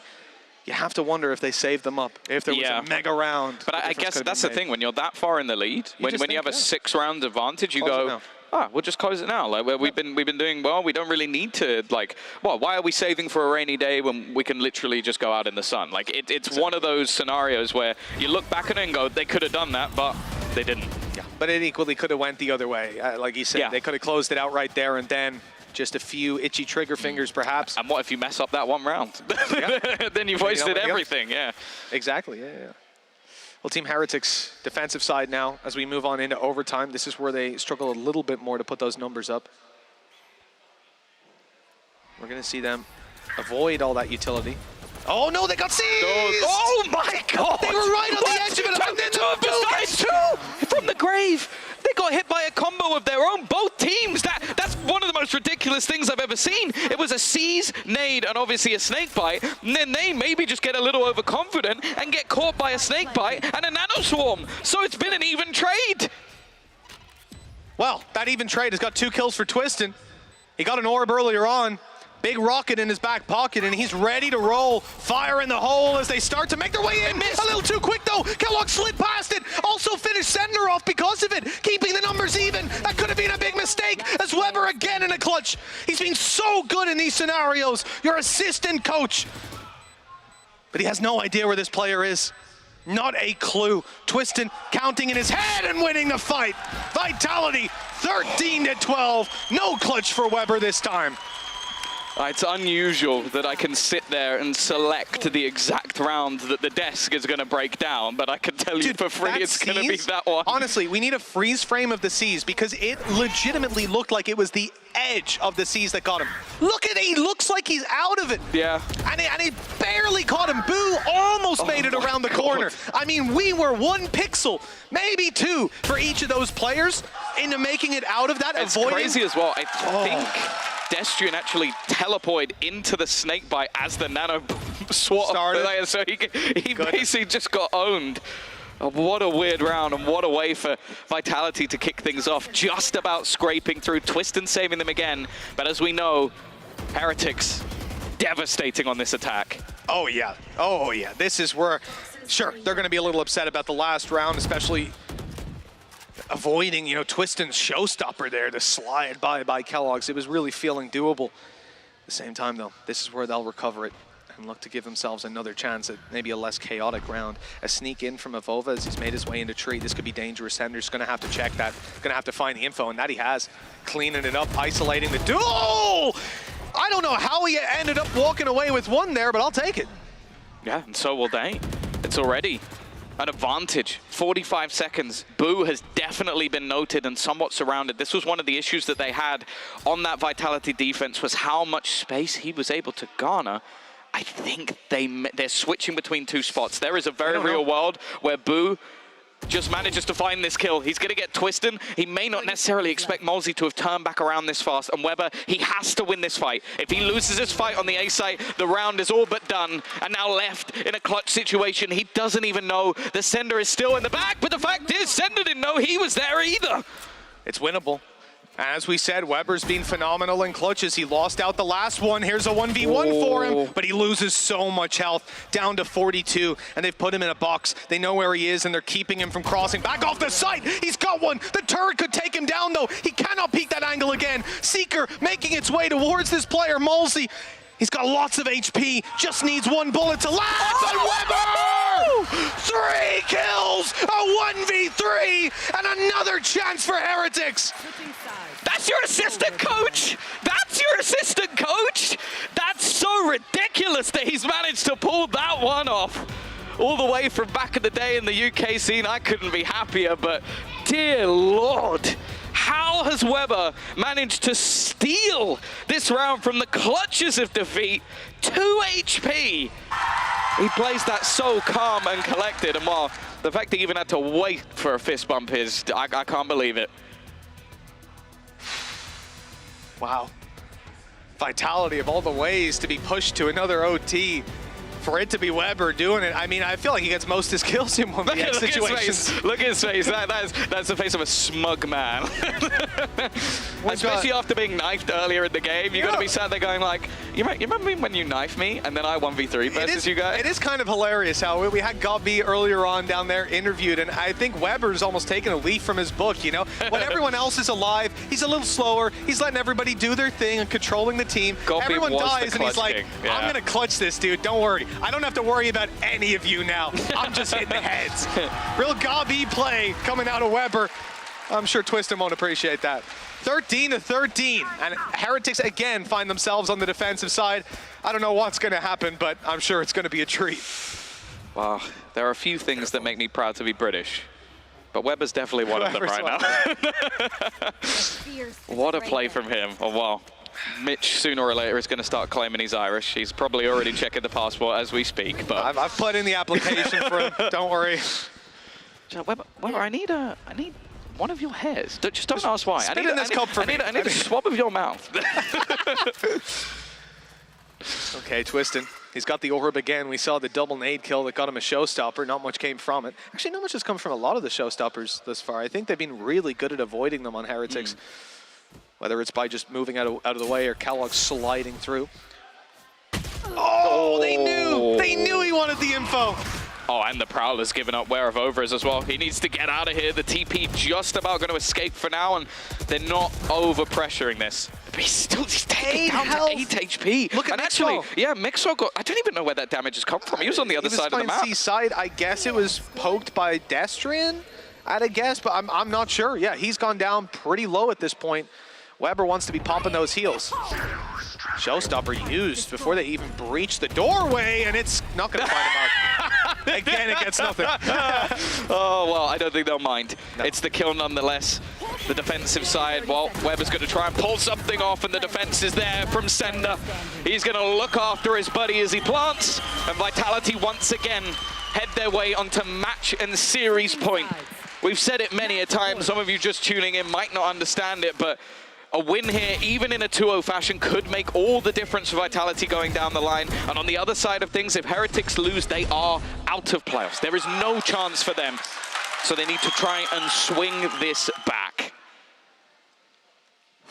That's a lot of attack rounds. It is. This has been an attack-sided game the whole way through. I mean, Vitality now, though, going to have to try it on the defense. And we saw them lose that streak of buy rounds here. Malsey's under pressure, under a lot of pressure.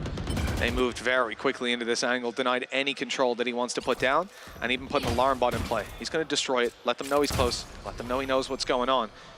The door open, Paranoia even put through. I mean, that's gotten a big reaction out of Vitality. Destrian pushing up with this one way. It's definitely a risky play. He's managed to make quite a lot of them successful, but from this point, it's going to be forced off the angle, and they are going in his direction once again. But very wary of all of these different points, and this is something we've seen from them already. Farming up the orbs onto Boo, and then having that lockdown when they need it. And most of the time, that's been in the form of an A-side take. Well, this time they seem to be moving towards C. Post-plant, lockdown could be incredibly powerful here as well. He doesn't even need the kill, just the plant to make it happen.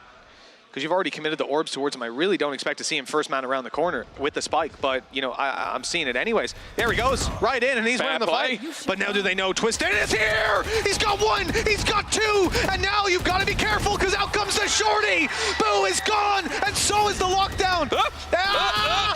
Okay, we got there in the end. It has cost him his life, though. Yeah, that could be a mistake.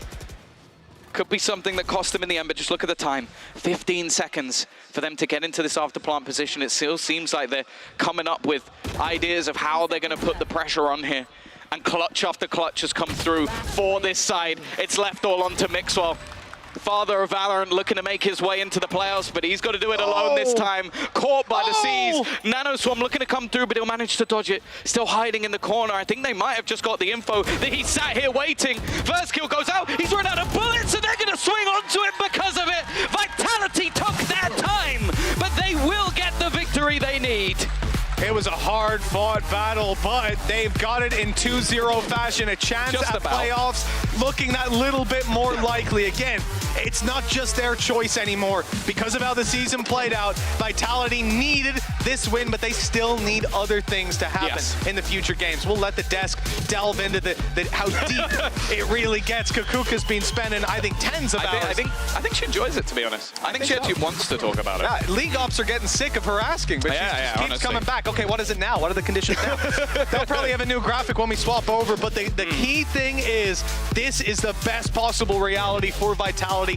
2-0. And it went to the OTs as well. I mean, you've got to give props to Heretics. They have been getting better week in, week out. They've had a lot of problems, but I think this is the best form we've seen them in.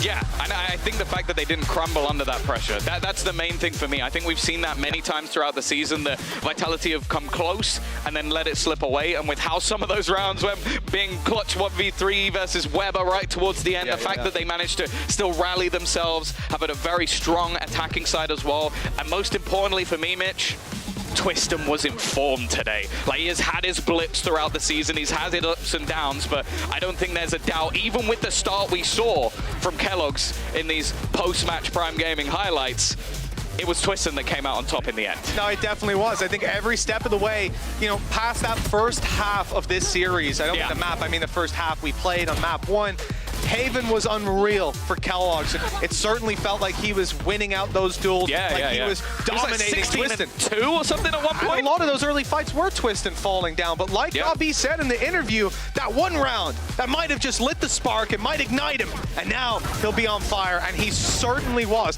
I'll tell you what, Gobby knows what he's talking about. It's not even his game, and he knows. It's a wonder why Big have kept him around all these years. I don't know, man. I don't know. We'll figure it out one day. I think he's got a job for life, you know? I don't know if he said something to him in the halftime, gave him a little confidence booster, but wow. Unreal to see this sort of a turnaround. Twiston's 3 parents are here, and that's what I've heard. He's got his mum, his dad, and Gobby. There you go. They're all here. And that's it as well. What a game for Vitality. I believe a lot of the guys have their family here to support them. Last game of the season, they're in the crowd. They're watching along, and I mean, they couldn't have made it easier on them. No, like bring them through this emotional roller coaster, but they got there in the end, and what a show they put on. Yeah, You should run. Well, we've got to check if everybody's heart's okay, but a man that wears a heart on his sleeve, we're going to throw it over to Yinsu, and of course, it's Twiston. Thank you very much, Mitch and Tom. I'm joined by Twiston with me. Congratulations, you finally ended your loss streak today. How does it feel to know that you have a very real chance of making playoffs now? It feels nice, but it feels bad as well at the same time, because we need to... It depends on our team, yeah. We wanted to qualify like by ourselves, but now we need to pray on football is to win. Yeah, I mean, you never know. You never know. I feel like the small chances they could actually happen. I know that you were a little bit disappointed against Giants about your personal performance, but today I feel like you have one of the best games we've seen you on this stage, so that must feel really nice for you as well. Yeah, it feels nice. Are you happy? Yeah, I'm happy, of course. Yeah, finally I broke that. Like, I don't know, I had some mental block maybe in head, because on practice I was always playing good, and then on officials I couldn't deliver it. But today, it's good that I delivered today because it was an important game for us. We needed to win to have still chance to go to playoffs, so I'm happy. How did you get over that mental block? Breathe in, breathe out. Strong mental. How many times? Teach me. Every time. Yeah. Okay, and then I do it over and over again, Yeah. and I can be like you? Yeah. Oh, okay. Well, if I'm losing my ranked games, I'm gonna blame you. Yeah, saying it every time on the ranked, I see like, boys, chill out. Strong mental, breathe in, breathe out. Yeah, and you can make it if you do it that way. Yeah. I will also say, though, a certain special someone is in the crowd today. I know your parents are here. Got B, he's waving at you from up there. I did an interview with him at halftime when you were actually losing on Haven, and he said some very nice things about you. He was very proud of you, and he believed in you. Yeah, I was watching at halftime. I lost my eyes on him. I didn't listen to Salah almost.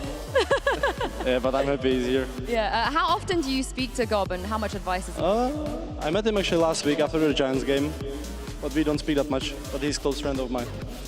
I think he's very, very proud of you as well. I think we're all very proud of you. There is a chance that we might not see you on stage again. I hope you do make it through playoffs. But looking back on the season that you've had, what would you say is the biggest lesson that you learned playing on this stage every week? I don't know.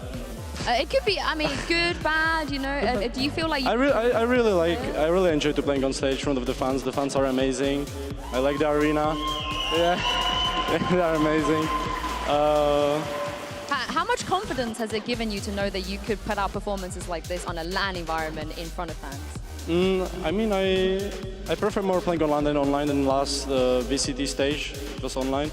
So I prefer this much more. It feels better to play in front of the crowd because they are amazing. I mean, you speak about the fans a lot, I feel like. In the past, you've spoken about how much it means to you that they support you. Why does it mean so much to you? Because they are amazing. They give you the best support after my teammates, but they are insane. And I think you even said that even when you're going through some rough times, right, that they're still supporting you as well. So is there anything that you want to say to them now your season is almost over? Thank you to all fans. I love you all. I hope to see you in playoffs. We hope to see you too. And last question, because I do have to ask about Lotus. I think 5th time we see you play 4 different comps now. You've played quite a lot of comps. What was the reason for the changes we saw today? Just because we feel better on this comp. How much work did you put in to get here? We put a lot of work. We work very hard every week. We have only 1 day off in a week, always. So we are pretty confident about every comp we play.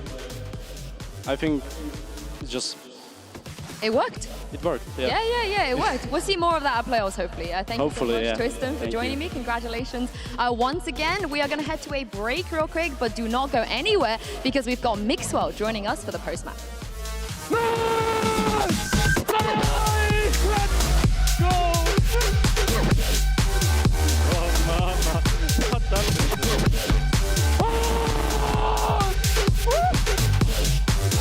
Oh my god! What are you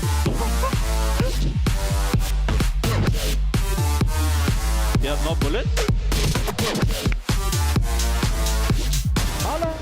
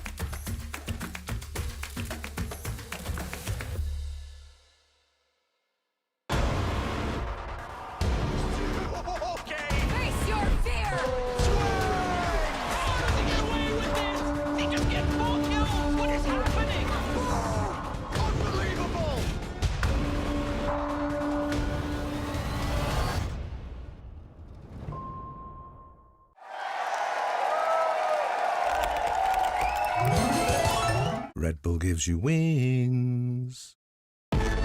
Zero distraction. Zero doubt. Zero opposition.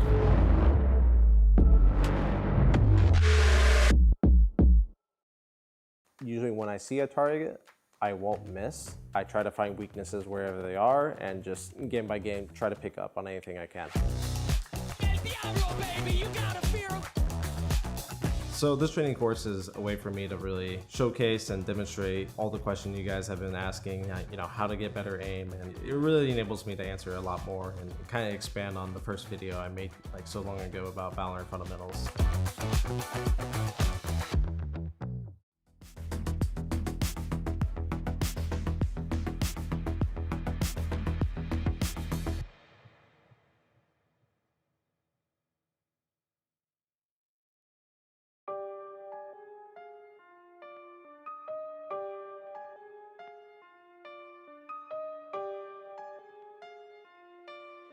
It's F-Flex on the beat. It's F-Flex on the beat.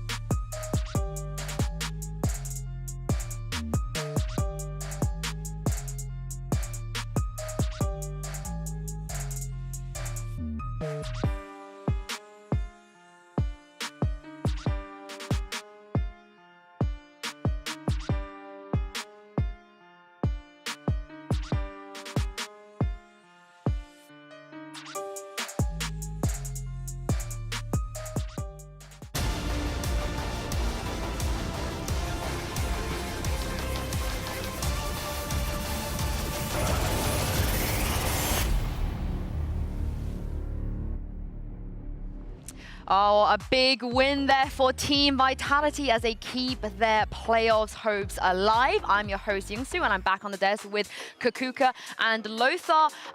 It was close, unnecessarily close, right? There were rounds. The fact that Heretics made it to OT, the casters were saying it as well, so many attack rounds in a row.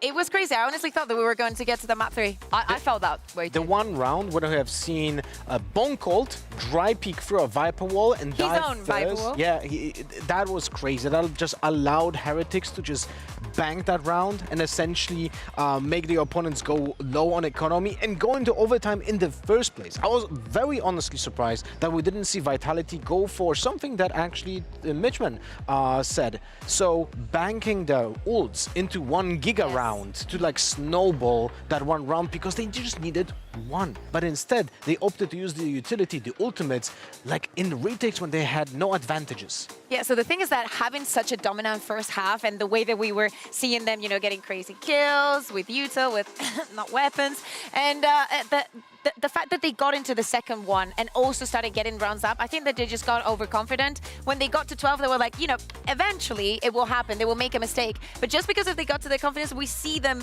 making those stupid mistakes that would not happen in any other situation. I mean, unfortunately for Heretics, again, I felt like maybe we would get a map 3, but what a recovery from them, not just in this game, but in the season as well. I think in the beginning of the season, if you told me that they would still have a chance in week 8, I don't think I would have believed you. After they dropped Zeke. Like, tell me that context as well, Yeah. right? Oh, you know what? We're gonna see Team Heretics not really do well. Then they drop Zeke and they do better. That's crazy. Yeah, but unfortunately for Vitality and for Mitchman, because he predicted that Vitality would make playoffs, they still have a chance. Kakuka, you so expertly explained yesterday their pathway. They've gotten over the first hurdle. It's done. Yeah, exactly. So right now that Vitality have gotten that win, they either need Foot to win, or if BBL are to win, for them to do it in a 2-1 fashion so the map differential benefits them, and for K-Corp to win. So right now they're cheering for K-Corp in the next match. That is so simple to understand. And Was just it? cheer Was it for right? Yes.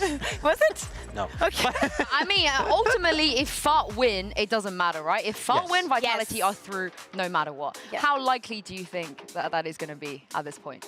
The way that Foot play, I mean, I think that we left the best for last since we're going to have the Turkish Derby, the last match of the season. It's crazy to think that once again, we get to the last day and still we It still counts. No, It still counts. We do not know who's the 6th team. Yeah, I'm actually very happy that we have so many, let's say, still valuable matches at the end of the season, because typically in long, drawn-out seasons, that's not the case. And I'm very happy to see that almost every single match counts. But do you think Vitality? Yes, I think...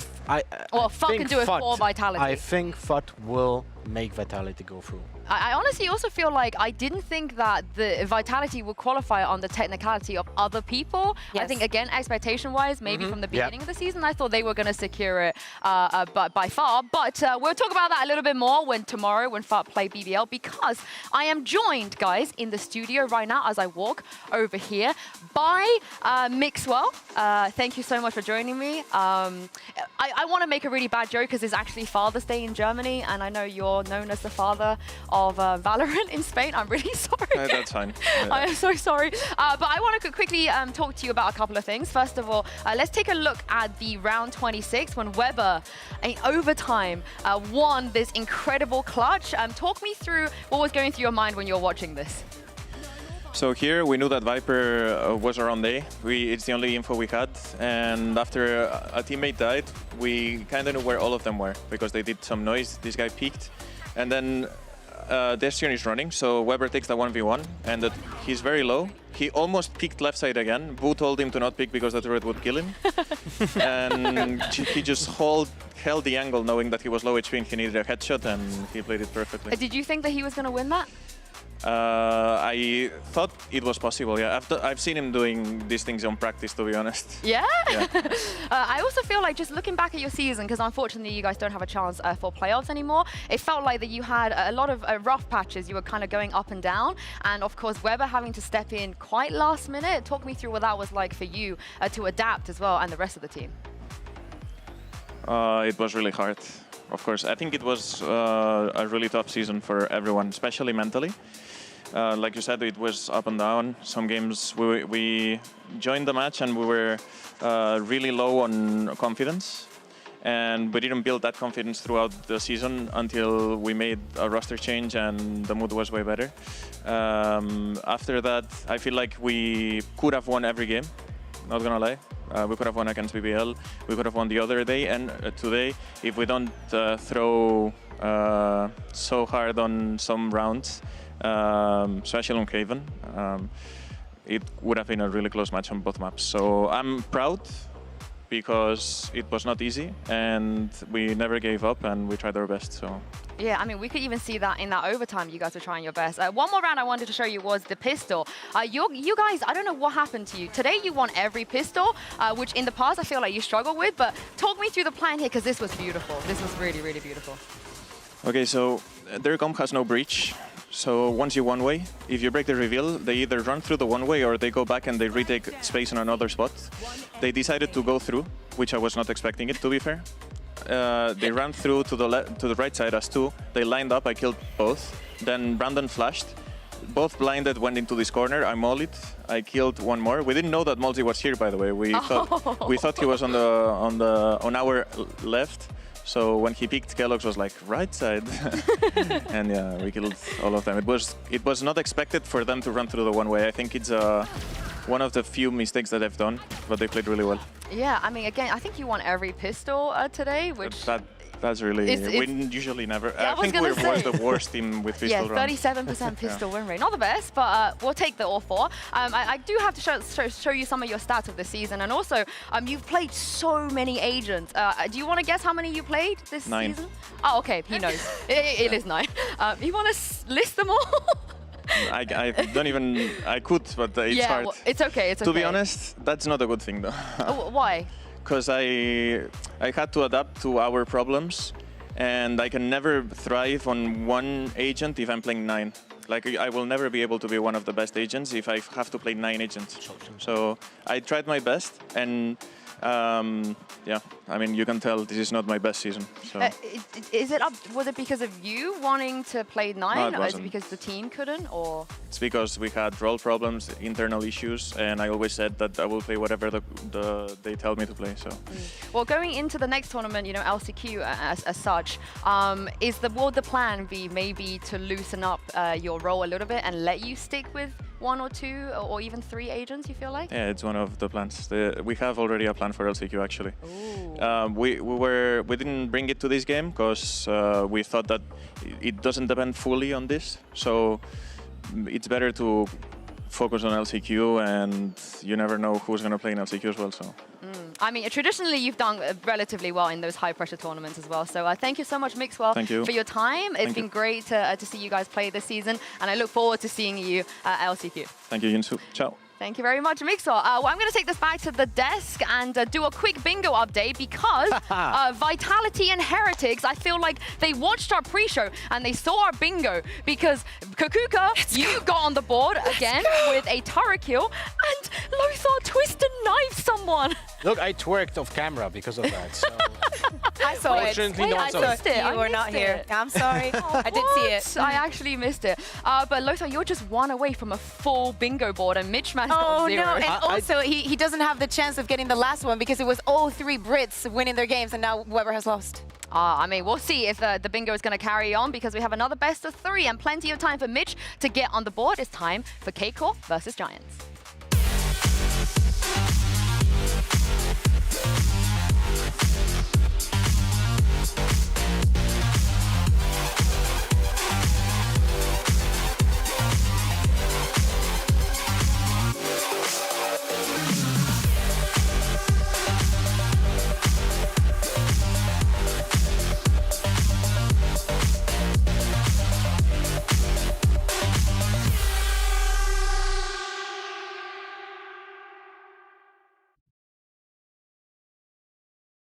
Salut à tous, mon prénom c'est Ahmed et mon pseudo c'est Jeish et je suis IGL pour la Karmine Corp.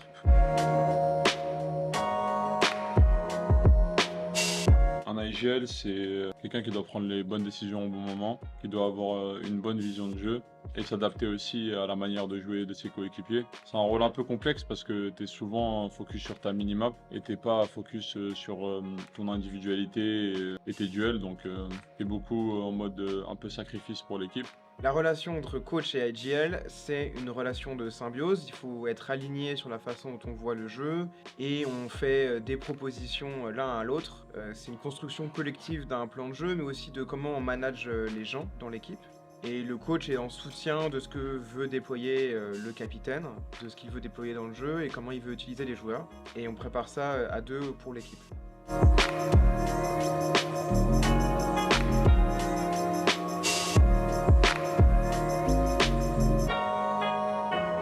L'arrivée d'Ahmed en tant qu'IGL, c'est un nouveau relais dans le jeu pour moi.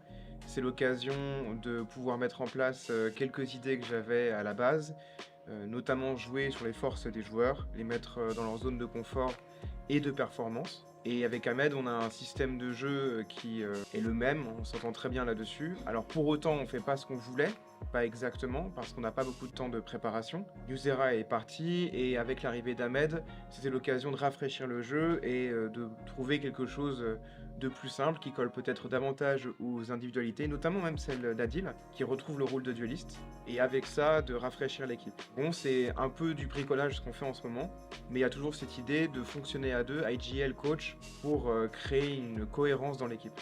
J'ai toujours été un acharné du travail. Tout ce que je fais, c'est quelque chose que je fais à 50 000%. Man, why you pick me, bro? Why you pick me, bro? Et quand on me donne des responsabilités, c'est pas quelque chose qui me fait peur. De base, j'étais joueur. J'ai dû arrêter à cause de quelques soucis de santé. Donc, pour moi, la transition, elle s'est faite un peu naturellement parce que l'amour du jeu et jouer, je le faisais déjà. Je l'avais déjà en moi. C'est juste qu'il fallait que je retrouve mes repères, même si je les ai pas retrouvés à 100%. C'est quelque chose qui me plaît bien parce que ça colle aussi à mon rôle que j'avais avant. C'est que le rôle d'un coach, c'est d'avoir la vision globale et d'avoir la vision de jeu. Et c'est quelque chose que j'avais en moi. Donc, il fallait juste que je l'applique sur le serveur et je trouve que je le fais quand même plutôt assez bien. La plus grande qualité d'Ahmed, c'est sa positivité. Il apporte une énergie positive. C'est quelqu'un qui va tirer les gens vers le haut, qui va toujours donner une dynamique à l'équipe. Il a parfois des coups de mou d'un point de vue fatigue, parce que justement, il donne trop d'énergie d'un coup. Mais sa grande qualité, c'est de mener les autres vers le positif, et mener les autres les uns vers les autres aussi, sans se soucier vraiment de lui-même. Même si on n'a pas énormément de temps de préparation, j'ai essayé de faire en sorte qu'on ait entre guillemets le minimum avec le temps qu'on avait pour qu'on ait un jeu quand même assez régulier. Avec le laps de temps qu'on a eu, je trouve que quand même on se débrouille quand même pas mal. Avec plus de temps de préparation, je pense qu'on aurait été encore meilleur. Mais malheureusement, les circonstances et le temps fait qu'on ne peut pas faire plus. On voit d'énormes progrès depuis le milieu de saison et depuis que j'ai commencé à jouer, donc ça me fait aussi plaisir. Mais bon, je m'arrête pas à ça parce que moi ce que je veux c'est gagner, donc je continuerai à travailler. Well, it's time for Keiko to get on stage for their last game of the season as well. And to complete the France versus Spain derby after Vitality's win, Kakuka, I hate to break it to you, but France are in the lead right now, 3 versus 2. The only thing that scares me is that Giants has already lost to a team that has an assistant coach. Oh my they goodness. could go 2 for 2. But listen, I would be happy with a 3-3 result at the end of the day, okay? 4-2? Yeah, I'm not taking it. Copium, the Copium? Yes, of course. Are you that confident that it's gonna be a 3-3? Yes. I mean, we'll see what happens. But let's talk about Keiko real quick because Kakuka, the map picks we've seen from them over the last few weeks, it's been a little bit more unpredictable. I was just crazy because I was preparing for this week, and I was like, okay, let's take a look at Keiko. What have they been doing? You know, for the last 4 weeks, they have been playing the same 3 maps. They have only managed to find wins on Haven and Lotus, not on Ascent, even though I think it's the first map that we actually saw Zage going on the KO and actually, you know, showing some glimpses of what the team could be. Still, I'm willing to see them in another 3 different maps. Even a 4th one would be enough. Funnily enough, those 3 maps that we just showed are the ones that we had in this match that we just had. It was Haven, Lotus into Ascent, right? So exactly those 3 maps. We're gonna run it back. We'll see in a moment when we head into map vetoes. But although these 2 teams haven't played against each other yet, Lothar, Nuke and Scream have played against each other a whole bunch of time ever since 2020. This is a seasoned matchup between them. Yeah, it's a seasoned matchup. In different teams, as you can see, there's also one team that actually changed the region. Who knew that is even a possibility? But in general, it is towards Scream so far. But I would say that G2 wasn't really a formidable opponent when Nuke was in that squad because the team was just very disjointed, so Liquid had an easier time. Right now, I feel like Scream will be on the receiving end. Oh, you think that it's swinging into Nukia's favor? Yeah, I think so. I mean, they do have tendencies as well when they play some of the other maps. Lothar, if we take one in particular, and talk about what we can expect maybe from both of them. There's a, let's say, a video of comparison of movement when it comes to how to play on Split. This is 3 times speed. Just bear in mind, on the left side you have Scream, on the right side you have Nuki. Nuki is more aggressive. You can see like how much more in the face he is, and specifically also it will we already have seen this movement at the beginning of the round, but Nuki has kind of this pattern that he blast backs through A main towards Heaven. He made it few times already, every time they play split, while Scream, and I don't know where this stems from, but Scream is more reserved. He is like one of those players that when you know that he's playing on that Raze, you're not expecting those super crazy double satchel movement being done on any given point of the map. While if you play against Nuki, you can definitely feel that. And those two, one pattern was that A main, and the other pattern is that he goes from mid towards Heaven B and then satchels towards Pillar from Heaven. I think it's very two different styles, because I think that Scream had a lot more work to put in. I think that during the past 2 years we've seen him grow. For Nuki, we know that he is a brilliant Raze, but we hadn't seen him in a while. Yeah, I think it's going to be a nice head-to-head battle. Yes. We'll see today. I think it's going to be scrappy and bloody as well, just how we like it. And speaking of Nuki, let's hear from the man himself. He spoke to us last week after Giants' loss versus Team Heretics.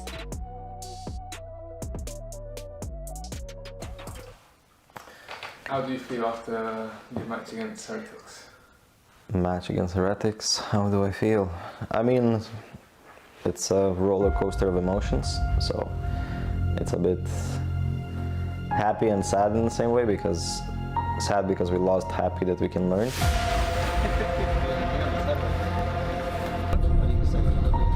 Let's go, Krog, let's go.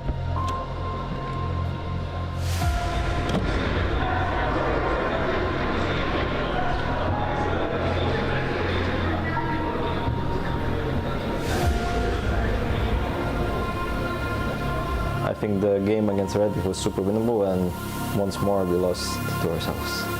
I mean, if I could choose, I would choose attack as well. Yes, of course. Because on attack you get 12 zeros. Yes, on attack you get 12 rounds. First half for us. But they will play. Overall, what we need to keep in mind is that they will always try to combo you. And right now they have no pressure, so they will play about it a lot. We just need to play our game, as always. Shoot headshots, and PZs, they have no chance. The only thing is PZs expect full gambles against them. Like, they have to gamble, especially with this Oro and stuff like that, okay?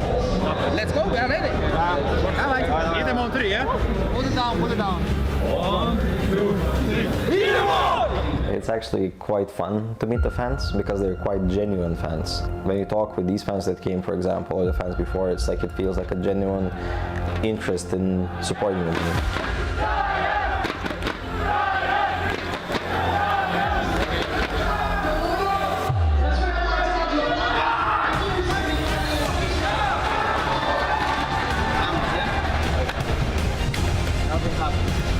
And just don't be cocky about 1v1s. Like, I mean, simple 1v1s when it is for map control. Like, just play our normal game. Like, don't pull out the hero, other than that, it's super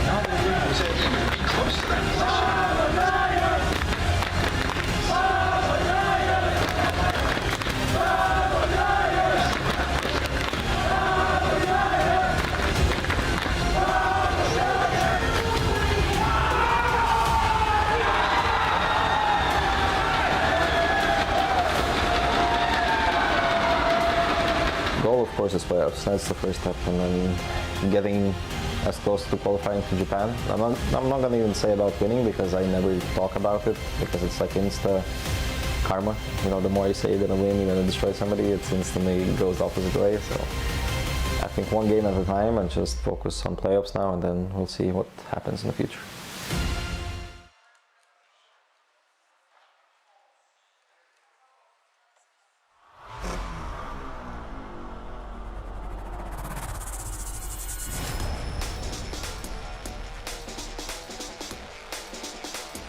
Carmine Core.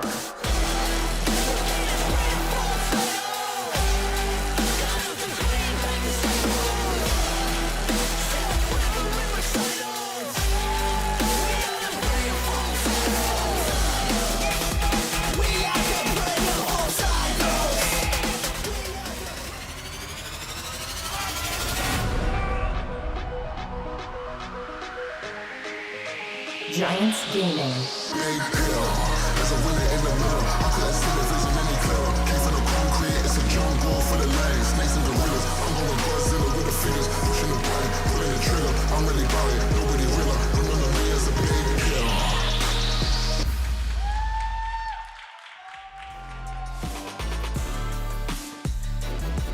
while this is not a massive game when it comes to their own fate, it is a really big game, Kaguga, when it comes to other teams' fates. Yes, exactly. Because for Giants, they have kind of guaranteed the 4th and 5th position, so they know that they will be playing against Fnatic if they're able to win their first encounter in playoffs. For K-Corp, we know that they're completely locked out, but as you said, this is important for the permutations for both BBL and Vitality. Yeah. I think also for Honor, you know, as you would say. Well, for Spain and for France. Yeah. There we go. If you're a Karmine Corp, I feel like you still want to give your all in this match because you have like this kind of lingering feeling that you had let down the fans, and there's an insanely huge fan base, right, in the team. Well, let's see if we're gonna get the holy trinity of K-Corp maps today.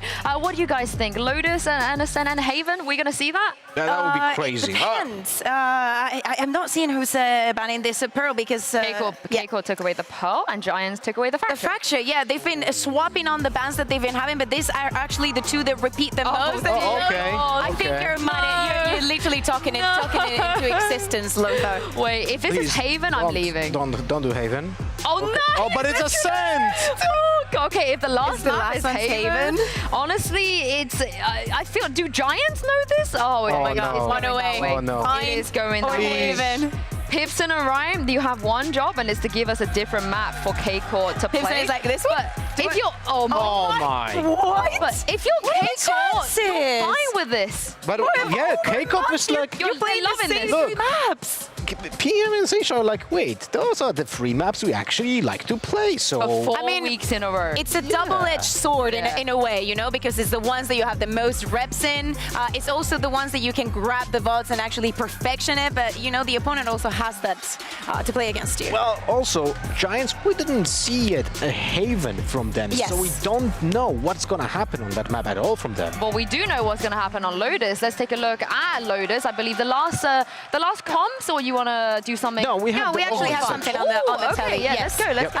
It's funny because I think that we heard on the video from Giants saying that sometimes they lose because of their mistakes. So let's get that out of the way and take a look at how K-Corp actually plays on this Lotus. I believe, let me start here. This is the attack. This is the data from the past 3 games. Of course, we have a lot to see on Lotus, but I think it's important to understand how they work around the map. What do you want to start with? Well, maybe let's split it. Okay. Let's split into each side. So let's start maybe which one is. Okay, so this is where the team goes and plans onto the A side. And as you can see, the movement is always based upon fakes, if it's C, and it's like just slide map control in front of B and then full commitment towards A. Seems like very basic strat. Not only that, we do not see the lurks. Where are they? To catch players off guard, someone, you know, waiting around the map somewhere else. Actually, you know, when they go B, again, let's say it's not as straightforward because you have a baby door, so, you know, but you can see that, again, they do not have that map control over C or over A. They literally do not care, so they're easy to read in that sense, knowing that you don't have to be watching your back if they play as if they've been playing. And also very important. Sorry. If you can go back for a second for B, thank you. So this movement here in front of the B side is like if there's another, like let's say a lot of pressure happening when KC is doing in front of B, you're like more confident that this is an actual commitment towards B because it goes first. This is gonna happen first on the map, and that will not happen any other time unless they go B. Yeah, exactly. Because we have to show, you know, the last one when they go C, maybe they want to take that control. This is the only one where the split comes around here. But again, look at the control that they take over A. It's barely even there. And obviously, you know, they ended up going C. What do you want to say? Yeah, and I wanted to say that if they go C, but with a fake towards A, it's also very easy to read because it's a fake flash with a smoke in the first area towards a Omen TP, and that's basically it. Yeah, so tendencies for K-Corp completely linear and without that map control. Also, last thing before we move away from here, I'm going to show you the heat map of what K-Corp does when they don't have economy. Yeah, as you can see, they may be trying to get that C control, but it always finishes on A. That's it's kind of crazy how many patterns they have on this map. Exactly. Well, we'll see if Giants are able to read into these because I think they might have to if they want to win this one, we have Agent Select coming up right now. It does feel like, though, we have two very different philosophies even in Agent Select. Giants, they always like to lean more towards the Jet. I wonder if Scream is going to be on that again today. Well, funny enough, we have also been talking to Newzinho, and he said that. Sorry, I mean Fatinho. Yeah. I'm going. My brain's melting. He is playing the Jet. Yeah. There we go.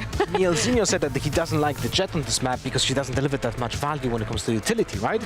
And here we see that between Giants and KC. KC goes for the Raze because of the paint shells, and it's such a powerful tool to hold the A lobby, but they lack the fade or the breach for the combo. So it's like controlling A lobby will be very tough. On the other side, Kakuka, yes, Giants also like that.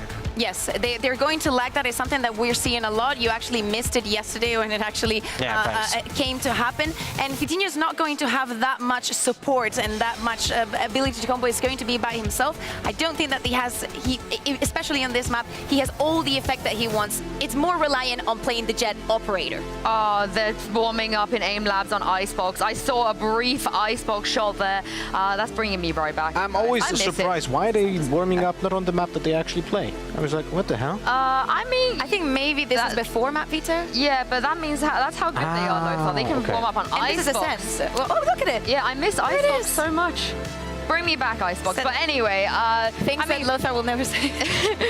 Things that I definitely will say every single day if I can.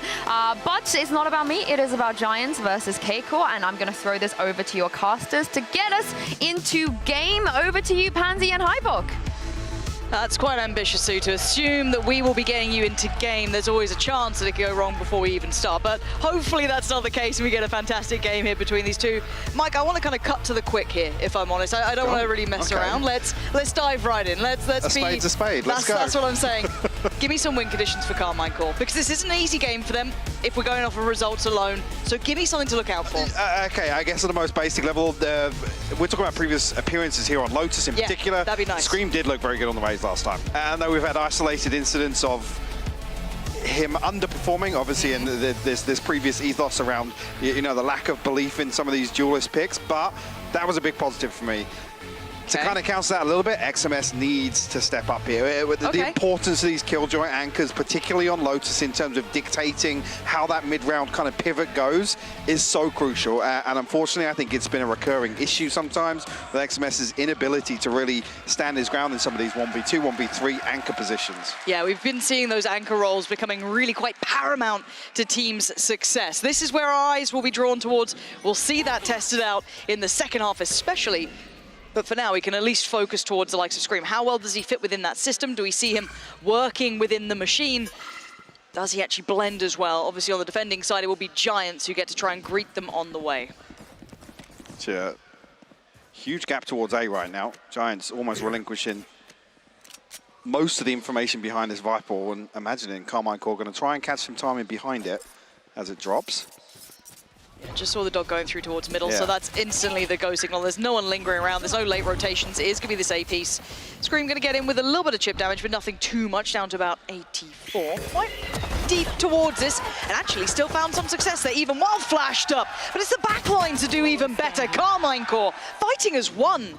This is fantastic, lovely spacing, good awareness, and a spike plant to boot. So they've got everything they wanted. Rhyme, a tough scenario. 4 players to try and clear. And they're all willing to try and swing off that really committed contact. XMS can kind of tuck in, wait for it a little bit. Shin happy to take the contact, but paranoid we send that way. But XMS moves in a little closer, and a lovely pistol round there. I think as well, this actually follows on from the point I'm making. The win condition being Scream performs very well here on the Raze. Again, the everlasting issue with Karmine Corp, what's the second layer? Where's the synergy behind that? So that's definitely something in the first half that we have to keep our eyes on. Scream, again, here finds a lot of space for his team to follow up on. And actually here, even to have 2 bodies posted up so quickly, focusing towards drop there. They said minimal resistance on the way in, but a retake never even really got started. No, and considering they had that early rotation in, they had everything there, they had the bodies in the right place, they got what they wanted. But now, speaking of getting what you wanted, a rifle out so early, and look at the buy behind this. Masses invested here, 3 rifles already coming out, the Phantoms on deck. This is quite dangerous if they lose any of these. Yeah, I'm gonna want to see a slow approach to this. Yeah. Maybe try and work a pick or 2. around the map. Even XMS almost anticipating a little bit of a stack outside B site here. Not sure if Rhyme has been noted. Has taken a little bit of chip damage, so... Okay, they still want to persevere forward. And that's first man found, isolated on the site, but there is a player near, that is Nookie, but just ghosts. This is very clean. Now, that was one of the rifles, but it should be... Where is that, actually? Yeah, it's all the way. No, it's all the way towards C site. Okay, that's fine then. That shouldn't be too much of a problem. It's actually XMS to pick it up now. Yeah, there we are. Okay, cool. As long as those 3 rifles stay, all tickety-boo. If any of those problems started to really mount together and maybe 1, 2 rifles got lost, then sure, that's when we get a little bit nervous. Looks like Cloud's got that clean fade as well. Just going back in, looking real sharp today. So the head count, the first issue, the second being the HP bar. You can find another one again with the investment, but nice try. Shin here to stand his ground with the Spectre, so even in that situation, they do lose one of these weapons. Keep that fire, yeah? It's definitely the lighter side of the inventory. The 2 on the board for Carmine Core already. I'm sure even if it actually, yeah, Scream 1 away from the showstopper here, so an opportunity actually to throw a real curveball into this round here. Clean enough by my books. As said, as long as the rifles stayed in there, I'm happy. And keep in mind then, this bolsters how strong this bonus is going to be. These rifles are going to do huge amounts in comparison. Now, looking obviously at Giants, they do have what they need themselves, so it shouldn't be too much of a problem. We get to see that first real attempt here. Can they stop the rot, or does Carmine Core manage to figure this out? Similar situation to the pistol, but Hoodie actually trying to catch that spam once again on the orb. Yeah, I mean, a couple of shots connect for sure. Scream will get the showstopper here, so again, with Hoodie isolated, he hasn't really got any supportive utility here. Let's see if Carmine Core want to make use of it in the confined spaces of B site. And I quite like this if they do go for that B lean after the A contact. You kind of pull players out of position. You leave that kind of play back into a tougher situation on CT, but still dicey to play around this. And there is that KJ utility that hasn't really been actualized in this. So plants come in. Carmine Core score they wanted, and now a time purchaser. The clock will tick. Nevera even finding Hoodie. You can see that kind of stall position over towards A, punishing any rotation coming in, and Scream commits for... Oh. Patino actually dashes away. Yeah. Still 59 HP to work with, but Rhyme caught out. Yeah, okay, this is still game on. XMS, what can you do here? A 1v3. Fatinho low, but Nookie and Cloud sitting comfortably. This needs to be big from him. That's not bad, but it's nowhere near enough. Fatinho, great timing on the swing. And a bit of a fumble there. And a mistake made, and Fatinho staying alive on 7 is more than enough. And I think Scream just cooks this a little too early. I think it's on the back of maybe the Trailblazer coming through, expecting the player to follow up on that utility and try and clear through past the door. But, I mean, you saw here, it's, again, Fatinho's not burned his dash. It's the worst person to actually end up finding with the showstopper. Oh, he was quick with that. But even in that situation, Fatinho almost has the advantage, right? He hears the satchel come through. You know that he's going to try and close the gap, especially with the timing there. Scream's hand is forced. He has to try and either invest it somewhere blind or close out a kill. So well managed by Giants, actually. Very well handled by them. Early control being fought for over towards Mound. We do see another ult here as well. We do have the Seekers for Shen, who's also been in towards the top end of the board. He's been having a lovely game so far. Scream getting far. Now, there is a little bit of Killjoy utility not too far away from this, so Scream could get caught. Surgical precision from Scream. Doesn't need the rocket, just the rifle, and Zysh, beautiful on the swing on Cloud, and the cross has happened. Spike is on the site now, and that pain shell just gonna keep Nookie further back. Scream, maybe a little ahead of where he expected Fatinho to be. I'm not even sure, actually, I didn't even catch the updraft here to get onto the box, so I imagine Scream's caught off guard by that as well. Giants eager to get back on site here, but lots of players to dig out of this tree position. Yeah, smoke gonna keep him safe for a second. No one can make anything of that flash, but still, XMS's position is quite nasty too. That's clean from Fatinho, but the bodies are in the right place, and Carmine Core clean in the post block. And this is a couple of times now I'm seeing the example, whether or not this trend continues or if Giants do adjust to really address this early on. Carmine Core are basically just shift walking instantly up towards A. And in terms of the timings, early rounds of Lotus usually have 2 towards Mound, maybe a couple of people exploring outside B. Hoodie's on this island. If he's playing this tree position, he can only really you know, slow down a push from one side. He has the Poison Orb or the Snake Bite towards the door. It's one or the other. So whether or not this is something that Karmine Core are going to continue with on the buy rounds, maybe not expecting to hear it. Well, as I say that, yeah, I thought they were going to run away after this wall has been invested. Oh, Fortinio, hold on. Down to 30, though. This is a tall task for him. Does get, I think, a little bit of a second of respite to fall away. Only one more knife to play in as well. Needs that to find success. Udi punishing Navera, striding through the wall there. Yeah, and that weapon's actually recoverable unless Karmine Core can stay here and police it effectively. You can see how far forward the death marker is. Especially as Karmine Core are going to want to drift away from this as quickly as possible. Rhyme. I don't know how close he was there. Zeish trying to close out the kill, but no damage done.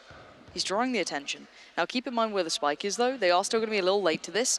Zeish can get pretty close, but the issue is where the hell did Rhyme just go? He slipped away. Zeish still wants to find some timing here if he can.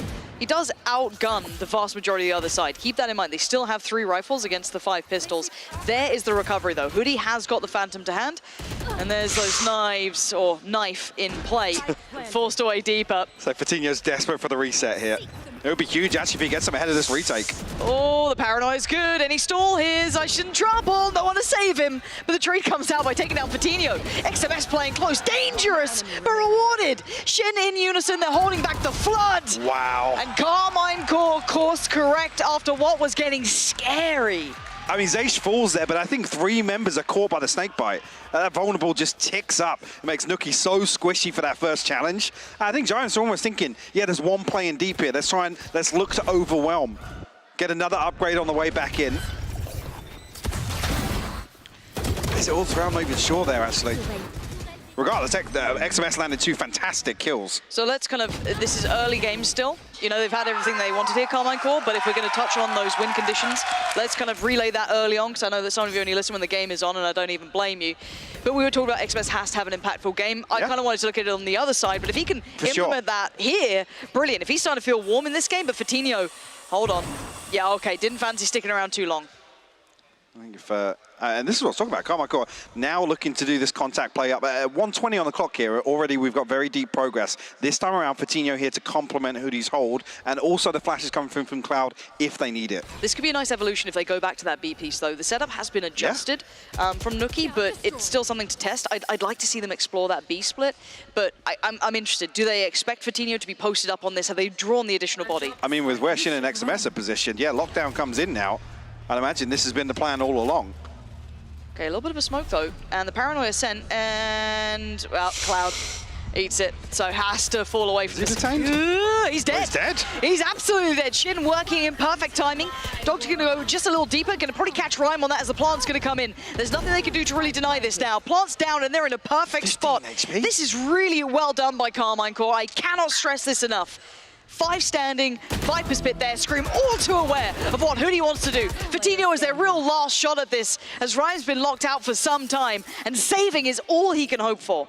And this is similar really to what we saw with Heretics. It was an early sucker punch, Giants caught off guard, and there were a couple of rounds that then were just like, I guess that arrogance started to kick in, that ego a little bit, where they were just running it down. They were running it down and trying to just out-frag Heretics in some of these rounds. So I'm hoping that doesn't happen here, because Karmine Core look pretty well drilled. Again, there's so many different options as well. With no resistance towards Rubble, there are so many different opportunities for Karmine Core to really exploit the mid-round. I mean, you have to push through archers into spawn. You have just a cut and dry A-site execute. The problem being, I was going to say, it's probably what's going to be addressed here, is that actually Giants aren't even receiving any information elsewhere. No. The assumed understanding that, yes, Karmine Core are just shift walking straight up towards Hoodie. We did see Fortinio adjust here, but again, I'm not even sure if the awareness is there, but he gets nothing whilst his dash is popped. Exactly. And he has to actually just use it to retreat, so then you have no aggression to really meet Karmine Core at the front door. So this is actually really, really interesting as to what Giants are going to do coming out of this timeout.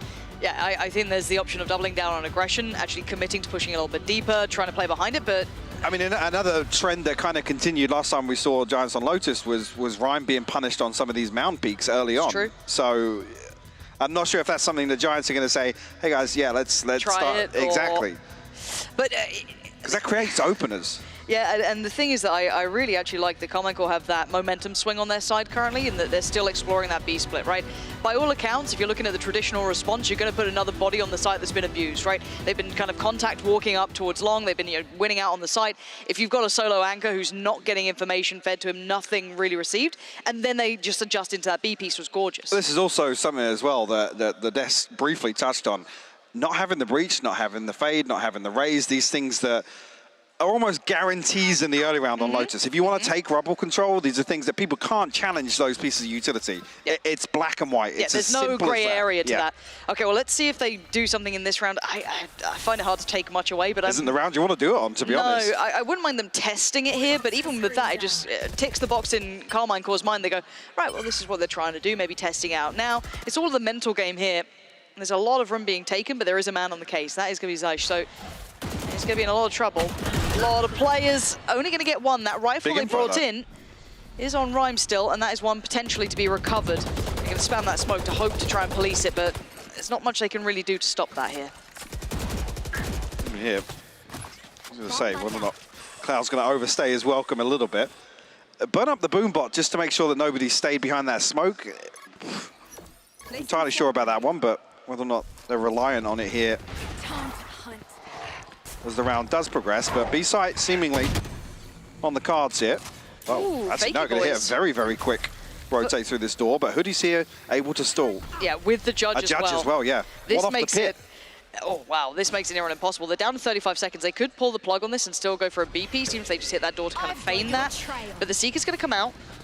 And seeing where they're heading, I mean, you've got to commit behind it at this point. You're kind of going in blind here. Cloud going to give away a little bit of the position, but this is lovely from Giants, getting a grip on this game. XMS and Shin are going to have to do a lot of work here. Shin going to take the first couple of steps towards it, but Hoodie getting curious, and Curiosity killed the cat, and killed him too! What? Carmine Corp bringing it down to a 1v2 by the time. Locked down in place, they're making a mad dash. XMS, oh, he's got to just go through. He has to, he can't stop. There's another one! Oh, he's got it! He's just got that, I think. Yeah, he does just about. Oh my, wait. It was out of time.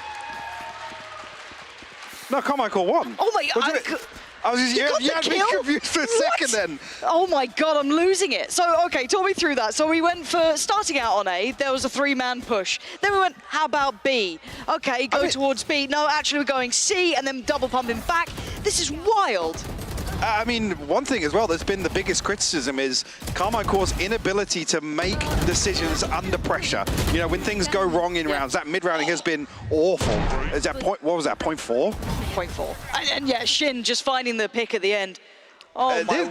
This is so well handled. Biggest problem being, Nuki's actually got a judge there. He puts the lockdown, both his teammates then fall. It's like, what am I going to do with the judge? I'm not barreling onto played site myself here. out, yeah. Oh my word. What a game.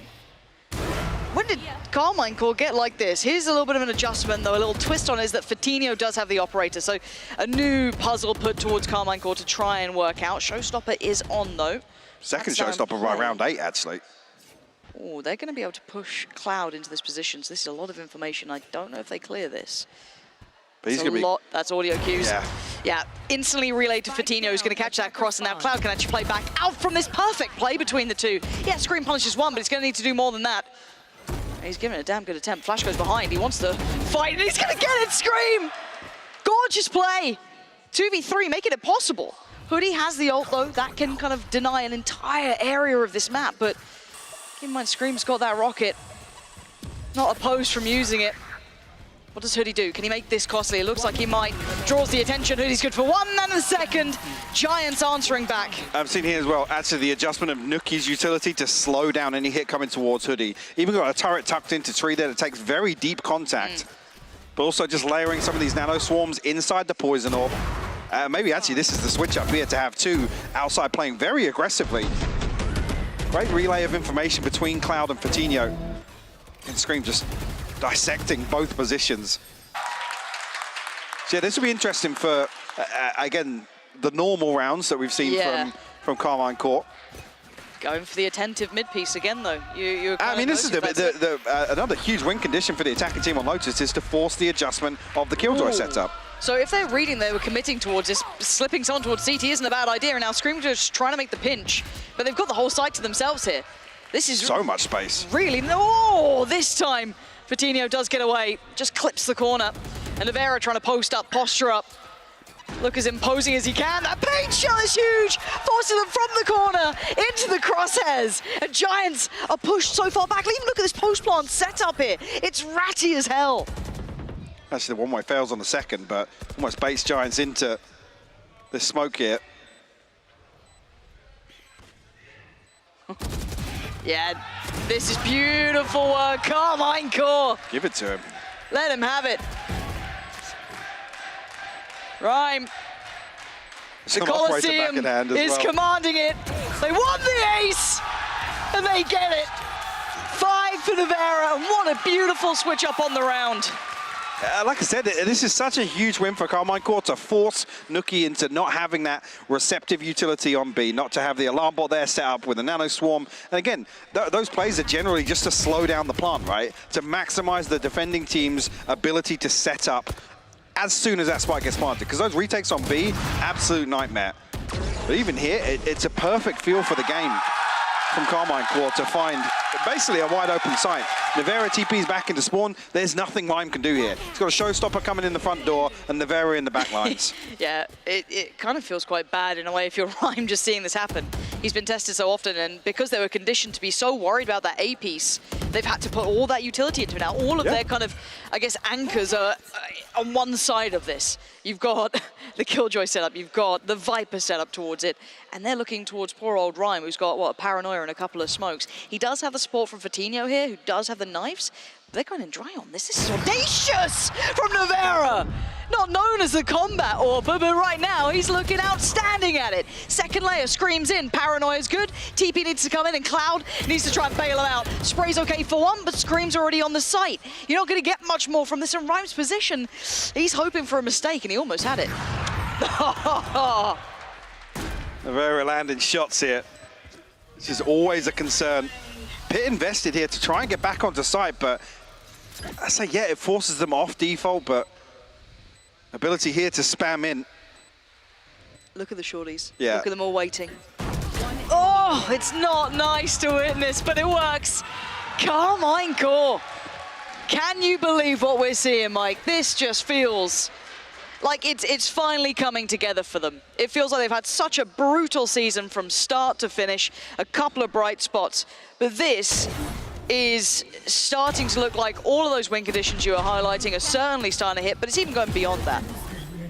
It is, and I think it's almost kind of has echoes of that Heretics performance. This is way more one-sided. Giants, like I said, got to the point where they were just happy to brawl for some of these rounds, stacking up 3 or 4 in the early round, desperate for those opening engagements. We haven't seen that adjustment. It's been a bit more controlled, calculated in terms of moving Nuki across and trying to address different areas of the map. This is different, though. A 3-man walk outside mound very early on. And similar sort of timing here for Carmine Core to be set up towards Rubble. Now, I'm interested to see how this setup holds towards Ace. We hadn't seen them really test this too much. They cleared a ton of space with this Trailblazer. So already looking to progress. Now looking for Hoodie and Nuki to just play their lives here. You don't want to see them fall or really take any damage. Ah, a missed shot from Navera. He's going to spot the first, but fortunately for him, they only had the Sheriff. That's Hoodie. And that's a step too far. Zaish a little deeper than he expected. The flank comes in, but Scream's already found it. Cloud unaccounted for at the moment, but Vitinho needs some bailing out. Maybe he doesn't. Still standing, but barely breathing. Falls to Navera, and one by one they come. And one by one they've fallen. Nuki, you're going to have to do something unimaginable here. Have you got it in you? Not right now. XMS, it's an execution. Carmine Core. Absolutely outstanding. I mean, dare I say it, a 10-2 potentially. No real ultimate advantage here. Both Omens having their TP available. And we saw the value, actually, that Carmine Core were able to get off of Navera's in a previous example. Lucky boy. Yeah, very antsy. This is a huge upgrade, especially if Hoodie can actually get back in and find that operator that can potentially re-secure some control of site here.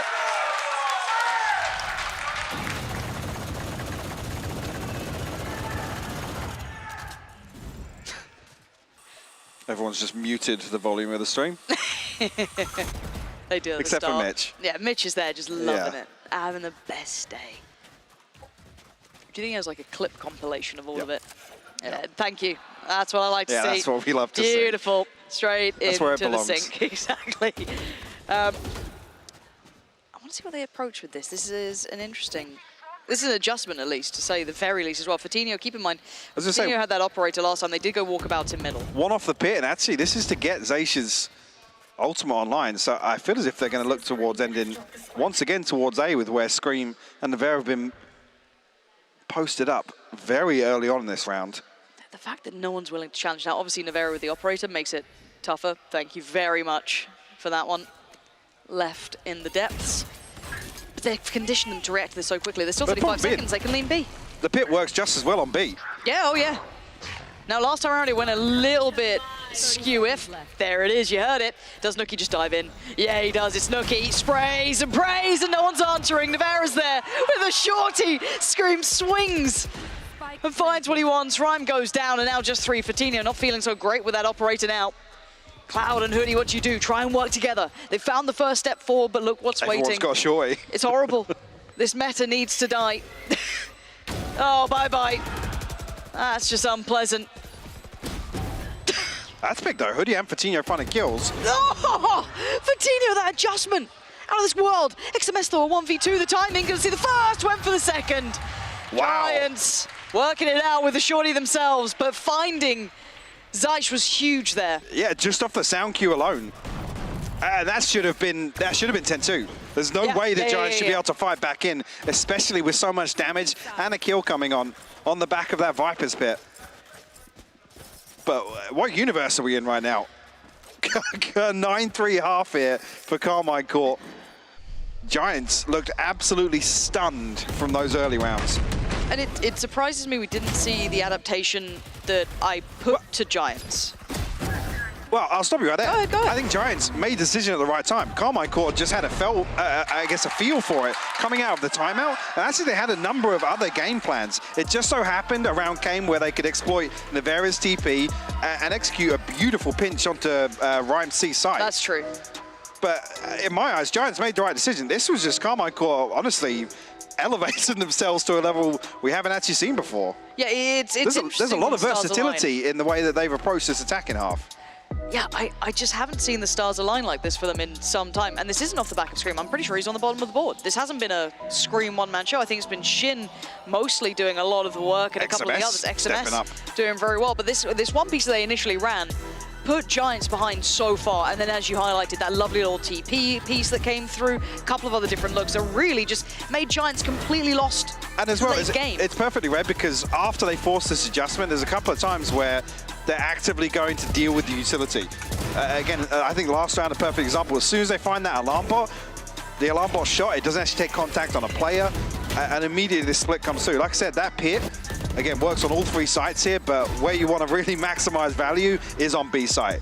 Again, these close corners to have to clear. The choke points are so easily locked down with a snake bite, or somebody just posted up inside with a shorty. So this is a perfect execution of an attacking half from Carmine Court here. Giants, I'll be honest, didn't have many chances to get back into some of these rounds. They were locked out, straight up locked out.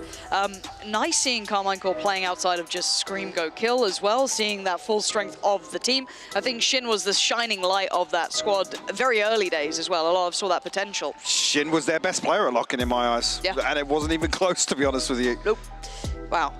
Okay, and I'm sure the desk is sweating because this does make those permutations a bit of a problem if it continues to play. We won't dare go towards that. That's not our job. That's not our job. I hear the words 5-way tie and I don't tune out. Yeah, I don't even want to crunch the numbers. No, I can't count that high, so I leave it where it's at. But this now becomes such a fun prospect because we know the Giants have had some issues. They've faltered a couple of times to teams that they shouldn't be losing to, if I'm honest. We saw that not too long ago, so I wonder and I worry about that mental capability here when they get tested like this. And credit to Carmine Court, this isn't an upset game, really. They are outplaying Giants by every account. XMS feeling the potential here for a B hit to come through. I'm not sure if he's paranoid, actually. The Nano Swan's been spotted, but pops it very early. Let's see, a plant comes through, a full 5v5. The flash is perfect, but Scream actually turns it and finds the kill. Oh, the second not to be, but that first was obscene.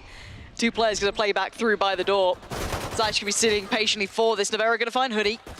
And a 3v3, XMS, Zyche and Nevera, Nookie, Rhyme and Cloud, and Nevera's in danger, but he still gets to keep his life. And they try and pour on in. Cloud good for one, but not anymore. Nevera there for the trade. They know the other player. They know where Rhyme is. And this is messy. This is not landing until then. Rhyme, lovely shot.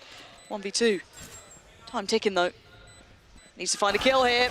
And it's not going to happen. Rhyme holding that together towards the end. I don't know if Rhyme just is caught off guard by spotting Nevera there, but a couple of missed shots and it almost completely comes apart for Giants there. Nevera, perfect decision making as well. He's caught out in the open, able to turn around and convert that actually into a kill on site. Giants actually just win this out due to a couple of effective trades, actually. Yeah, I think that's Rhyme's imitation of Nevera's movement.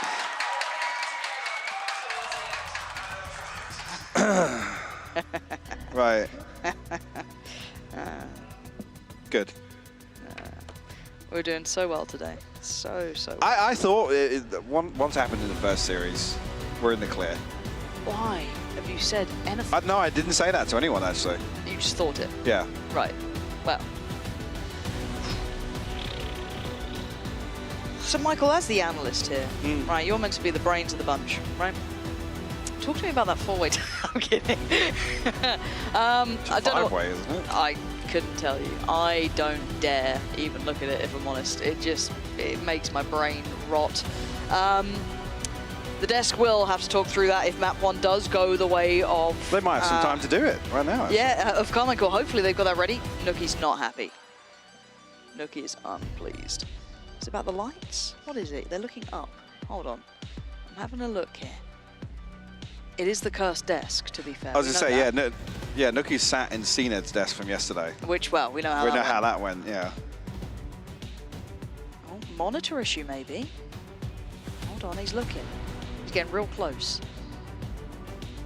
I don't know if something just doesn't seem right here. Nookie not comfy. Admin's hard at work here. There's probably someone in the crowd. Just got a little laser pointer or something. Blaming you guys. Okay. Own up now. Yeah, who is it? Who's done it? Oh, Nookie's turned around to have a chat. This is dangerous. There you go. Wait, is that Sam out there? Is it Sam? Producer Sam? Yeah, it is Producer Sam. Who's let Producer Sam out? They're meant to be doing the show. He just came, took a picture and left. Yeah, he's taking a selfie with Nookie and left the building.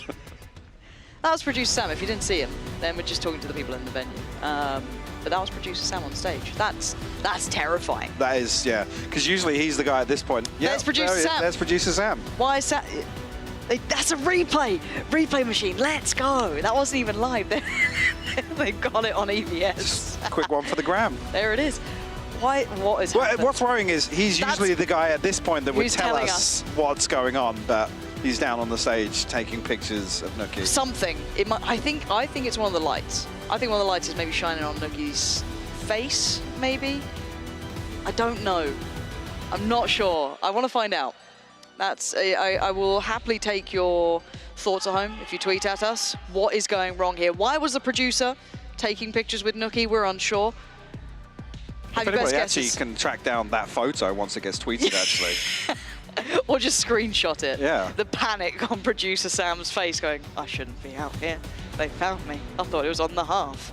Let us know your best guesses, please, on Twitter, at Hypoc, at Pansy. We do want to know why you believe there is a tech pause, and if you could include why Producer Sam is down there. Hold on. Oh, we've even got Stevie on stage. Oh no, what's going on?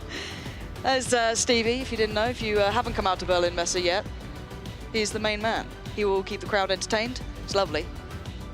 Like I said, we should still get Stevie out for the tech pauses. I agree. I absolutely agree. I think he's busy, though. I think he's actually got a real job right now. Right, okay. He's doing something. Rhyme looks bemused, though. He's laughing at all of this, whatever it is. Do you know the other thing as well? Why is it always, it'll always be after the pistol or before the pistol in the second half? Well, there's nothing. We haven't, yeah. Do you want to review the first half? No. Oh my God, Petunia. Oh. He's staring into my soul. I've been seen. All right, I'm checking Twitter. Hopefully some of you have been in touch. Yeah, someone did tweet me earlier. Excited for the match, but cries in Pampok, tech pause, anxiety. And I was like, same. And of course, here it is. Good. Yeah, everyone just saying, hope we can make it through a full series without us cursing it. It's not us cursing it. I don't really think that's our fault. But yeah, please get in touch with what you think the issue may be, because I'm still uncertain. I can't put together the pieces. It's like a conundrum in my mind. Michael, do you have a theory? Do you think it's the lights? I'm going for lights here. You're going lights? I'm going, there is a light that's shining at Nookie. He doesn't like it. It's distracting him. I mean, with how many bingo cards we're making for the broadcast recently, we should really have a tech pause bingo card for what is the cause. Oh, yes. It's like mouse issue. Headphones. I mean, that's you easy. put headphones on there. It's headphones. Or every monitor. other tech pause. Monitor and the occasional spilled water. Or Nookie's hole in the desk. The hole in the desk was a good one. Yeah, there's a couple of really nice ones out there. You've got me a curveball? What's one that we haven't had for a while yet? The food poisoning era was pretty rough. Yeah, the tech pauses for toilet breaks, where there were no stage shots. You just see the players running. Yeah. So, that's not good. Wasn't that Champs? Wasn't that Champs a sushi incident? It was a sushi incident, Yeah. yes. I believe so. A couple of players got hit heavy with that one. Yeah, a couple of players got hit heavy with it in the first week, and then people kept eating the sushi. It's crazy, isn't it? Yeah. You'd think they go, oh, that seems a bit dangerous. No, no, full commitment. Well, I just got confirmation. What is it? What is it? Drum roll, please. Hold on, hold on. It was a light in the face of one of the players. Oh, I'm so smart. I'm so smart. Oh. Wow. That's a new one. It's a rarity. It's a rarity. Because they've been here 8 weeks. Oh, but what if there's a new setup? What if they've changed it? What if Nookie's suddenly unleashed? Look, that's not a Nookie performance. 2 to 10. Yeah, that It's light the must lights. have been in his face. The whole time. Yep. Okay, well, it's fixed now. Here we are. Here comes the back bounce in the back. game. Pissed around on the board. Oof. 10 seconds on the clock. Yep. Now it's moving. There we go. There we are. Well, thank you for your patience. Again. As always. Someone said, let's go Na'Vi. Yeah, yeah. Showing up on the wrong day. Calming. Yeah, it's calming. Yeah. 2 shorties here, 2 sheriffs to work with for Carmine Court. It's again an opportunity, but again, with a couple of these players already playing very deep positions here. And actually, Fatinho will find Scream. That's one of the sheriffs removed immediately. Curious actually if Zayshawn Navarro is going to be able to pick that up here. Shouldn't be too much threat left in this round. There's all the light. Fully actualized Nookie now. And Giants in unison. How many exits do you think they get? Looking at the position, you'd hope it would only be XMS really to find one, but they don't even need to retreat past that alarm bot, to be honest with you. No. Don't expect anybody from Spawn to be barreling onto site anytime soon. Especially with this purchase, not really expecting Giants to go hunting either. It's 5 rifles across the board. Bulldogs, yes, but a Phantom in the hands of Cloud. Said XMS the only one really you're expected to find one, and he actually will. Nookie. Huh? Nookie fell as well. Yeah, 3 rifles Where was to keep he? the Phantom. I think maybe just towards front rubble, but Oh, okay.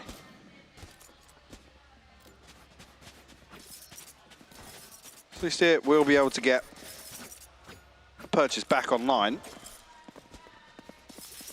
Curious of where Hoodie's going to land actually, because he's the problem child, I guess, in terms of the finances. We'll actually spread this across, so you're getting 5 rifles back into the next round. That was surprised they were able to get away with that, really. Yeah. Here we go. First big test then, rifles on both sides. Navarro going to be pushing a little, I say a little closer, a lot closer, and completely none the wiser. The What? turn, unforgivable. Rhyme is going to be devastated with that. Fortunately, Fatinho's there, but still, you'll be seething after that. And the pace shot didn't actually land over the wall there. Could have done a ton of damage to Rhyme, but even then still gets snapped on. Removed it. XMS going to be tested. Scream actually satcheling to try and find timing on this rotation as well. playing his life. Will catch a headshot, but down to 56 HP himself. Fatinho will seal the deal on that one. Yeah, Scream made it here, but don't think he's going to be able to do much. No, Giants, really well done so far, handling every task that's been put in front of them. Zaish now on the case, waiting to see if he can catch the cross, not to be. Cloudburst put in to allow for the plant to come in. And now go down. Does Cloud get locked on the site? Probably not with the Seekers. Doesn't get punished. But Zaish can be falling away from this and deciding that saving is the optimal option opposite over here. There's not going to be a chance of any other purchase for Carmine Core. Maybe an SMG, a Sheriff here and there. Giants already get themselves back on the board in the second half. Put this down to just a 3-round gap, and I'm curious really if Carmine Core's approach is actually going to be focused around taking this space away from Giants early on. How typically, yeah, they're not ones that, especially with Fatinho, we talk about him being a little more conservative. It's not really him usually exploding as soon as that spawn barrier drops. So whether or not Giants are going to be able to wait out that first wave, maybe just post up Nuki there, potentially Hoodie as well, just to kind of spread thin on the default. See here, there's paint shell I was talking about, just landing on top, but it's actually a blind kill that Fatinho finds that trade. I mean, if Nevera is able to reset off that, again, it was already a big win, but you're trading off controllers, especially if Nevera is able to reset. It would have been a huge advantage early on for Carmine Core, especially then if you're leaning towards a C-site retake, as we know happened a little later on in the round.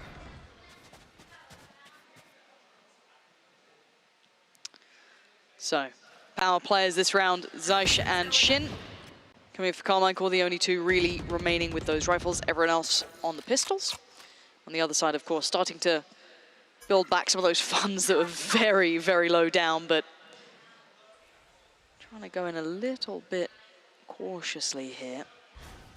There's going to be the first port of contact. Going to draw out that early utility. They're going to spot one player. Now, it plays in Zaish, though. Oh, brilliant trade out from Nuki there. Taking away the big thread, but XMS still alive. Going to pick that up, and that's a rifle back into play. Okay, and now look at Scream as well. Just going to fill the void with that shorty. And there's rifles left down here. As Nuki's conscious to try and control him, but he can't really stay here with Hoodie and Rhyme now making their way across towards 8. I'm not even sure actually if when Nevera is going to, yeah, he's going to pick it up now. Going to hear the TP. Does he try and isolate one? Just got his smoke on. Still his paranoia. 30 seconds left. Decides to go for the close smoke. Buy a little time for Shin. We've now got 3 rifles coming back into this for Carmine Core though. Pre-fire on Tree. And they're here pretty early as well, Lauren. They know this. Now, how audacious are they going to get? The paranoia is gorgeous. The flash to follow doesn't find anything. They take a pause for thought. They don't know that both players are there. One's going to slip through a little deeper. Turret goes up. That's going to be Nuki. And all 3 players are still on the site. Nuki, the first port of call. Rhyme and Hoodie turn attention, but Nuki's got it. First one found. You can see the headshot. Scream! Post it right back to him. 3v2 now. HP getting lower for Hoodie. Now they're in danger. Do get past Shin. Follow up. Yes! Rhyme's got it. Scream goes down, and now the 1v1. Rhyme against XMS. A tap on the Rhyme has to check this. He has to go to it. He has to push this, and XMS gives away a little bit of the game here. And a valiant attempt, but Rhyme's got him dead. Game getting closer as Giants move 1 round up. Rhyme has to concede all this space. I think XMS there, again, it's a straight 50-50 coin flip here of whether or not he sticks and gets the half, but definitely in that situation, enough space to do so. Carmine Core make it costly though, forcing a massive repurchase. The Giants only having 1 survive out of this. We'll see where the ultimates land after that, because KC, I think with decent progress already, yeah, they're on the brink of a few big ones. Showstopper, lockdown, in that regard, an advantage actually over Giants. Scream operate around. Toxins going up. I didn't like it last time, but he actually looked okay on it. Still not my favorite though. I'll happily put it out there. If you just give Scream a weapon that only requires you to land 1 shot, then on paper. On paper, it sounds great. They're putting a lot of stock on this C hit, but just going to re-smoke it, and this then puts it all in the hands of Shin. A lot of information there. They need to get a wiggle on, because they're on the way. Fatino's just head first, takes no prisoners. Zaish goes down, they know the Shin's around somewhere. Flash to the left, catches no one but himself. Flash to follow Rhyme, perfect timing on that to face towards Shin. Nevera from heaven is going to do a little bit of damage, taking down Fatino. XMS going to get Nuki too. There's a lockdown as well. Where's this come from? Suddenly, everything's going wonky for Giants. Spike in, but they have to respect this lockdown. What are you going to do about it? Nevera's going to find Rhyme, and Hoodie all the way back. The Pain Shell good enough to force him away. They're going to know this now. And oh, Scream's got him dead to rights. Double digits for Carmine Core. And this, I mean, this A-site hold folds like a lawn chair. Like, all it takes is for a Snakebite to be posted in behind that Trailblazer, and it buys them enough time to just back up and play a crossfire or something on site. But again, the dash here from Fatino isolates Zaish perfectly, but then Carmine Core still catch them on this Heaven Cross. I honestly don't think Giants are expecting it to have bodies there so quickly. That's why there's no smoke towards Rope. Yeah, true. Wow. And I think that's on the back of Fatino finding such a free entry. Yeah, I guess they took it for granted to an extent. And now we get to see the test. Scream, an Operator, bodies heading his way. Oh, he's good for it, takes down Fatino, barely saw him. And they still want to try and apply some pressure, but Scream on the reset gonna get punished. He's got the showstopper there as well. A little bit overzealous to find a second kill. Now actually leaves XMS in a situation where he's popped all his U2 as well. This is getting a little bit wild, but they're winning! How's XMS got a follow-up there? This is unbelievable, Carmine Core. Just butchering anyone walking in towards C. I didn't think they had any right to that. And the timing on the swings is perfect. I mean, yeah, sure, Scream a little overzealous on the first, but the recovery is beautiful to maintain control of that choke point. I was so worried when Nevera kind of stepping out like that, but I guess it gave time for XMS to then also get that nice spacing, the good time like this. I thought was just like an isolated kill, but then XMS is there. Really nice push and pull. Which is something, again, isolated engagements has been a huge issue for Carmine Core throughout this season. That there is a great example of something they've been able to improve upon, at least in the last few weeks. And demonstrating here today versus Giants. 4 rounds now separate them. Cloud almost a savant there fighting that kill. One off the Seeker's showstopper available. Scream still on this Operator.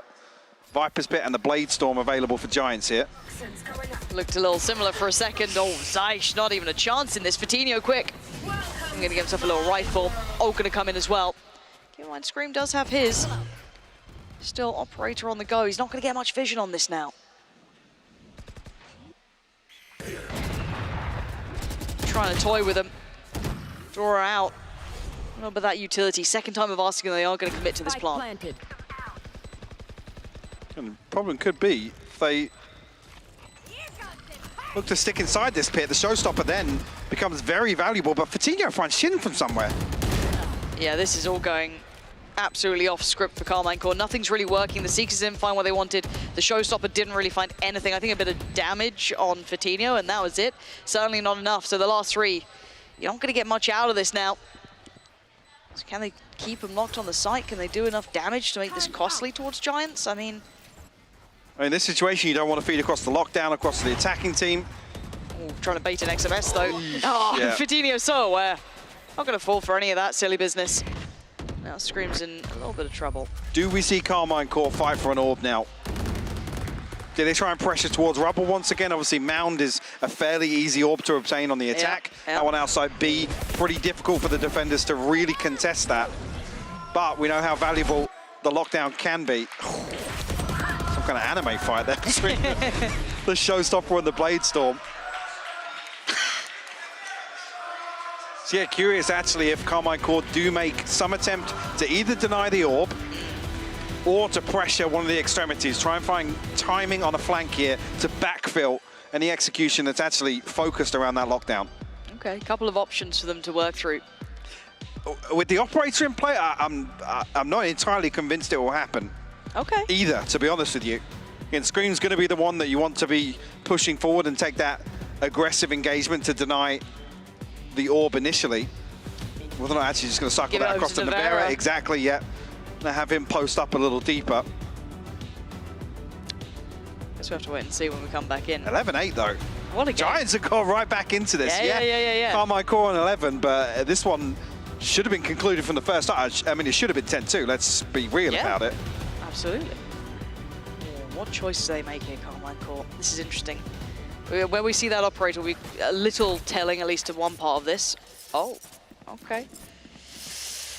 Looks like Giants might even actually look to take it and maybe follow through towards a B site here. But I want to see Carmine Core sweep both extremities in that situation, to be honest with you. And then the question becomes how much space the Giants take on the back of the lockdown, if that is the plan. Pings are coming through. Looks as if that is going to be the intent here. Ready. There's that lockdown. This should be pretty much the site. So how much progress do we see from Giants? How much space do they take away from Carmine Core's retake? Right now. Gonna let that ult run its full course. Oh, Scream gets caught by that on the way out. Spike planted. It looks like the focus is through towards that C-Link side. Fatinho gonna find Zyche. That's lovely from Hoodie. The timing gorgeous. XMS punished. This is basically save. Yeah. Call it there. Those 2 picks are enough. That is really well handled by Giants. Yeah, really, really well played. Like I said, Carmine Core, I don't know if the intention is here to actually deny both opposite sides of the map, but again, with the lockdown, the way the B site is laid out, that's usually the easiest to obtain with the lockdown.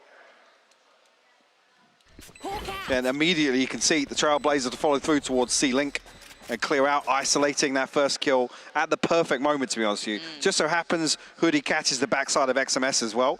And like I said, if both of your C-side anchors fall there, the retake is just not possible through this choke point. See, they hold, yeah, okay, so 3 weapons brought forward.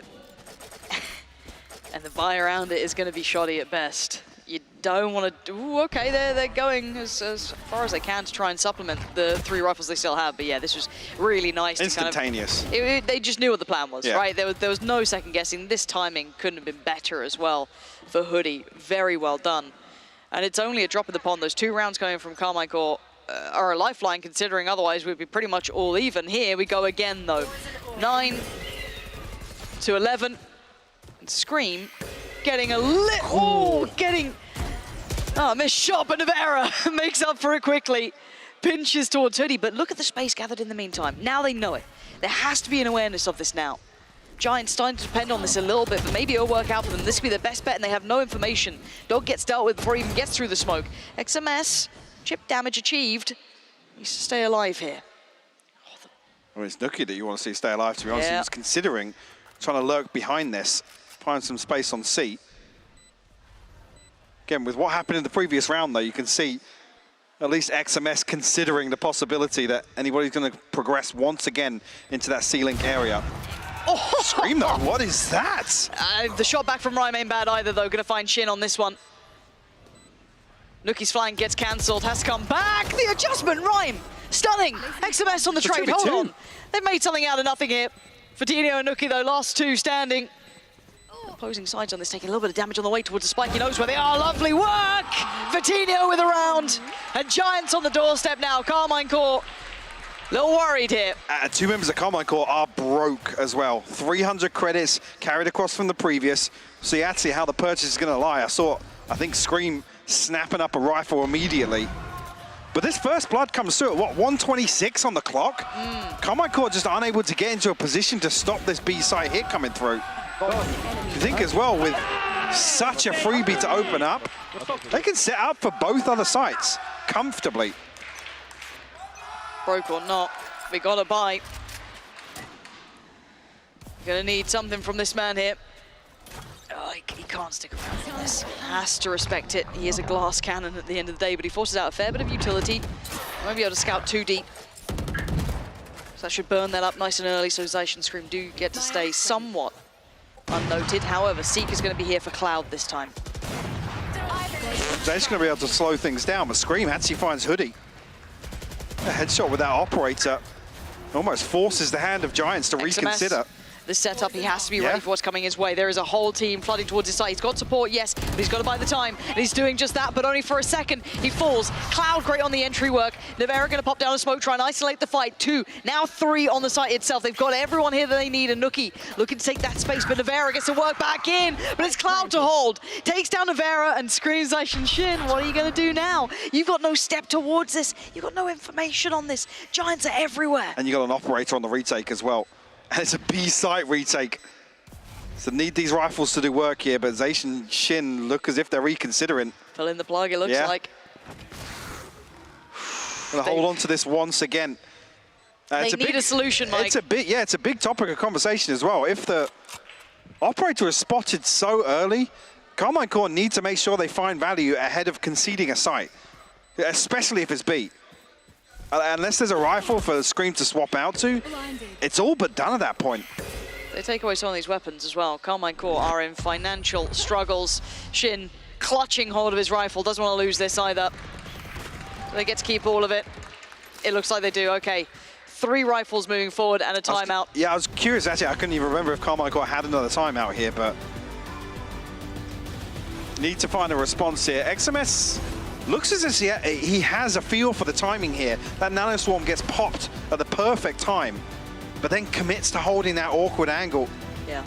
Cloud just hard clears him.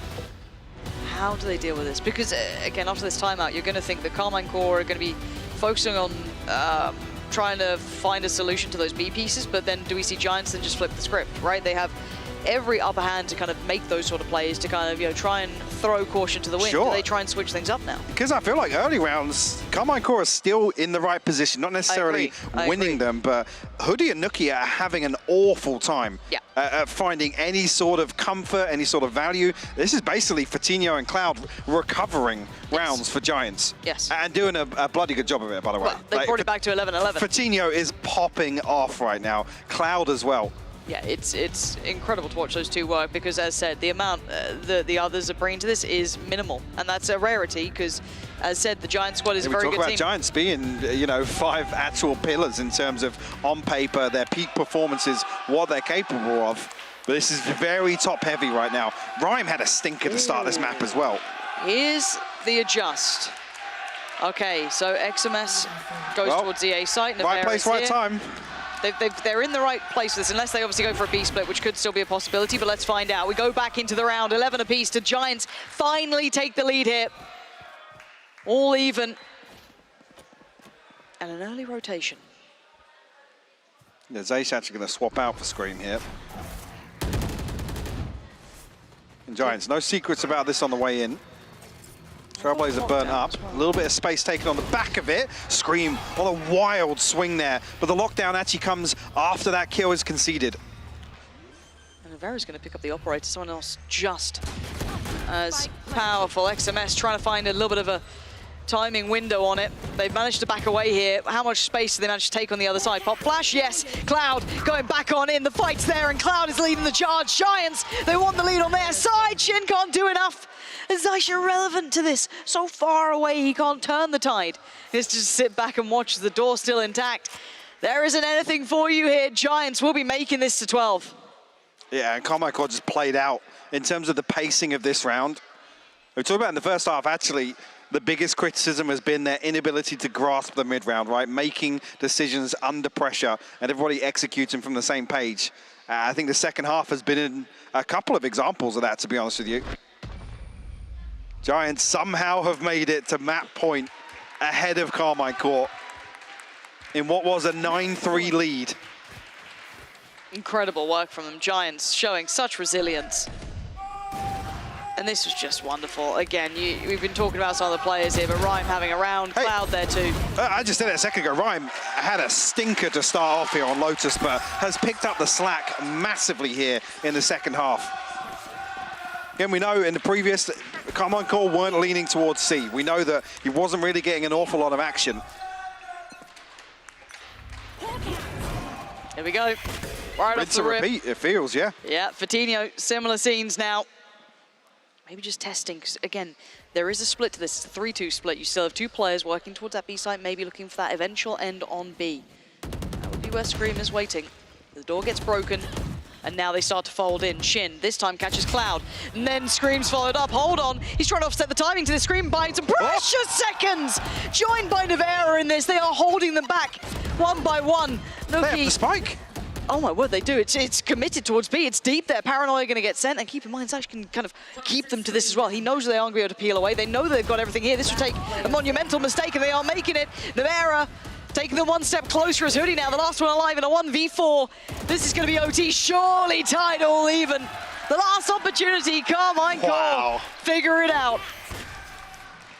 Again, Giants approach this perfectly, almost relying on the conditioning, right, of this flash, the updraft, the dash, everything in the early round, give away these audio cues to have that possibility to pivot immediately towards that B split you were talking about.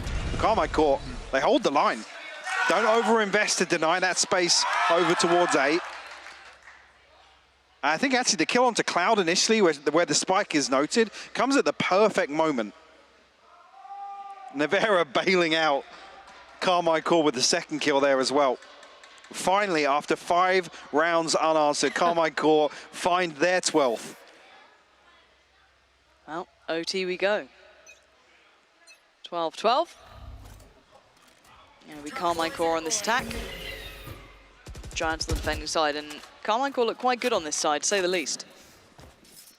Well, that composure's still there, actually, because there's very little hesitation. They weren't really scrambling. There was no kind of panic moments for Carmine Core on the attack. Still see this, I guess, later on in the half setup from Giants as well, with Hoodie and Nuki positioned towards A. And actually, to complement that now, it's an operator holding a deep position on B. And characteristic of Fatinho, again, we know he's a lot more conservative on the defense. When do they call for support? I guess now. Paranoia not good enough, doesn't find Scream. He's so quick to that cross. Rhyme's gone down. Cloud has to evacuate the site. Goes for a second look, but the smoke's in place and the plants could be going down. Trying to spam through this poison orb. Again, he's lucky to not actually count spammed here. Fatinho has to find this one. The flash going to set up Scream mode. Hoodie's found 2! Out of nowhere, Hoodie finds 2, keeps Fatinho alive, and now we're down to the 3. Zysh, Nevera, and XMS holding back what is about to be a wave hitting towards us. Like 2 flashes for Cloud as well. These could be huge. First Nanoswarm burnt. Cloud getting closer now. Close corner cleared. Flash eaten by Nevera. Zysh does find Hoodie. Nevera does well, but not well enough. Cloud stays alive, comes back through. Are going to get the defuse. Giants take the upper hand. There's a moment here where that flash sets up Scream to close this round out entirely. Hoodie goes huge for Giants to bail out, not just Fatinho, but actually enable that retake to even happen.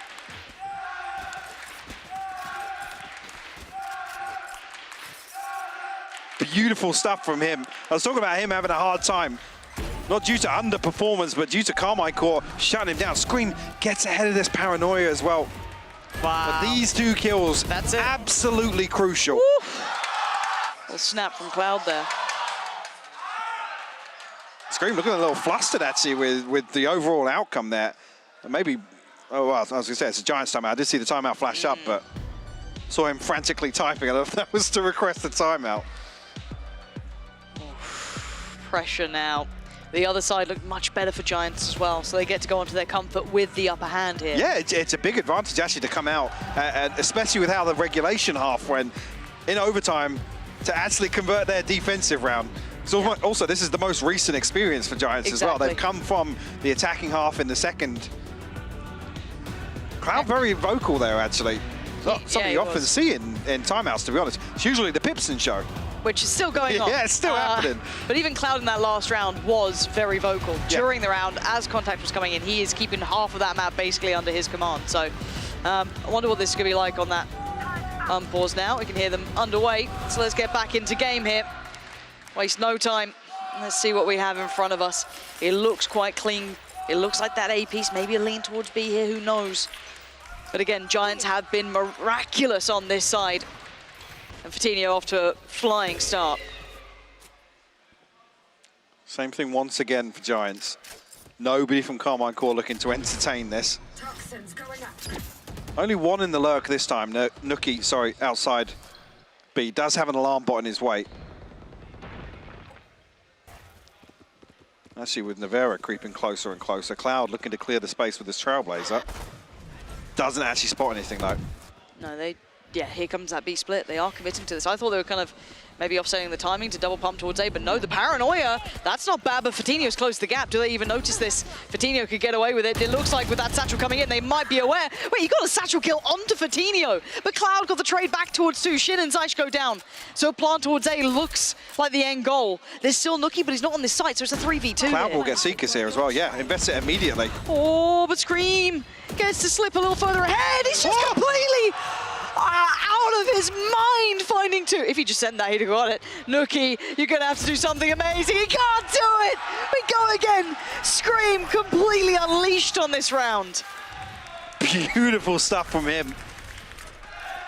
Zero hesitation, pays no respect to the Seekers coming through. And Cloud with another 2 huge kills to swing this round. It's just not enough. Scream does enough to get his ultimate online and seal the deal here. So we flip once again here. Well, they win the sides, obviously, like that. What? Well, cameraman. Toxins going up.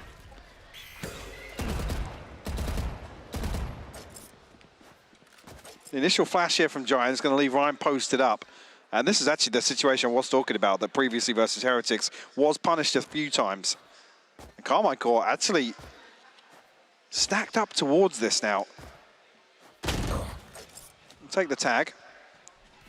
Not an awful lot of damage done, but at least now there's no smokes left for Ryan. He's only got his paranoia to stall. Cloud making his way back across.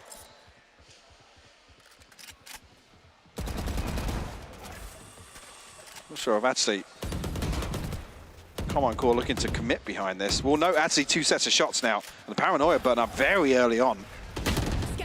Okay.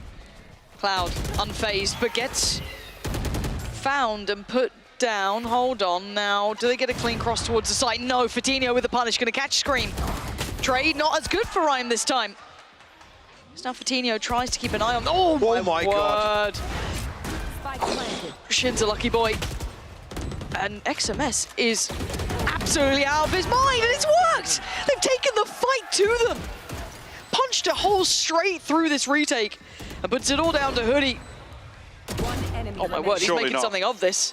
A 1v1, XMS needs to handle this. Oh my god. Did he get the tag? He got the frag as well! XMS with the shorty fades away and gets around for Carmine Core. That's the operator from Giants that ultimately enables XMS to clutch this one out. This is such a wild round. Show me it again. Show me that end again. And look at this, the audacity to push like this. Yeah, he was 100, right? Well, the thing is, you said the audacity. They're looking to actually close the distance on the operator. Yeah. Nuki's the one that spams into the smoke, expecting Fatinho to pick back up onto that angle. So Carmine Core, you credit the decision-making there. 100%. It was the right call. 13-14, though. Carmine Core with the upper hand now. Scream. A lot on his plate, potentially. 2 players on the other side here. 3 trying to draw that attention towards A, but again, does he keep his cool? Does he stay focused in this? Giants starting to consider creeping closer. Scream waiting to around the corner. A shoulder shows, but a nice shoulder peek from Nuki, going to keep himself safe here. He slips away. Early info though, and this is Carmine Core, I think, looking to catch the backside of that B-side split that's come through a number of times for them. Cloud finds one blind onto Shin. It feels like Cloud just can't not win. The guy's so good. Do they have to then subvert their expectations and go for this A piece instead? I think they might have to, but Zyche this time holds. Takes down Fatinho. The flash, not bad at all. Lovely. Sets into motion Rhyme. Takes out Zyche, but Scream! No. He walked the smoke and just went to his death, and now a 2v4. XMS and Navera outnumbered and outgunned. Cloud Getting hungry for it too. He knows this. He's taken the space away He's from got God timing on this as well. Could not have done better at this. Might not be able to get the shot, but he might be able to relay this perfectly to his team. They're on the site, and I've got them dead in a couple of seconds. Just hold. They will never expect me here. The first victim found is XMS. And now Nevera, not going to have a hope in hell. We go again. Giants clawing this one back. And Fatinho just absolutely rabid to find this kill onto Zeish. Again, we know the Giants have tried to rely on that a number of times, finding that kill very early on to make sure that there's a huge gap to get ahead of the rotation of Carmine Corp. Even tanking the vulnerable here from the snakebite. The Giants actually follow through on that space created. I mean, the blind kill helps as well from Cloud, for sure.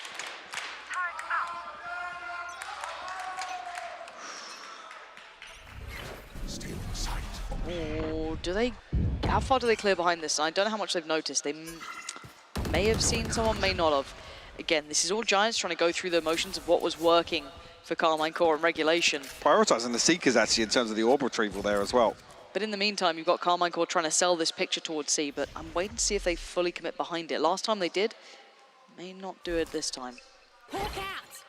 So actually Nuki's setup reverted back towards B site, and I guess the adjustment on the back of that is Fatinho, a hoodie here, shut down Scream at the front door. No counter swing on this. Nothing behind this from Carmine Corp.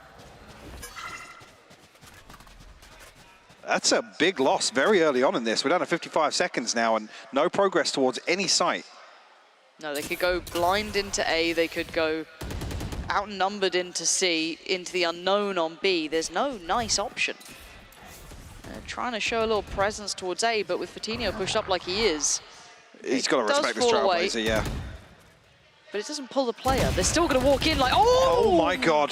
Nevera made a damn good go at that. Almost had Hoodie, but he keeps his life. 40 HP, expects the support. Nuki outdoes Zeish. And now we've got problems. Carmine Core falling like flies. That first kill that came in seemed to really signify the rest of the round. The Shin left with 15 seconds of play and 4 bodies against him just beyond that smoke. Not to find anything yet. Not an awful lot of time to work with, to be honest. Hoodie will find his 4th. Big recovery from him as well. Said that, yeah, it's just really awkward swing for Scream to commit to. Nevera nearly gets this done, by the way. If he got the double then, different outcome, but it's not to be. But Giants have started to really work out this side of the map, which is the wild part to me. Struggled the entire time on regulation this time. Two defensive wins, right? Yeah, it's very impressive to watch in that regard. And we asked the same question though, can Carmine Core have anything left? This is now, we're getting into kind of silly season territory, right? Where it's just gets a little weird, everything's a little out of whack. And last time it took Scream doing a lot of damage. We've seen a lot of kind of individuals starting to find impact. What the hell did Carmine Core do now? Because Giants take back that lead. Yeah, I'm curious actually if we see a massive switch up here from Carmine, to be honest with you. Again, other than,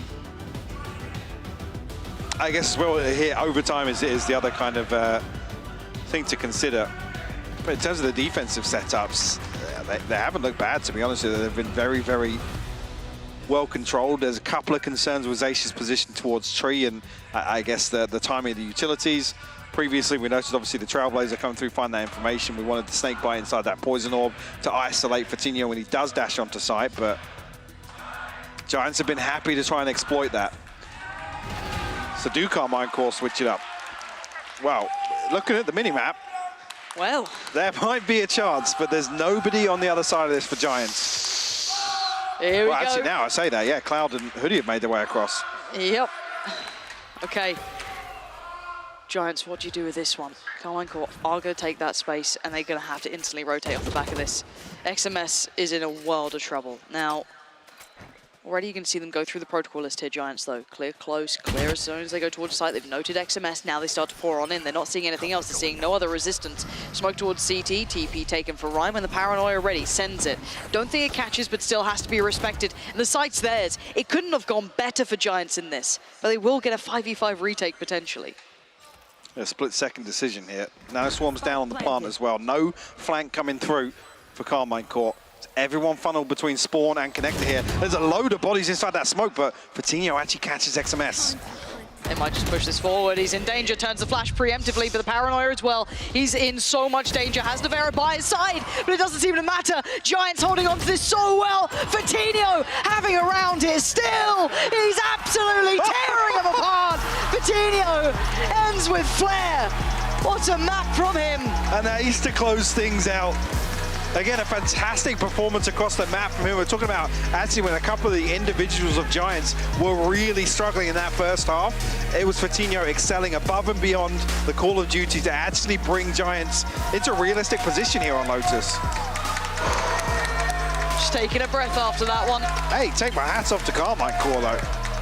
What a team. Yeah. I mean, they made a game out of that because I think, honestly, on paper, we looked at this very much favorably towards Giants. We're going off of results. Yes, a blip, but still. I was going to say, yeah, a blip, and this almost feels like they've squashed their demons because that matchup versus Heretics, there were a number of opportunities where actually Giants should have closed out Lotus. So the fact actually here they've done that, again, almost kind of righting their wrongs from that previous blip.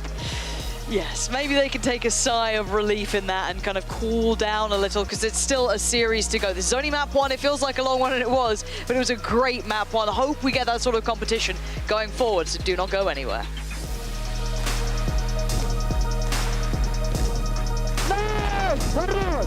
Nice! Bro, Omen P hopping impossible to kill him. Nice! Good job, Amir. Nice! Nice! Давай! Хорош! Хорош! Nice! Nice, Amir! Nice! Nice! Well played. Nice! Nice!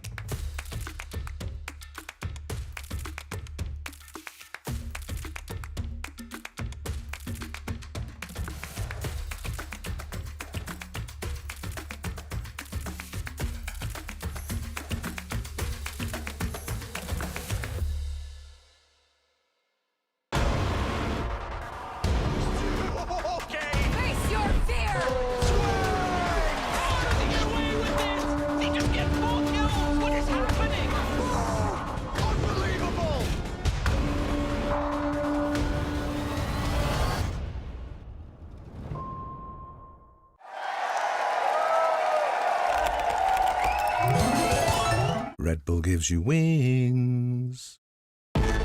Zero distraction. Zero doubt. Zero opposition.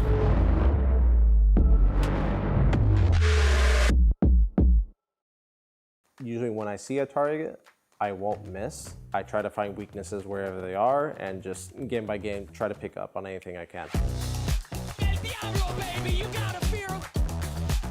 So this training course is a way for me to really showcase and demonstrate all the questions you guys have been asking, how to get better aim, and it really enables me to answer a lot more and kind of expand on the first video I made like so long ago about Valorant fundamentals.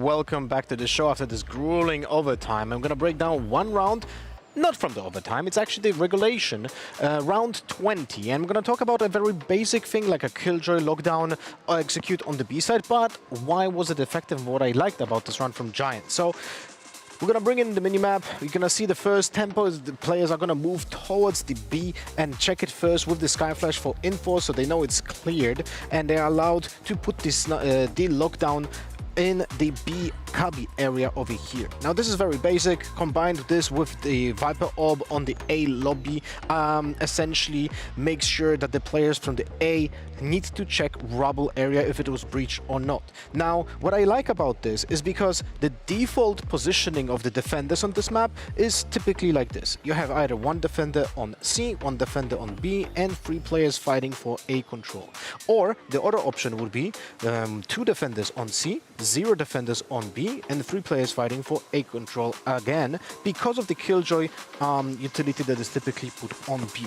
Now, what this Killjoy lockdown allows in the first tempo is essentially split the defenders into 2 halves. So essentially, it's like attackers are playing one portion of the map, while the defenders have essentially been playing from the 2 other sides of the map, which makes them completely disjointed. And that allows now the attackers to save the utility to enter the site, because as we know, the angles from the Killjoy lockdown here, I'm gonna go back a little bit, the angles that are allowed the defenders to have after the Killjoy lockdown, they don't put the attackers into any kind of danger, right? Because those angles here are not beneficial for the defenders to have a gunfight when the site is breached. The same happens over here. So essentially, because of that, one smoke on the link area is enough to make sure that you have the site for free, and that allows the Sky to save crucial utility. This utility is now very valuable after we're gonna see the plant. So pay attention to what's gonna happen after the plant is being done. We're gonna see a Tiger from the Sky being used to push an isolated player into this area. You can see it's being paired with a smoke onto this angle, so essentially the Viper is isolated from the rest of the forces, because also the lurker that is so patient and waits for the Killjoy lockdown to happen gets the info about the player from C mount opening the door. So essentially all of those 3 players, even though they sacrifice so much time to fight for this area, are completely irrelevant, because the attackers understand how the defenders are being set up on this map and isolate them one by one, which forces the main characters on the defense from the A area to essentially not be involved in this round at all. So this was really well done by Giants, and I liked how they saved the util to essentially get a isolated 1v1 targets, and that's about it. What a huge swing round as well, Kakuga. I felt like so many rounds Giants pulled out were the important ones they had to win. Yeah, exactly. Don't forget that this was a 9-3 when we changed sides, and of course things were not looking good for Giants. Even more in most of the rounds, even in overtime, they were losing those first duels. It was actually them coming back. I think like the only player that ended up in a positive notes in entry duels was Vitinho. The rest was like 1-5, 1-3. It was like a tremendous. Also, Nuki, I think, had like his worst performance in a very long time. Let's talk about Vitinho, because it felt like a day of Jet players just owning like crazy. Lothar, he was so instrumental today. Yeah, and you know, we can talk about like Operator being such an important, crucial part of the defense, and it was very visible here on today's Lotus. And I can actually even talk about that from both teams. But Vitinho was insane mechanically today, and I literally loved how he was efficient as well with the Blade Storms. I think he closed out the map with the Blade Storms. With an ace, yeah. With an ace, yeah. Oh, was it a double ace this map? We talk about the players that can and should be able to run with the boys like Safe and Durka and so on. I think Vitinho's name never really gets thrown into that conversation. And Kakuka, all the Spanish fans, they love him, they adore him. Oh yeah, exactly. Even so, he's grinding so much lately. You can see it that individually he's always improving, and he really wants to be in this tier 1 that he was, you know, moving away from. You see, it was an ace. Yeah, it was an ace. Definitely deserves. I think he deserves to be here. I think statistically he's also up there. as well. You mentioned the operator. Let's take a look at K-Core's odds, because usually Navira, he picks it up on other maps. On this map, I had a feeling he might pick it up, but after Navira picked it up, Scream was the one that was running with the off. Yeah, it's kind of weird because on most of the maps, it's Nivera. It's actually the most bought gun by Nivera. He doesn't buy Phantom or Vandal more. It's the operator. But on Lotus, he actually goes with the rifles more. While before this map happened, he actually had only 8 times the operator being bought, while Scream had 4.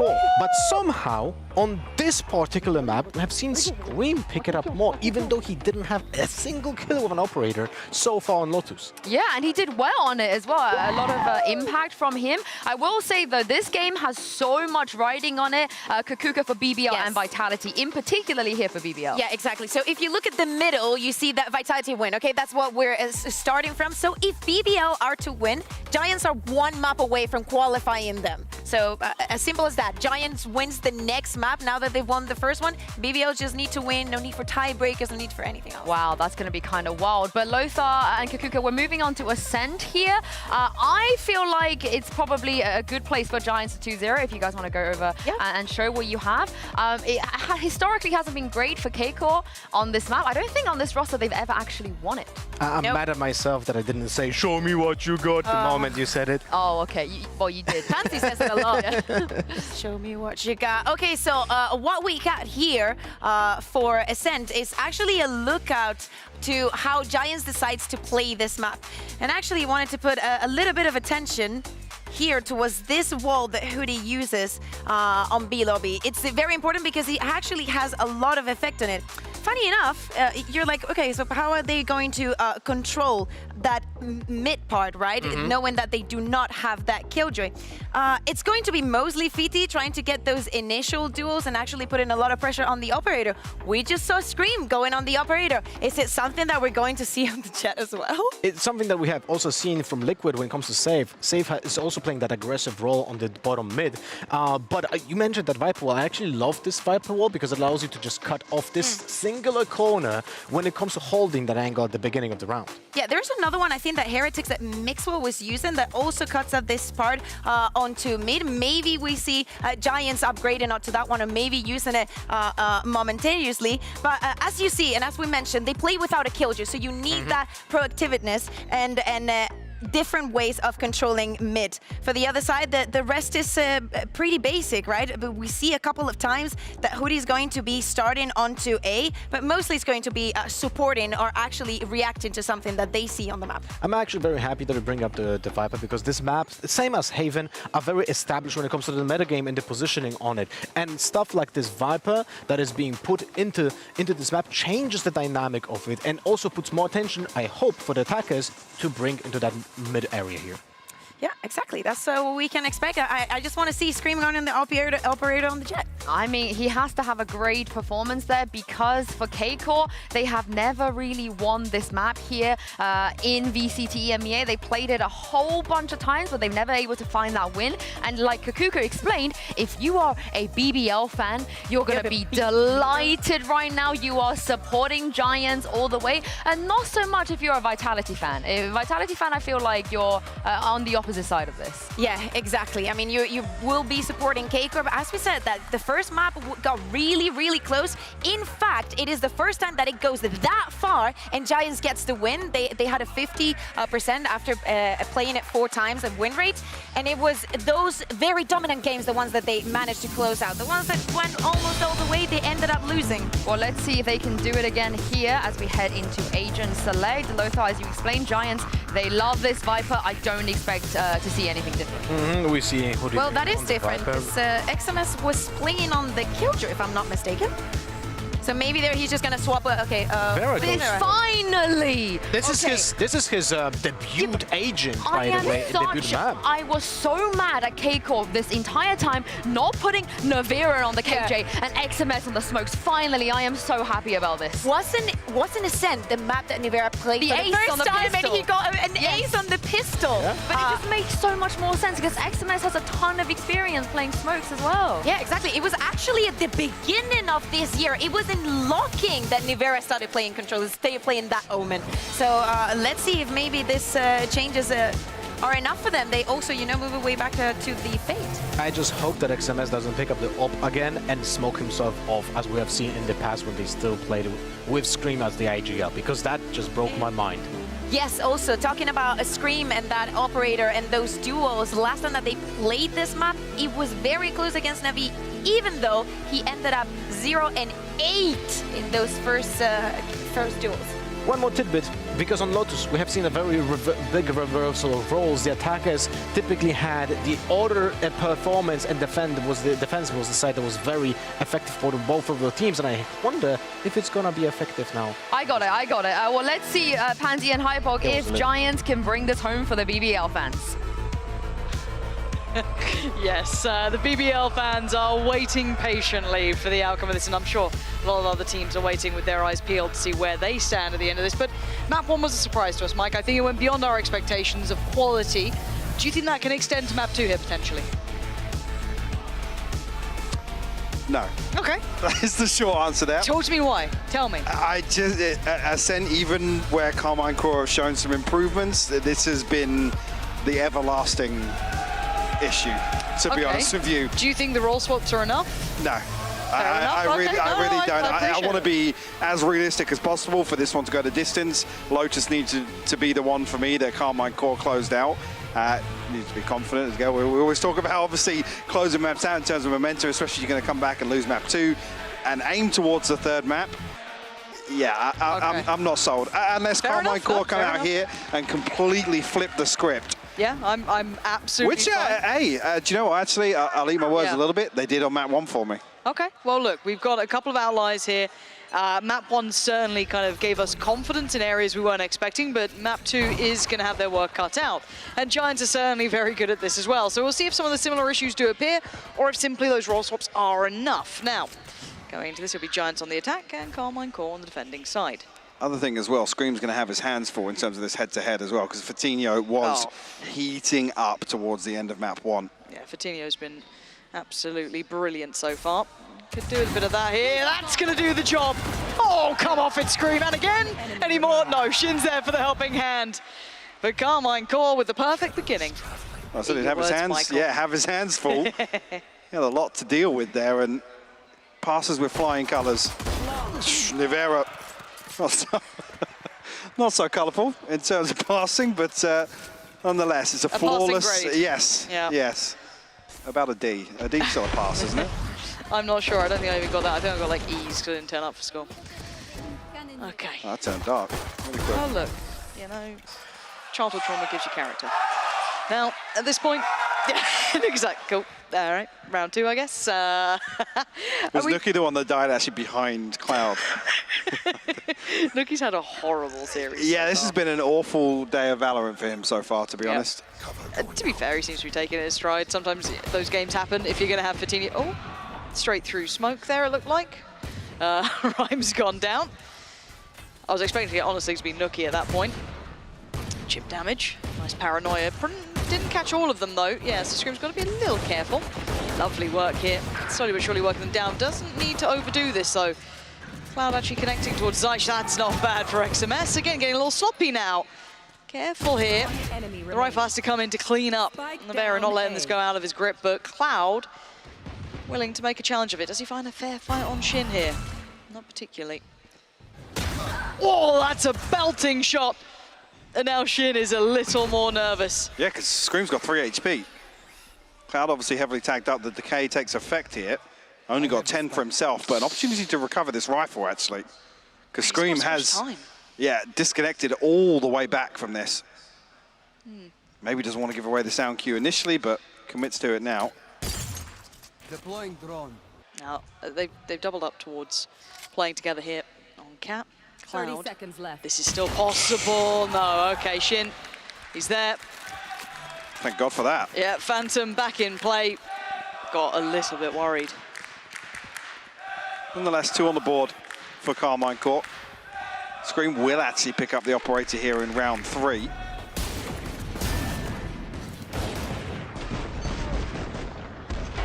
So definitely got. What is that? What is that? Scream's wallbang was fairly impressive. Call it luck. But yeah, interested to see actually how he approaches this. Fatinho, see, we know what he's capable of in this map in particular. And still concerns around this operator being in his hands as well. And just, I guess how crucial it is in terms of success here on Ascent, particularly on the defense. So early work towards middle, at least for Giants, has been very diligent trying to clear any of that, or at least identify that operator in play. So that's going to be nice. They're fully aware now. And looking at what Shin's got, though, very light on the purchase. Got to be careful now. Yeah, they're going to take that space instantly, not really respecting anything in the way. There is utility, though, which Fatinho happy to charge through, but oh, that was not pretty from Nevera. Scream there to try and make the most of this. Does at least catch Fatinho, but the cross going to be happening. They're through. Shin on the back of the site, though, is going to be seen. They know where he's at. Nuki's there to find XMS, and Giants taking full control of this. And Zeish, well, he's got the operator, but he's got very little interest in the rest of this round. I definitely want to try and hold on to this hoodie. On a wild swing, gonna find it. Yeah, should have the time to be able to recover this as well. Yeah, just about. Lovely, take Gets that. an operator into the hands of Fatinho here on the attack. That's a big upgrade for him, actually. Well, Giants want to look to slow things down a little bit now. Big reveal, actually, to enable Scream to find that kill, but two massive picks from Nuki. Yeah, there are a couple of clips last time Giants played on Ascent. Especially after map 1, you're going to want to see him to have that reset here coming into Ascent. Yeah, you kind of... It's hard to not like how Nuki plays, so it's like you got to hope that he warms into this game, because that's another layer to Giants that we haven't really seen in full effect yet, but they haven't necessarily needed him in that way. Fatinho's been more than enough to leverage anything missing, but still seeing a couple of gaps here. Scream one away. I mean, also the other thing as well is you always have Cloud to count on. Oh, of course. So yeah, rock solid. There's always a contingency available. Giants set up very cautiously here, actually. No progress into A main at all. Other than the Prowler, I've been trying to catch a feel for, let's see if there's any aggression on the side of Carmine Core, but this rotation is coming through fairly preemptively. I'm not even sure, actually, if, well, they're not going to be close enough to hear the alarm bot, but now Nevera back in range for it. Seeing probably both players here. Shin got a lot to deal with. completely smothered, Nevera deleted, and now Shin's in, oh, bye-bye. Seen for a second and he's gone. Cloud, lovely work, and honestly, Giants just really flexing throughout this. That's a force save here. There's nothing else that they can really achieve. This is very clean from Giants. Yeah, Nuki finds the same kill again, by the way. Basically spamming onto that CT angle. If he hasn't been getting kills when he can see people, at least, you know, give him somewhere he can't. We'll concede this fairly early on. Screen with 2K credits. I mean, maybe an opportunity here for a rifle to be dropped across. Maybe Nevera, maybe the Sheriff or a Judge or anything else they can string together. But actually, with 5 surviving, this, other than Hoodie being down at 300, this basically rounds out an extra purchase on top of this round for Giants. So we'll equalize here in round 4. Cloud one off the Hunter's Fury. Nothing else really on the cards here, barring a couple of kills.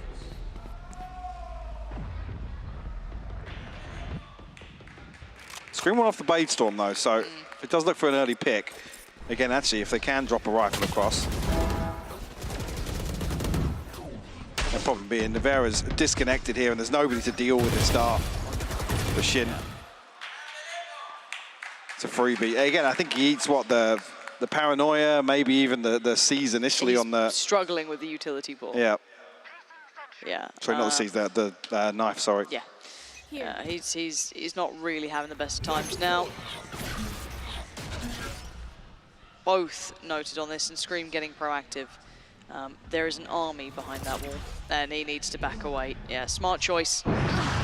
Oh, Fatinho's still going to catch him. Fade away, yeah. Yeah, I'm surprised Scream even stuck around to that extent. I thought after the initial exchange, Giants had won that, but he was happy to give it another test and, well, lost his life for it. Problem being as well, Nevera and Shin on the other side, they have pistols. There's no chance of actually retrieving this rifle and cycling it back through the Carmine Core lineup. And be forced to play this out with the rest of Giants headed this direction with only 2 pistols to hold this down. Some utility, yes, but Patino's been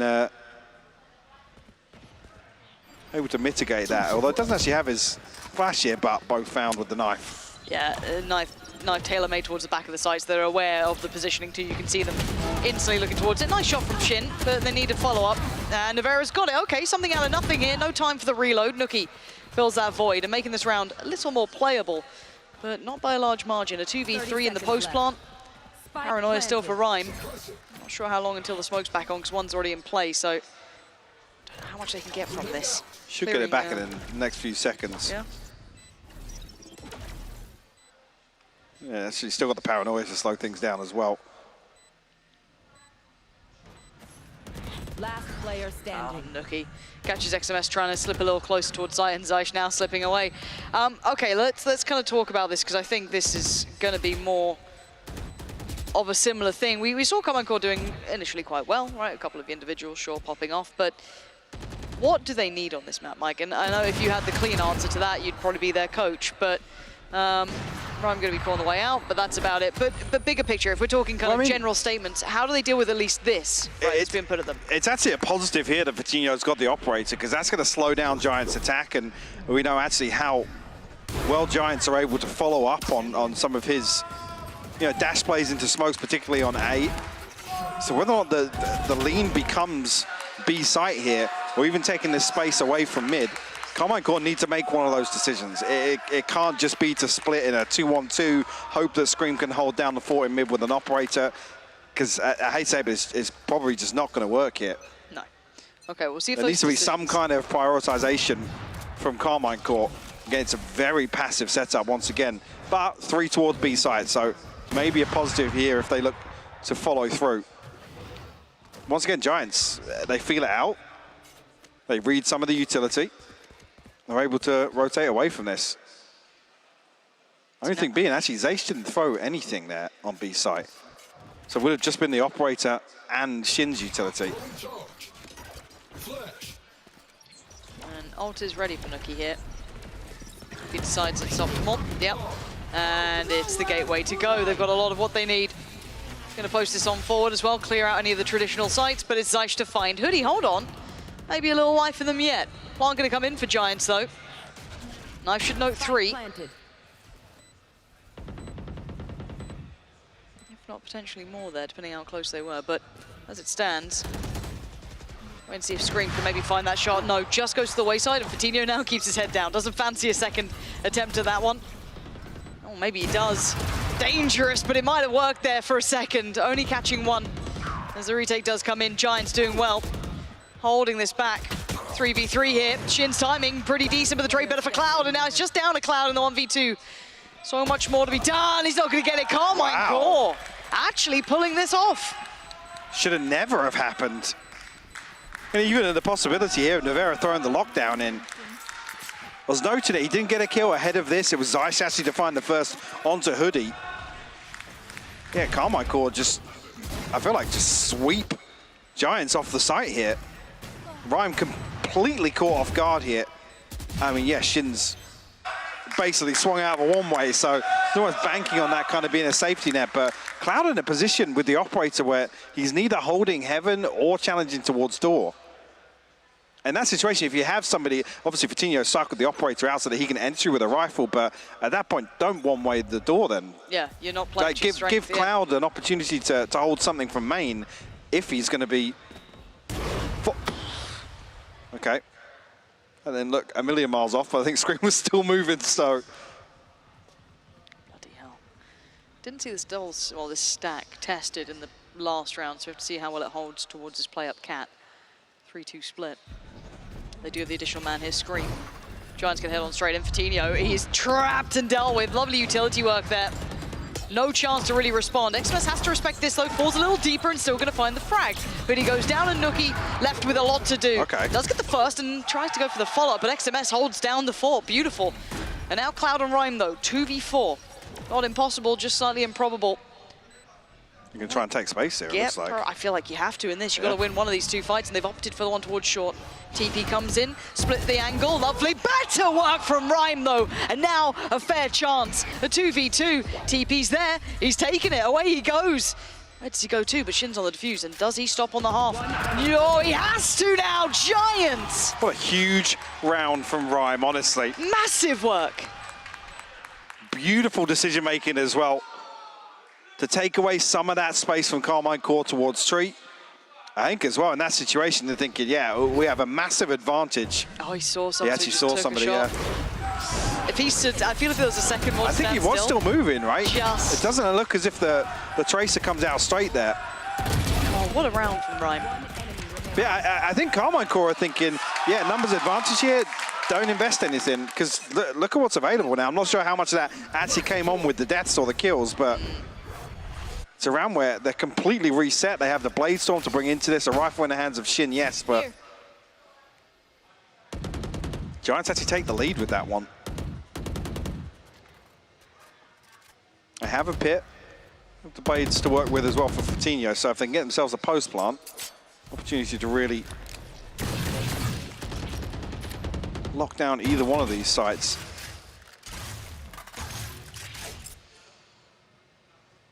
Testing the waters towards middle. See if they can draw anything out here. Scream not really actively fighting this. Yes, tempted, sure, but no bigger commitment as Giants slowly filtering back through towards the A site. Maybe not this round because of the purchase, but one thing I do want to see is Zaysh and Scream just working in unison. I want to see them kind of tied, attached to the hip almost. To be able to find some of these opening engagements, it's not really enough to have the Jet just floating around here. They've made no real subtlety about this. They're on the site here. Nevera only going to get one this time. Giants still on the site, and Scream not given much of a chance, waiting, but no one taking the bait there. But the swing comes in, and Shin's going to find the kill. Hold on. Cloud with the operator now sees another target, can't quite connect, but time, 12 seconds. They actually just about close it out. Giants faltering there. Where did Shin find those two, to be honest with you? This just seems so scrambled, so panicky when they get onto site. Giants don't set up some of the basic angles to hold as soon as they come in here. Nevera finds this, very quickly traded out. Shit, yeah, Shin finds the first, and then the second is Rhyme challenging inside the smoke, maybe to deny the weapon coming through, but yeah, like I said, there's nobody, you know, pushed towards Fatinho's typical position on those boxes on the boost up towards Heaven. There's nobody set up with a decent angle on towards the broken door. I was going to say, Scream does swing back onto that, no, but he's space gained here by Fatinho.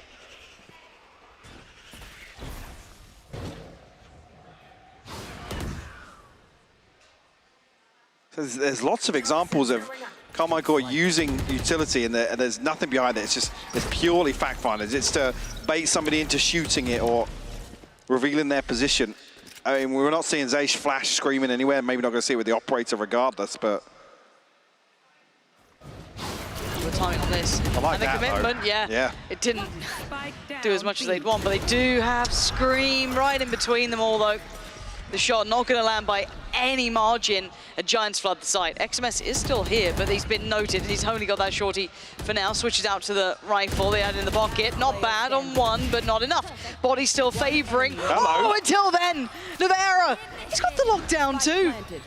Forcing Cloud to fight 7 bullets. So Nevera, what do you do with this? Cloud's going to get his way. Going to deal with that lockdown. And now there's problems. Does Cloud get to slip away? Beautiful play from Cloud, and Nevera hoping that the respect would come through and lets it go. Yeah, it's just not committing to one way or the other, to be honest with you. At that point, it doesn't seal all the way towards backside, but I feel like even that's a win if you can force that player into an unfavorable position. Yeah, predictable position, known position. It's tough here because Nevera finds 2 beautiful kills on the way back in.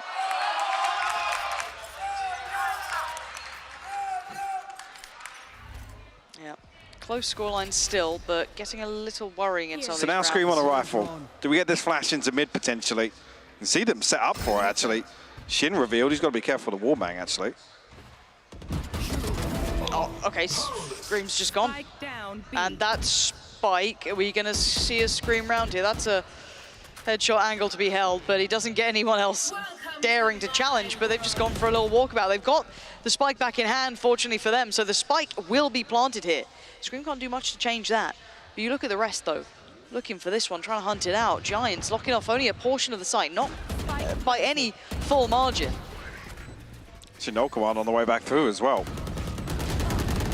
And Rhyme, though, found two though. beautiful work on the front line there in the post plant. 3v3 now. Rez might bring it back to a 4v3. Fatinho, oh, on the flank. It could have been everything. It's not. It's a trade. And now down to Nuki and Hoodie. Flash comes in.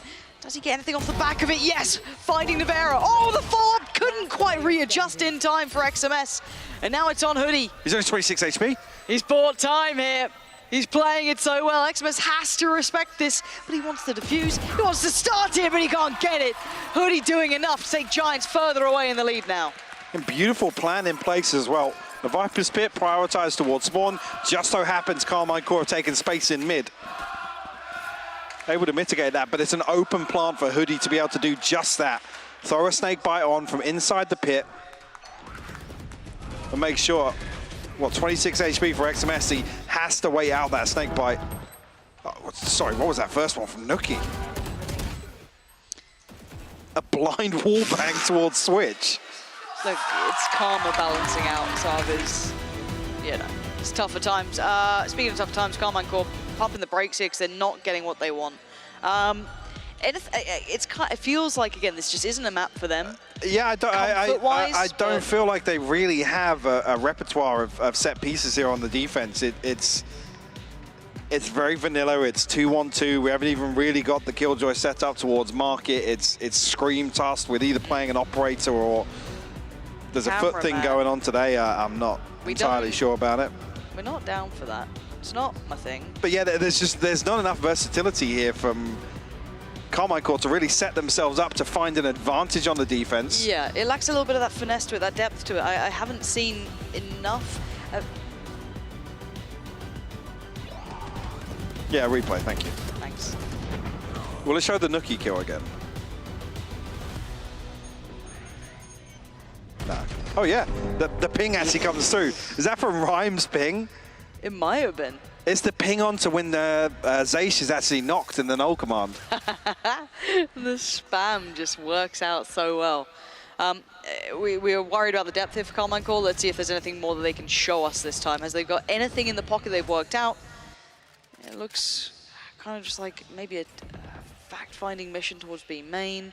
But in the meantime, look at what Giants are up to, taking that mid-control away. It's another one, though, where Scream has Shin instead of Zaysh or Navera. Zaysh or XMS on the Omen to really comfortably take a fight. Now they're going to feel the heat a little bit. Finally, a rotation comes through. Zaysh now over towards CT. Oh, God. Whose position will be noted with that spam.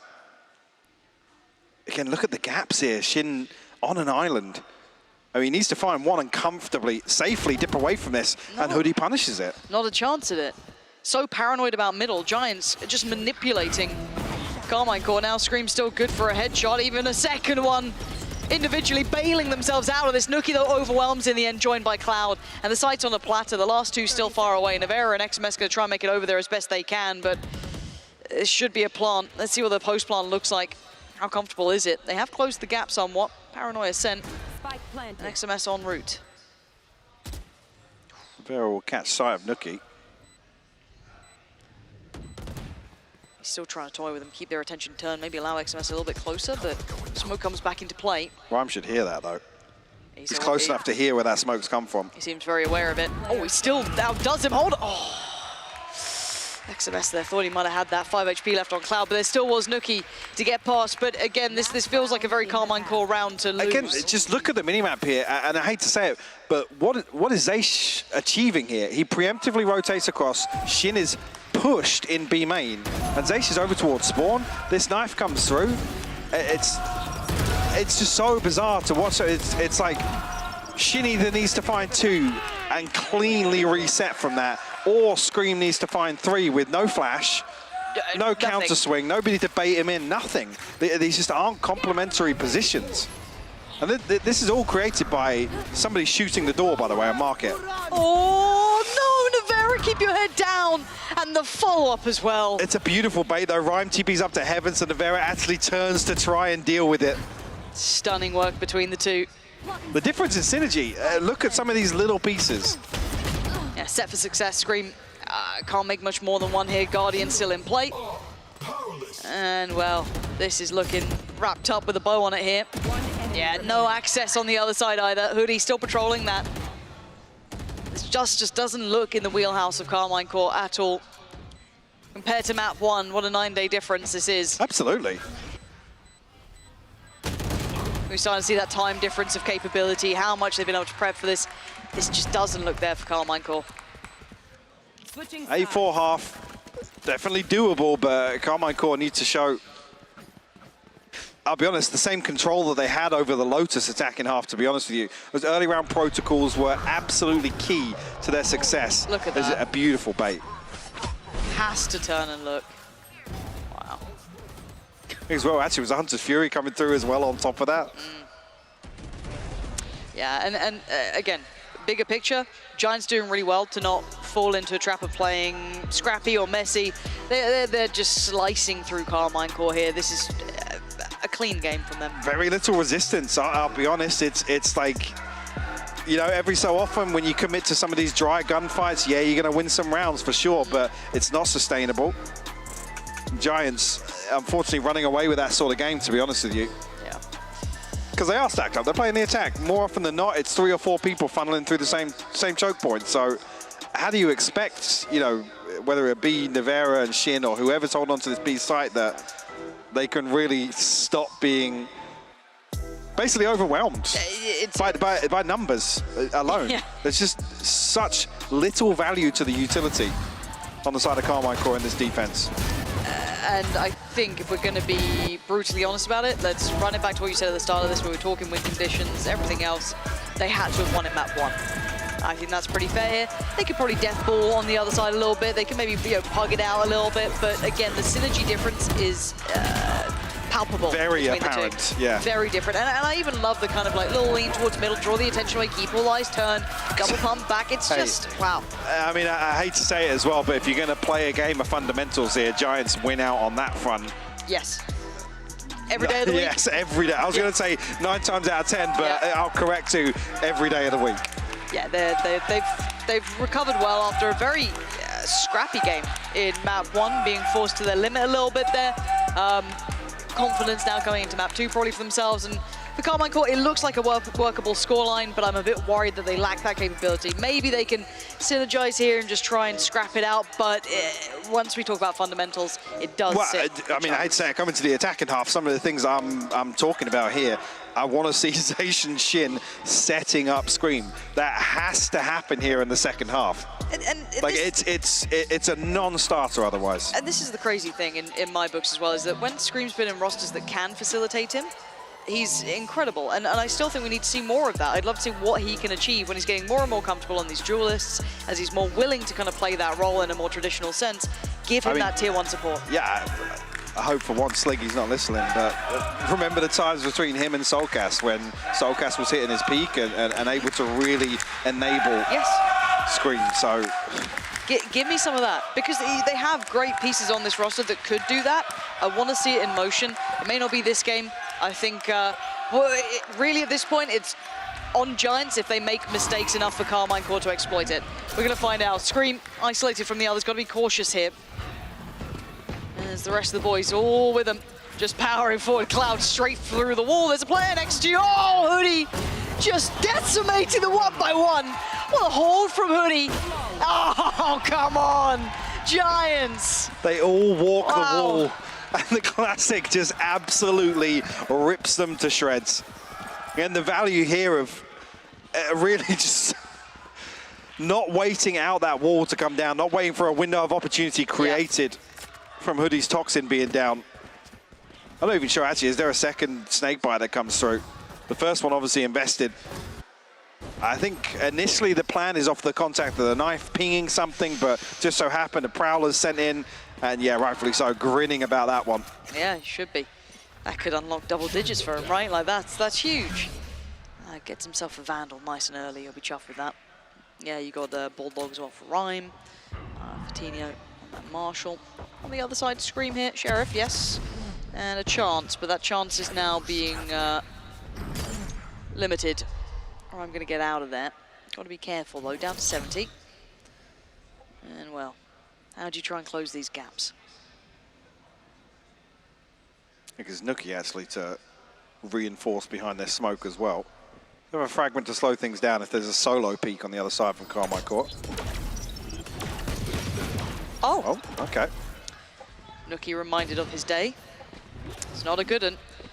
Cloud, though, fancies his chances. XMS gonna find Rhyme. How much danger can they have in this? Not enough. Fatinho and Cloud, safe pair of hands at the end of the day, 3 standing. They're able to find this rotation so early on that they can almost sacrifice a weapon or 2 into this round.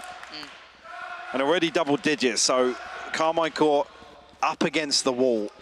It's got to be a big round here. It has to be clean as well if they want to string together any number of rounds to actually close this gap.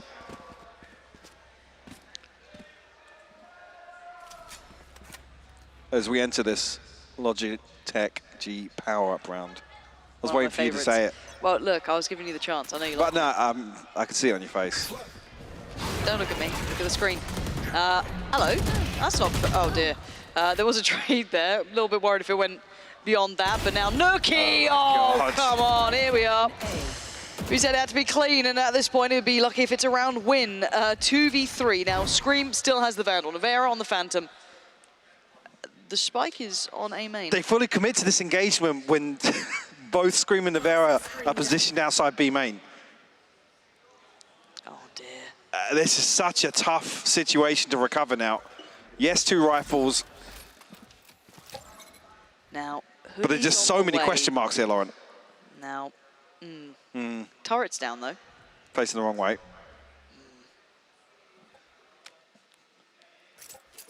It's fine. I got the spike.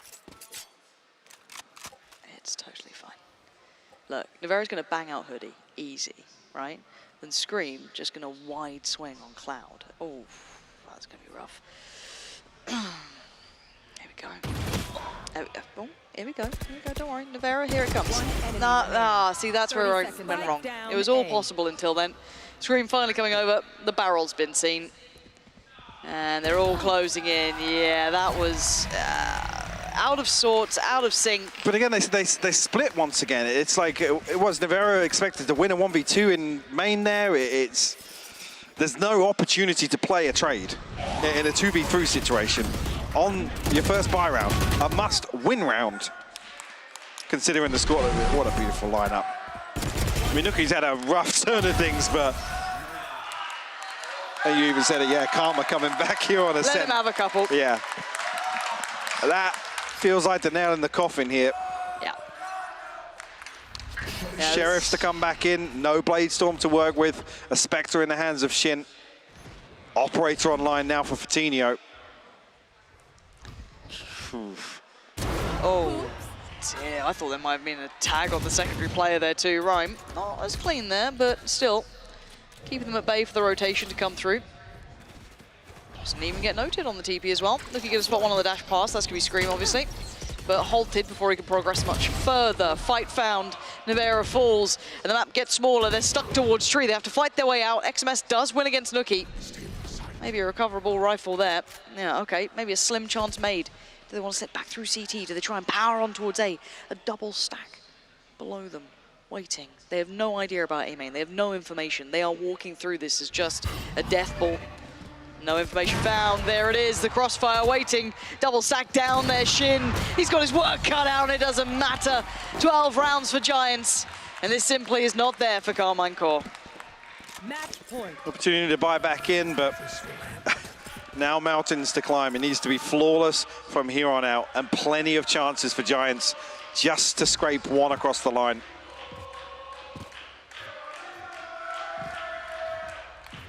Ultimate's just about coming online now for Giants as well. One away from the Blade Storm, Rhyme 2 away. Nukkye's still 3 away, so actually, yeah, even then, probably not even gonna see them in this round. Right.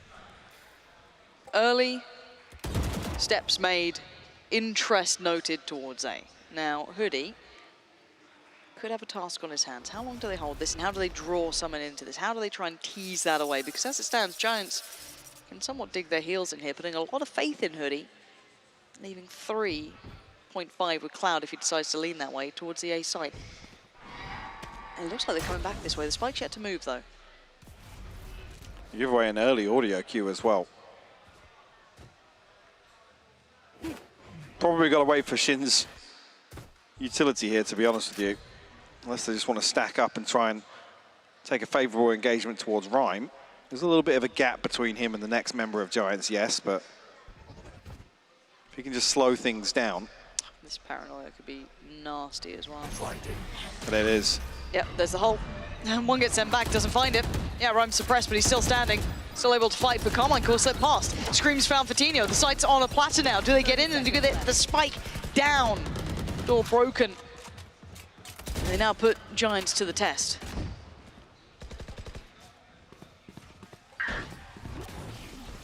Took a while for the plant to come through. There we go. Finally. Actually enables Giants to get here. Everybody ready for this retake now. Yeah, and they're just flying on down. 2 up top still. Oh dear, Cloud's found Navera. Starting to get a little strained here. Just Nukkye left alive in a 1v2. He's not going to do it this round. It'll be Carmichael with a lifeline. And a thin one at that. Curious actually of Giants' progress now towards Ultimates. Yeah. One off the Hunter's Fury, one off the Null Command. The Blade Storm available, Rhyme's TP as well. On the other side, Carmichael do have some tools at their disposal. Lockdown being one of them. Fatinho actually just caught completely off guard there with that angle. I think he's even holding the angle towards main from way out on right side heaven. Almost no need for that. With the other half of the setup that we did see, sorry, between Nukkye and Rhyme. Get out of my way. Just heard it, knives are there. Fatinho with the operator as well though, so I wonder if that does get a little bit of a match. This jump can be a little tricky sometimes. Scream looking for the updraft. You should run. Lockdown's there. Fatinho actually got a little pocket to peek out from as well. Now we got to go towards the site. All right, Scream should see one of them towards it. There we go, Scream's got it. Takes down Rhyme, but Fatinho did trade out towards XMS. Spike still to be yet just about planted. Nice shot from Scream. Takes down Nukkye. Face your fear. He's looking for more. Actually, Fatinho gonna punish it. It's now actually a 3v3 here. And Fatinho eating up that decay. Actually pops the Blade Storm. Yeah, they're gonna commit to this pretty quickly as well. Hoodie's probably noted too. Fatinho starting to step forward, finding Zysha now looks for a follow-up. He's got it as well. All down to one Navera. Back to the wall, tucked in the corner. It's all but over. It should be done. Fatinho denied the second ace to close out a map tonight. Giants stabilize, hold on to the advantage here on Ascent. Unfortunately, Carmichael barely with a look in, to be honest with you. Yeah, this map not quite there in the repertoire yet for Carmichael. Map 1, much better. Looking actually very competitive. Could have been their win, wasn't to be today. Giants, a reminder of who they're meant to be today, it feels. A team that was fabled to go towards top end of things, truly looked like a big contender. We're starting to see that hit a little late, but sure, they've corrected from some of those mistakes they've made. For sure, I think as well, just to highlight that I don't want to say the difference in approach, but the difference in execution between how Carmichael found a lot of success on Lotus. We just didn't see that replicated. We didn't even see the same sort of intentions in terms of the execution here on Ascent. And maybe that is just played out with very early on. There's a round deficit, you know, those buy rounds become even more precarious, and yeah, just a little heartbreaking, to be honest with you. Yeah, because it's very easy for recency bias almost to come into mind and think, Absolutely, yeah. oh, well, that game fizzled out, map 2 was rubbish. For a team that I wasn't excited at all to watch at the start of the season, you know, they won my heart over, and that was just based on a couple of individual map performances. Yeah. Yeah, and map 1 here was actually a fantastic series between the two. You rarely get to see something so close and very well fought out, and the resilience from Giants to be able to kind of put that one back into play was just wonderful. Considering as well how that series went against Heretics as well, with particularly that performance on Lotus as well. I believe it was map 2, right? So that was actually the one that felt like it went to overtime, but here Giants actually hold on to it and able to close out. And I think that is crucial in terms of the bigger picture here. Goes to Haven. Anything's possible there. It can be a coin flip sometimes, but for me, Carmichael needed to close out Lotus. Yeah, I would have quite liked to see a third map, if I'm honest. This one was just, it didn't feel like it was meant to be. The map pool favoured if they did win the first, maybe we got a coin flip on that third. But seeing where it's at, clearly not quite there for Carmine Core in map 2 yet. Ascent just doesn't look comfortable with them at all. Maybe in the future, maybe when they can start working through the depth of their map pool, we could see something. I mean, that roster has had a roller coaster of a ride. Obviously, Giants, of course, as well, themselves towards the end of the season, having their ups and downs, but nothing in comparison. Yeah, nothing in comparison, but also I think a roster that we come back to that same statement as always. You look at them on paper, this should be terrifying. It should be the next contender under your Fnatic, you know, RV, next to where Liquid should be. Should be, yeah. It's kind of somewhere around so there. at least here, finishing in a position that I think Giants will probably be happy with in terms of recovery this season. Well, we actually have a little bit of a treat because, again, we've started to see the, I guess, turnaround of Carmine Core's story. And we maybe get to find out from the players themselves how that's been going down for them, how they've been trying to adjust things going forward. So do stick around for the post-plant where they'll be joining us to have a chat. Nice! Nice! Nice! Nice, Kitty! Nice! Nice! Nice! Nice! Nice! Nice! Nice! Nice! Nice!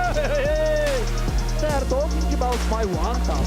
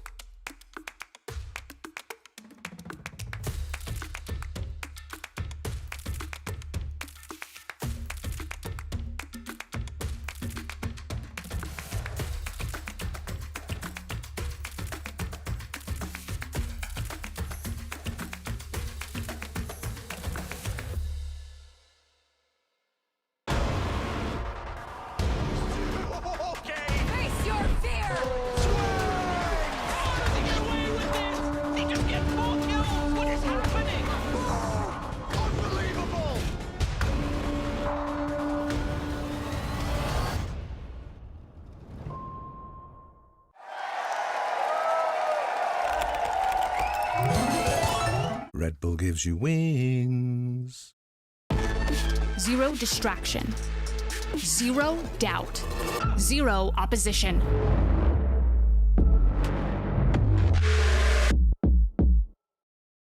Usually when I see a target, I won't miss. I try to find weaknesses wherever they are and just game by game try to pick up on anything I can.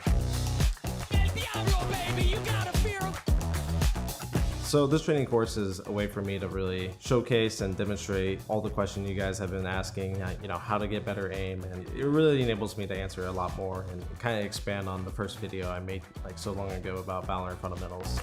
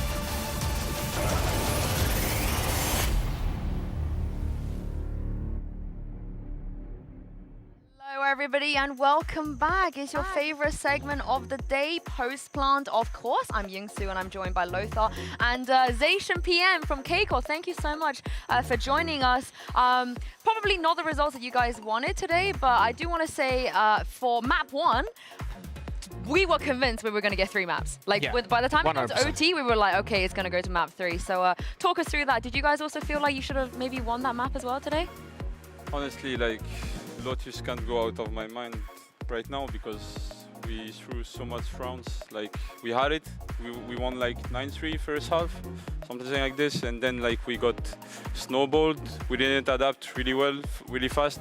I think like that we had the plans to do it, but we were not listening to each other. So like we failed to close the map really fast. Then after they got a lot of ults and they snowballed on it, and Lotus on attack, like, you lose one army round in the beginning of the side, they snowball you with the orbs and the ults, and like it's finished. And this is what happens for us.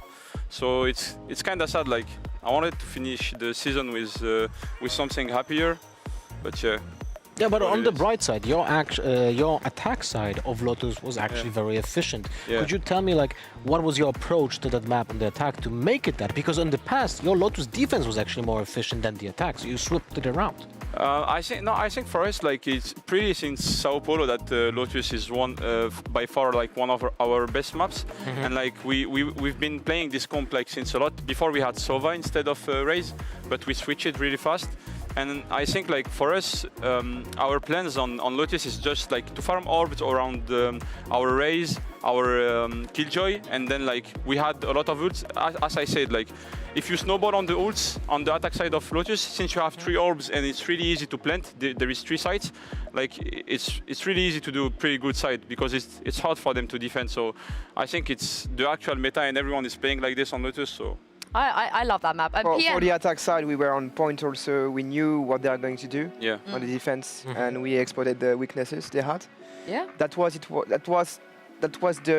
right course. Most of them were the right course on the attack side.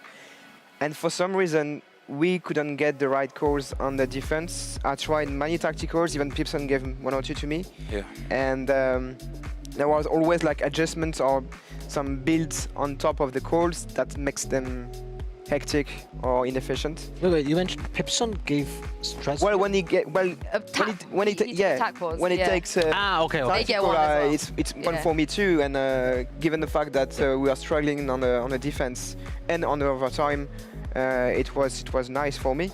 But even with my tacticals and theirs, I couldn't make the call right away because there was always like details going against us, which is a shame because Lotus was pretty much a wrap for us, and Ascent, I don't know. I think we were blocked in Lotus, honestly. Yeah, it's mentally. I think like with all like we've been through this season, like all the through we did, all the like the maps we should have won, and like we threw, like I think for everyone and also me, like we were blocked on the Lotus one. Like it was the last match for us. We wanted like to go out of it with like some happiness, but like you lose a map like this when you have disadvantage. Like it's human to remember all the past from the season, you know. It's like an anime, right? Like it's all just rushing back. Yeah, even though like we showed the better face at the end of the season, you can't like avoid this kind of things. So I think for me, like, it's like foot match. When we played against Futbolist, we threw Heaven, and then after on Ascent we were blocked on Heaven because like you just watch all the things happened in the past, and it's really hard mentally, but it is what it is. It's a learning experience. I think even the best teams, they also fall to that as well. I do want to talk about your performance this year, because I don't think we expected to see you play. I think especially coming into this season, we do have some of your highlights from today as well, and your stats of this tournament. How did you feel? You wanna go pro maybe after this next year? You want to become a full-fledged pro player? I don't know. Maybe yeah. Like I used to be a player, but I had a lot of health issues. Like I spent a lot of months in hospital, and then I had to stop playing, and I switched to coach. And was this in Valorant? Yeah, I've been like tryharding the game. Like at the side when I was coaching, because I always loved playing. So even though I was not pro player, I was tryharding the game. And yeah, maybe I could switch. Like I love the game. I love everything about the game. I'm watching VODs every time. I'm playing the game the whole day, like from like going out of my bed till like 3 a.m. So yeah, maybe why not? I'm glad to hear you say that. And that, you know, being on that stage kind of makes you want to commit to it more. And PM, I think for you, I got to ask, what from your perspective has maybe been the difference, at least working with an IGL-ization game compared to maybe Scream? Just because obviously for you, it must have been a change as well to switch your IGL halfway through the season, not just for the players. It has been a change, though we couldn't make what we wanted with Ahmed because we didn't have time to build the game during the season. Like, it was really hectic and we had to make it simple and really fast. So it's not like we go through huge details or go through systems and particular things. We want to make it easy to play and build on individuals. So maybe for the last chance qualifier, we'll go in details. But the difference is that with Ahmed, we see the game in the same way. There is like maybe 1 to 5% where we can disagree sometimes, but we always find an answer. And we have a system that can blend in with the players. We want to feel that the individual is served with something he can play with, agent-wise or system-wise. And so we've been working together as staff for 2 years now. Oh, wow, okay. So it's really easy to work with him as an IGL. Because he listens, he gets the feedbacks, and he just wants to hear how to be better at this. So it's really good. Is this your plan for LCQ then? You're going to continue this dynamic, you're going to be IGLing and working towards that? I don't know for now. Honestly, we don't know. We were focused on the end of the season, but for now we have to speak to like Karmine Corp and see what's going on. Would you like to? Because I feel like a lot of IGLs always say, I never wanted to become an IGL, I had to because no one else wanted to do it, or it was like something that I stepped up. Do you want to continue to be an IGL? I always had like a supportive soul. So like I don't mind about doing kills or like having big KGA or something like this. I just want to win the game, you know, like. This is why, like, on stage I have this energy because I don't really mind about doing 3Ks, doing highlights. I just want to, if my friend, I put a flash for him, he has two guys blinds and he killed them, it's like me doing the kills, you know, so I don't know. For me, like, IGLing, I think it's the best thing with my personality because it doesn't matter for me, like, to be shining, you know. So. Which agent is the best for you, you feel like? Which one do you play the best? And also, yeah, for well, if you had a choice, if you could play whatever you want.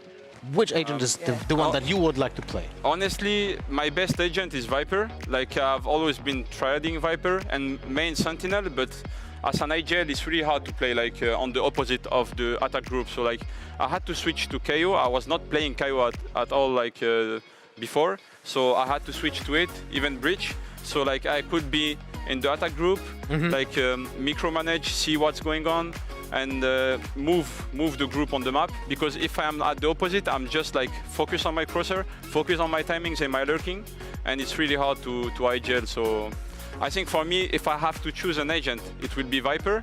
Like on the maps I can play it, but it's really hard to IGL with it. So I had to switch to Initiator, and it's the best role to IGL for me. So I feel like we hear a lot of IGLs. I mean, Angel's just like, I'll play whatever I bloody want. He's gonna die first anyway. So. Yeah, like if I want to play Yoru, I'll do it. And for you, PM, you guys came into the season with rookies, like real rookies, like people that have never played Tier 1 before. So how difficult, or maybe what did you learn from working with some veteran players and also trying to get the rookies more integrated as well? Vast question. We still have rookies on the server during the season. We like it, so we keep it going. The thing is, it was a bet. Like, Karmine wanted to go full French, and it was nice timing to try. We knew it was a risk. We were not delusional. We knew it was a risk, and we knew it would be like really hard and maybe a gamble. But we wanted to try and give the guys that we had last year a shot. And we wanted to give the French team a shot just to see what's going on. Because we have talents in France and Belgium, but so far in Valorant they were not able to shine as a team. So we tried, and we still have the last chance qualifier to make it through and to give it a shot more. So what I learned is that you need to put people with things that they are able to do and not push them too much outside of their comfort zone. They have talents, but you can't reach right away for the So for the start, you have to take steps by steps, and maybe we went too fast for some things. I can't go into details, but that's the main idea. I have a question since you mentioned the, one language speaking roster, and how much do you think, how important is that the team speaks in one language? Do you think it is a vital thing for the team? Personally, no, Yes. not at all.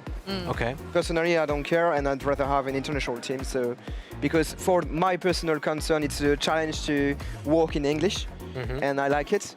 But it's strictly personal. You can do it in French, in Russian, in Portuguese, in English, and I don't think that it's so much better to have one language into the team, native language, because it's mostly can the people in the team and the players can speak English or be efficient in, like, how do we say, like player gamer English when you play, because you have many players right now in VCT who don't speak that well English, or they learn through the game and through their career recently, and they are performing really well. So it's possible to have an English team, and to me it's not a criteria. I think that's what the Turkish scene were suffering from last year, right? Because every roster was like a Turkish roster, and then you had CNED and Alpha, you branch out, and now, you know, look how well they're doing. I also have a tidbit for you guys. So before today's game, we took a look at the maps you guys played in the last few weeks. We're gonna have a look at this now. You've been playing the same three maps like over and over and over again. Is this a conscious decision? You happy about this? Yeah. There's actually a huge upside for you guys, right? Sorry? It's a huge upside for you guys because you wanted to limit the game as much as possible. That's why we did it.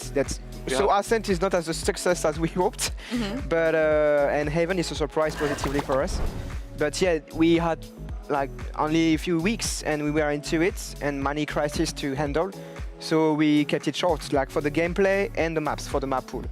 So sometimes we played with the vetoes, we did some gambles, and we knew that some maps would not appear in the future because they are insta-veto by the guys we are going to play. But yeah, that's not pure chance. We wanted to do that. Yeah, it's like as San Nigel and as a coach, like it's really hard, like through a season, like in it, to change everything and like get all the map pool back. So like we chose some map that we were comfortable on as a team, and we said, okay, we're going to face, I don't know, maybe I would say random teams, maybe Navy, maybe Liquid, and we knew that they were going to veto this. So like we don't work on it, and we work on like what we're maybe going to play, and like we knew for the 3 last matches that it was going around these maps. Like we prepared other maps also, but at all, like we played those 3 because like the teams were playing the same map pool as us, and it was okay. So that's smart. I think that's really smart. The problem is that was we don't know ourselves. Like when Ahmed joined the server and said, okay, I'm jailing, we don't know what team we have, and practices are not really reliable on this. We can't really know ourselves, so we have to keep it short. Well, now you have the time to actually get yourself better, right? Just don't play Pearl. I hate that map. Yeah. I love Pearl. Really? Why? You have to explain yourself. Because it's playing boring. Viper. Okay, yeah, right. I also play Viper on Pearl. That's why. I like playing it, but watching it, I'm just like, oh my goodness, get me out. Like it's a boring map to watch. But it's like Icebox. It's a boring map, but it's a map of timings. Like so, I love. I love playing Viper. Viperman talking. Yeah, I love playing Viper. Talk about Icebox. Put him on Viper. Yeah. Put him on Viper. Like and also, permanently. I was a bit sad when they put out Icebox out. So. Oh, I wonder why. I was certain that they're gonna put out Ascent because it's just. It was too long. No. Everybody hates Icebox. Yeah. I like Icebox. Okay, but I love the Icebox as well. Yeah, I love playing Viper on Icebox. Yeah, that's why. Yes. Well, I was a Viper main as well, you know. Not anymore. You play Yoru. Yeah, because they nerf Viper, so I'm like, yeah. Nah. You gotta know how to do it. Crazy guy. I'm gonna. This is a little bit like borderline bullying, but I just thought it was really funny because we don't see this very often. So Scream on Lotus, I don't know if you guys knew this, but we're gonna show you. He had a bit of a blunder with his wait, is this it? I think it's this round. With his showstopper on Raze, he might have killed himself. Oh yeah. He might have killed himself. I remember. I don't know if we're... I actually laughed during the round. Yeah, you noticed? Yes. I didn't. What did you think? I think it's coming. It was a tough shot for him because it's a jet in front of him. Yeah, I don't. She dashed away, and it was difficult to know where she was going. We'll find it. We'll find it at some point. We'll find it at some point. I'm going to skip this France versus Spain thing just because I feel like I don't want to give Kakuka any. I was supporting France today. Okay? Yeah, you're good, but I don't want to give Kakuka any more, like, you know, power. But I do want to ask you guys maybe a slightly more serious question because I feel like you guys were in a position where in the beginning of the season, a lot of fans, especially I'd say not in EMEA, that didn't watch your games or just maybe look at the scores and your comps, it was a lot of memes, right? Like there was a lot of these kind of like, haha, K-Core, like we were kind of memeing on them a little bit. I think as the season went on, I feel like a lot of those people actually turned to support you because they wanted you to win. They started to actually like what you were doing. How was that for you guys to have kind of these outside noise and maybe sometimes not very nice things said about you? I don't know, like, honestly, I will talk only about myself. I didn't matter, like it didn't matter for me, like but after when I saw the support, like this matters, but like sometimes, you know, it's life. When you fail, like people will always talk. Like if you win, everyone will come to you and say, yeah, you're the best teams, like Fnatic. But if Fnatic start losing all their matches, they will do the same. They will say, yeah, you guys like are not good. So look, it's internet, you know. I don't like, for me it doesn't matter. I don't mind. Like if it's good, if it's like good criticism and like people are like saying constructive things, I will listen to it. But if it's only like, yeah, K-Corp is bad, K-Corp is this, K-Corp is this, like for me, I don't mind, you know. How do you think that also affected you, PM? And also, because you do have a lot younger, less experienced players that might have never felt or gone through a lot of people having judgments on their performance. I think they protected themselves really good. And to answer your question, it's just like Ahmed said. So we were playing like shit. It was obvious, and people laughing at it was kind of okay at first, but at some point it transformed into something like, if you want to get some reach, you laugh at K-Core. Yeah. And it like a clown. Farming impression. Yeah, it was more like farming impression. For example, Sideshow, he laughed at us, but I knew why. And he was always explaining why we were doing things wrong. And was like, yes, but you don't know why. Because the why is like human. Like we can see that the gameplay is not good. We are not that delusional. We don't do this on purpose. It's more like in the head or the complementarity of the team or maybe other problems that we have internally. And you can say, okay, they are really playing really bad, but it's most likely linked to things that we cannot see on the server. I would have loved to hear that. Now, Sideshow, I'm okay with it, but I've seen a lot of people following the trend, and we were like a piñata, and at some point, it was, I think, too much. I mean, it was, I think, too much. I will tell you one thing, though. If you have enemies on your road, that means that you're going to the right direction. Such a dad thing. He's a dad. Thank you. Yeah, he's a dad. No, I think it was like kind of ups and downs. I think you had some really rough patch and then some incredible moments. I think the fans really loved as well. Was there anything that you guys particularly felt memorable in a positive way about this season? Like a highlight? Honestly, like I think that we were like trying till the end. Like I felt like even though we were like taking 13-2, 13-4, like losing, when I switched and I entered into the server, I felt like that we had it, you know, like we were in a close match against Navy. We almost like won it. The match after we won against Koi. The match just after we threw against Foot, and like we should have won Heaven, and I think if we had won Heaven, like Ascent would be different, but we lost it, unlucky. Then the game after it was Fnatic, we the same. Like we were on Lotus, we should have won Lotus, and we were better. Honestly, I will say it. We were better than them on Lotus, and like they just fucked us on Haven because they are the best team on Haven. And like on Fracture, I know that we could have won. And like this is what I liked from our season. Is like even though we were in a really bad situation, we fight it till the end. Like we didn't surrender. So. PM, anything memorable of No, the same we learned, and I think that for the rookies, to answer your previous question, or even for the experienced player, they saw in this season the mental aspect of it, the importance of mental prep and being strong mentally and being able to let bygones be bygones, having a bad map, having a bad match and everything. And we know how important it is, and they know this now. Very, I would say very soon in their career, which is really good for them, because sometimes you take years before you notice that, okay, it's mainly in your head. Have to learn, I guess. You got to go through it to learn. Oh, right? we went through it a lot. Yeah. I mean, again, I feel like the redemption story is going to be great. A real redemption story, I think, especially for LCQ, because we will see you guys again. If we take a look at the standings, because I'm going to let you guys do the hard job of predicting who you think is going to take the last playoff spot. It is now only down to Vitality and BBL. Everyone else is out of the race. So who do you think is going to take the spot? Oh, which I should tell you, BBL would have to beat FUT in order for them to go through. If they lose to FUT, I think their chances are we have to ask Kakuka. Yeah. If they lose to FUT, it's finished, because like they have only 3 wins and Vitality have 4. So there we go. I think it was the Heretics head-to-head that they also. It's a whole thing. But yeah, do you guys think BBL can beat FUT and make it through, or do you think Vitality take this? It's possible.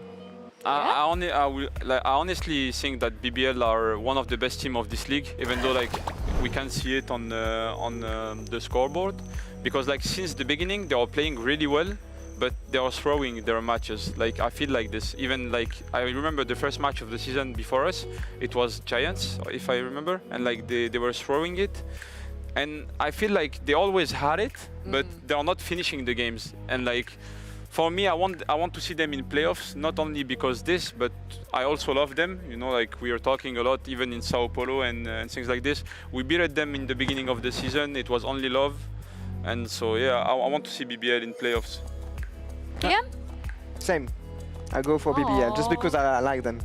Me too. They have a redemption arc too. I also like Vitality, but like my Turkish brothers, you know, I have to. Lothar knows I'm super biased. Yeah, she's very biased. Yeah. Giga biased. Yeah. That's good. Yeah. Lothar, what about you? Well, I already said on the broadcast that I think FUT will take it, actually. Yeah. On the fundamental level, I think they're better than BBL, although in the latest matches it wasn't as shining. They were shaky. Yeah, but you mentioned the throwing, right, Zaishan? I feel like that's one of the curse of the Turkish teams. They overheat so much, right? That's one of the main things that it's not only Turkish teams. And speaking of overheat, I think we actually have the Scream clip now. I think we found it. I just want to show it to you guys because it was. I thought he was killed, I think, by Fatinho, but he actually just killed himself by accident. Here it comes. So right there, I was expecting to push forward in A to create space, and then it's a tough shot on the Jet. Oh, here we come. Here he goes. Oh, he got 120 while flying, right? Oh. I think so. Remember this? You remember this? No, I don't even. Oh, you don't remember this? There is one agent who has the counter, and that's Jet, so that's unlucky too. That is true. I feel like you just gotta laugh at yourself, you know. You know what's funny? The best counter to a Raze showstopper is Reyna blind. True. Oh dear God. Yeah, Lothar really likes Reyna, and yeah, I love her. As you can see. But yeah, I think the season is over now. You know, for you guys. Last time we're gonna see you for a little bit. Is there anything that you want to say or talk about before I sign off? Well, thank you for the support of the fans, and it was a really nice event here.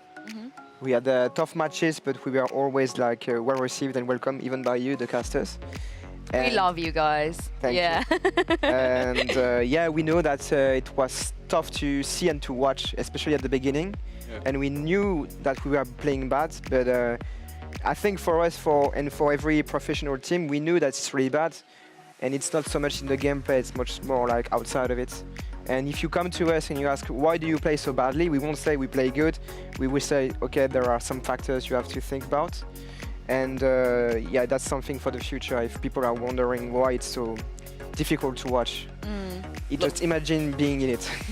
That's why I always say, because I saw a tweet, sorry Lothar, very side note. I think SK Rossi from Global Esports put a tweet out being like, a lot of people are just really sending me a lot of hate right now. And in my mind, I'm like, if you're angry that the team that you like is losing, imagine how they feel. Like whatever you're feeling, they're feeling like 10 times worse. So, you know, I can't imagine what you guys have to go through with some of the stuff on the internet. But the redemption arc. It was okay because the Keiko fans were very positive all the time, very supportive. That's actually very surprising to hear. I'm going to be honest with you. I thought the French scene would be furious at the results, but they are disappointed. They can be furious, and I would be too, and I am too. But they always said we are behind you. Like they were feeling the same things that we were feeling. We are infuriated. We are disappointed of them or ourselves, but they are still here for the matches. And because we don't lie to them and we communicate, we say it's true. We play really bad, and we are trying our best, and we keep trying, and we did. And it didn't give the results that we expected and then they deserved for their support. But we won't hide ourselves. You got this.